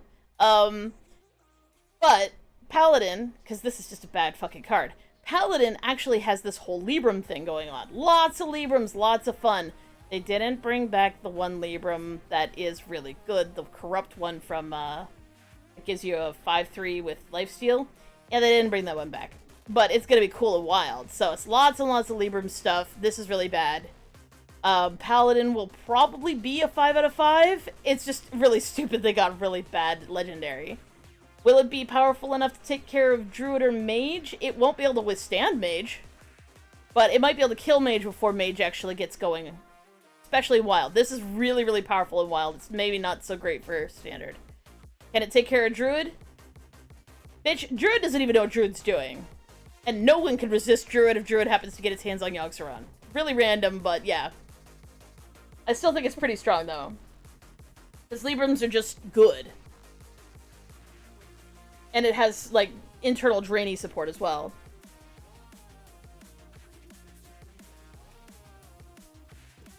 I deeply love this card. Gravity Lapse, as an example, could potentially turn the Paladin legendary into fucking paste, which is really funny. You just bring it down to 1. Now it's a little 1/1, can't do shit. And you can ping yourself and be immune every single turn until they find a way to kill it.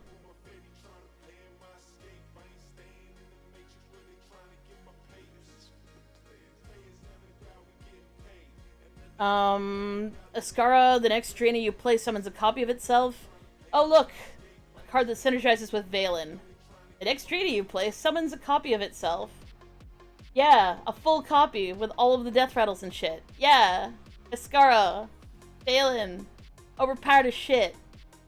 Kure is alright, but I mean, it summons random 3-cost minions. It's gonna die really fast. It's not really, this is not really that good a card.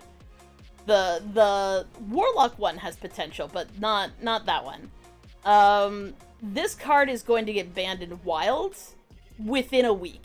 If it doesn't get banned like the first 2 days. Whenever another minion is overhealed, give it that much extra health. OG, you know, just have cards that can have infinite fucking health. What the fuck were they thinking?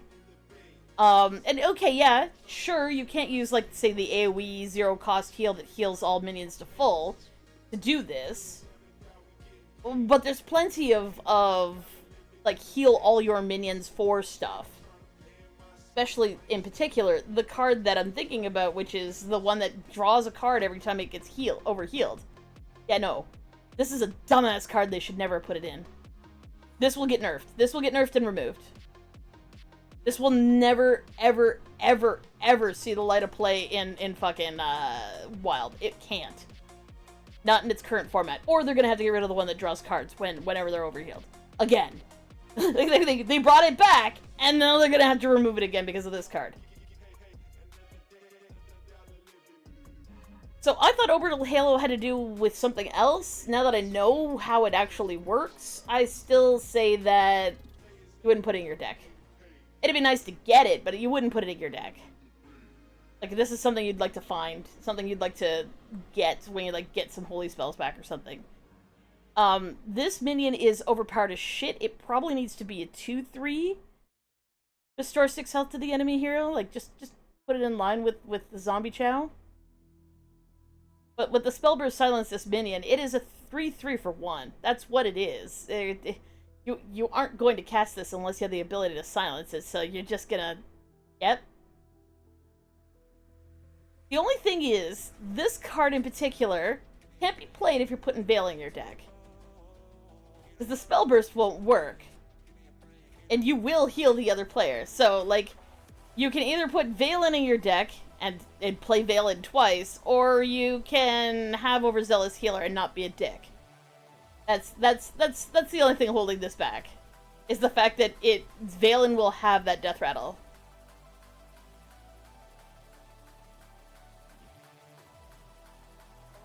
Shield of Ascara.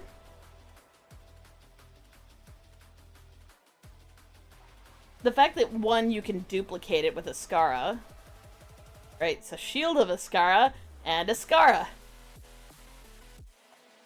Hunt, Divine Shield, Lifesteal, 4 8s for 6, 2 of them? Fuck you? That's bullshit? That's way too powerful? A 4-8 for 6? With that many things on it? No. It was a 4-6 for 6 with Divine Shield, Taunt, and Lifesteal. Okay. But 4-8? It's almost impossible to fucking remove. Fuck that shit. Nah, this is not okay. This needs a nerf. And I feel like it's gonna get a nerf basically right here. It's gonna be a 4-6. For 6. Like, that would make it almost okay. It's probably still needs to have its Divine Shield removed, but yeah, no, it's got too much health. This card, I really don't see where it should cost 2. I feel like this should cost, oh sorry, scroll. Divine Star, I feel like it should cost 1. And that sounds weird, but it's not doing that much. And sure, okay, it gives a random minion in your hand plus 3 health. And yes, I could potentially land on the Shield of Ascara, but you're probably going to be playing this early on. 3 damage to a minion is not much damage unless you're playing it early on. And plus 3 health isn't much health unless you're playing the object that you're buffing early on. Because things get out of control pretty quickly, so it's sort of like, for 2 mana? I don't know. It feels like it costs too much, which means it's probably balanced. Unlike every other card that we've run across so far. Lightspeed, the Radiant Elemental does still exist, so you could potentially cast this a whole shit ton of times, and because it's a holy spell, you could summon a whole shit ton of critters using Kure. So this is one that has synergy with Kure. Oh, and I love this card, and I think it's amazing, and I would be sitting there doing way too much math to make sure that I could actually make it work. I think it's fun. Priest gets a massive pat on the head if they're ever facing a Paladin who does not understand that Priest has a lot of self-ping now. The Priest is pretty... Oh, yeah, right, Anchorite. Priest is a 5 out of 5 until Anchorite gets removed, which will take 2 days. That's it. It's a 5 out of 5. Otherwise, it's like a 2 or 3 out of 5. It's really not that good. Or unless it's facing a Paladin who doesn't know what the fuck they're doing. But yeah, for the most part, this is pretty basic, and I don't think it's actually all that good. Except for this card, which needs to get removed. Rogue. Seems a bit disjointed. Like, it has some potential here. There's some fun things here. But, like, Quasar, you need the ability to draw a card. But are any of these cards here giving you a card? No. None of these generate... Like, none of these cards that have a death rattle, for example, generate a card except for this one. You need a card that generates cards in order for an effect like Quasar to not fuck you over. Because you shuffle your hand into your deck and, okay, all that reduces the cards in your deck by 3. Oh, amazing. Your hand is empty. You've emptied your hand on turn 6. Whoops. You're never going to be able to draw enough cards in order to make up for emptying your hand. And there's no cards being generated here. So, do I think people are going to be able to use Quasar? I think people are going to try. But without the ability to kill a minion on your board and put some cards into your hand, and there's not a lot of cards that do that, it's not that good.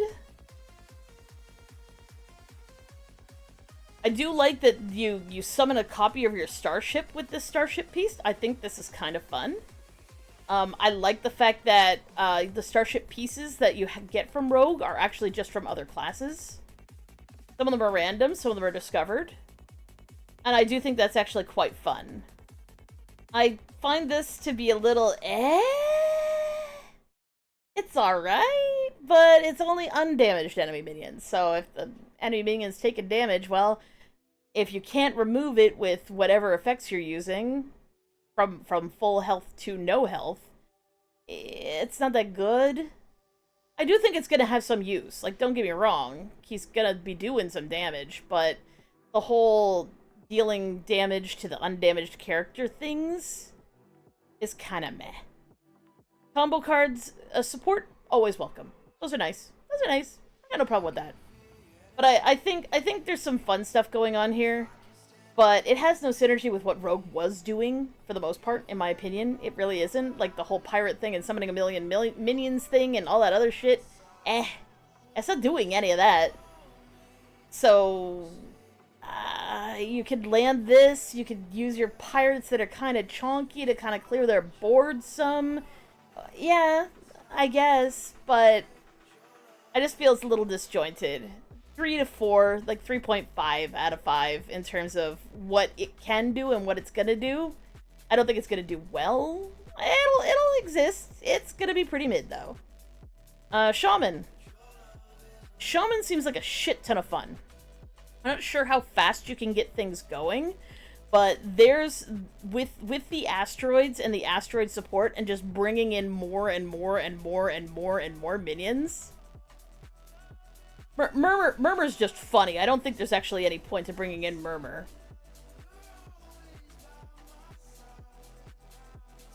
But the whole Meteor Swarm, the Ultraviolet Breaker, the Bull-Eyed Behemoth, and just having dozens and dozens and dozens of asteroids come flying out of your deck, I think that's fucking hilarious. I love that so much. Bring more of that on. Yes, please. Sounds great.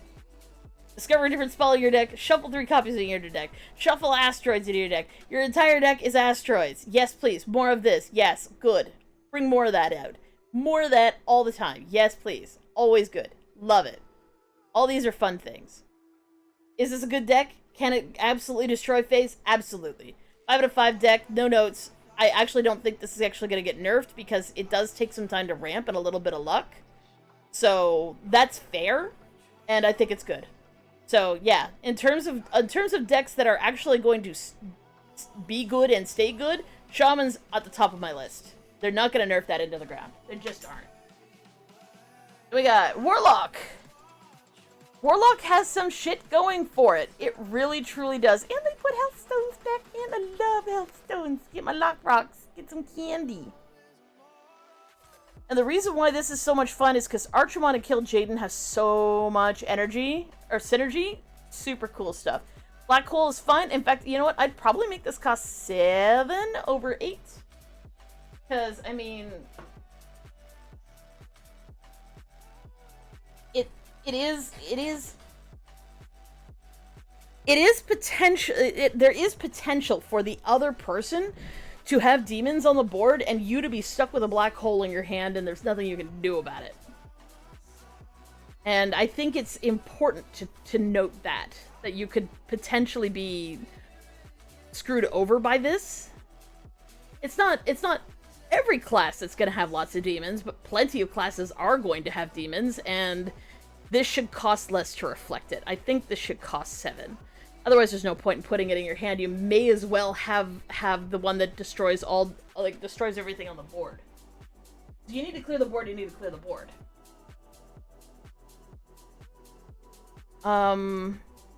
This is a much better card. The Priest one is kind of shit because it only summons extra minions. This one's much better. Steals 2 health from a random enemy, which means that it's permanently reducing the health of the other player if you're using this while there's nothing else on the board. The problem is that there's not a lot of shadow spells in the game. And there's not a lot of shadow spells that they're adding. But there is one repeatable this turn. So you can get a random demon, reduce its cost by 2, and repeat and repeat and repeat. And that could potentially give you a couple of procs of Kara.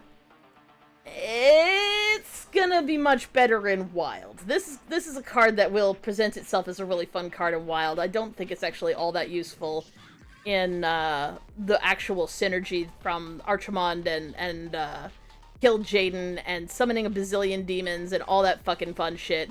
And then, like, the ship from this one is really fun, too, where you're, like, dealing attack damage to enemy minions over and over again with lifesteal is amazing, and demons not starting your deck cost less, and yeah. No, I like Warlock. I think it's a 4.5 to 5 in terms of what fun you can have with it, and whether or not it's gonna get nerfed into the ground. I don't think it is. I don't think any of these are a problem. In fact, I do think that this is actually going to get buffed by having its cost reduced. But yeah, for the most part, love this, no notes. I do think it's weaker than Shaman, because Shaman can be more consistent in exactly how much damage it's doing. But yeah, I think it's also in a pretty good place. Same with Warrior. Warrior is all over the fucking place. Nothing here makes sense. It's a Draenei deck because it doesn't have any starship pieces and so on and so forth. Akama basically gives your minions Whirlwind. You can summon a bunch of random minions entirely. More random minions. Minion that is overpowered as shit and is probably gonna get nerfed. I could probably see this becoming a 6/2.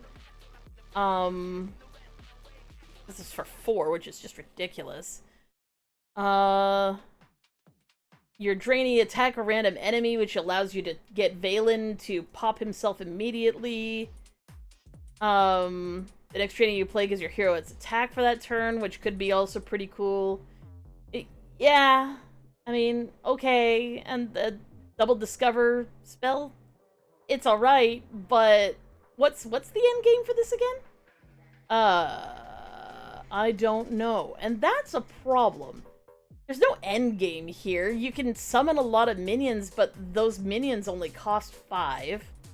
And if you get shit minions to start, you're gonna be summoning shit minions to end as well, so it's really not that good. Dwarf Planet costs way too much. This could cost 7 and it still wouldn't be very good. Like, easily. This should be costing 7. This should not, in any fucking lifetime, be costing 10. I thought maybe there might be something here that makes it cheaper, but no. Not at all. And even if you use Captain's Log to somehow get the cost of this down because you got a bunch of Draenei in play, you can't trust that that's what's gonna get drawn with this thing. Why would you assume that's gonna be how that goes down? This is just a bad fucking card. It's funny as hell, but it needs to cost, like, 7, not 10. So I do think they're actually going to buff this card as well, by reducing the cost. I think Warrior's kind of in a shit place. I don't think it's actually going to be all that good. It's face damage, but you have no way of making yourself immune, and while Akama does buff things, and you can use, like, all the Draenei that buff each other in order to kind of, like, base roll, there's no end game here. And no guaranteed endgame from this thing, which allows you to summon a whole bunch of minions. So I really feel like there's something really strong missing from Warrior, on the whole. And I don't think Valen by himself can make up for it. So I'm gonna say it's a 3. And it needs buffs in order to even make it better than what it is right now. Neutral cards that are interesting. The Exeter is fun because it gives you an extra starship. Kill Jaden is amazing for certain classes. Valen is amazing for certain classes. Ceaseless Expanse, to me, is really gonna only really work, probably, in, outside of Wild. It's only really gonna work in Shaman. I think Shaman has the best chance of getting this to go off quickly. Everybody else is gonna struggle with that. So this is really more a Shaman card than anything else. Some of these are just fun cards. Starval Pair is gonna be in everybody's deck because you're gonna want to be able to blow up people's starships right away. And And other than that, for the most part, the cards that are neutral are pretty, like, they aren't overpowered. And then there's just a random fucking Murloc affecting Murloc. So, what's good, what's bad? There you go. There you go. There's definitely going to be some nerfs that go in pretty quickly. And I'd say if you're going to be one of those people like, what should I invest in? In terms of being really good, probably not going to get nerfed into the ground. I would stick with Shaman. Don't get Murmur. Like, feel free to get Nobundo if you really want it. But just play the elementals, and you'll probably have a really good time. It'll probably just be lots of fun to just play lots and lots and lots and lots of elementals. And lots of meteors. And the 100 cost card. That's your end game for that. That's what that is. There you go. I'm calling Shaman for cards that don't get nerfed into the fucking ground and is actually fun to play.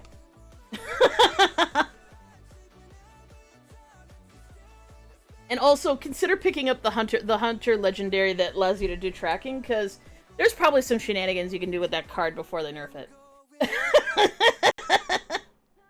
I don't think they're really gonna nerf her though. I don't think they're willing to do that, but yeah, in terms of just a fun legendary to pick up, I would, and if you don't have her, I would take her. I'd build some wild decks. I bet you could find something fun to do with her.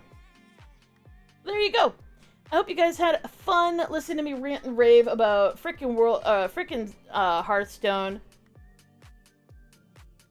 It needed to happen. I needed to make a comment or two about this because I saw a couple of the cards that I'm like, I need to talk about this. So, for everybody who just went through the, wait a second, what time is it? It's actually 3 a.m., not 2 a.m. And, I need to go to bed. And you're like, wait a second, what? The time change. Time change has occurred for folks who are wondering if the time change has occurred. It has. I saw the time go up to about 2 o'clock, and then it was back down to 1. I was like, oh yeah, that happened. So, thank you guys for being here. You're super awesome. We love you so much. We're gonna send you guys on off to enjoy some more content elsewhere. If any of my friends are still streaming, it is 3 in the morning.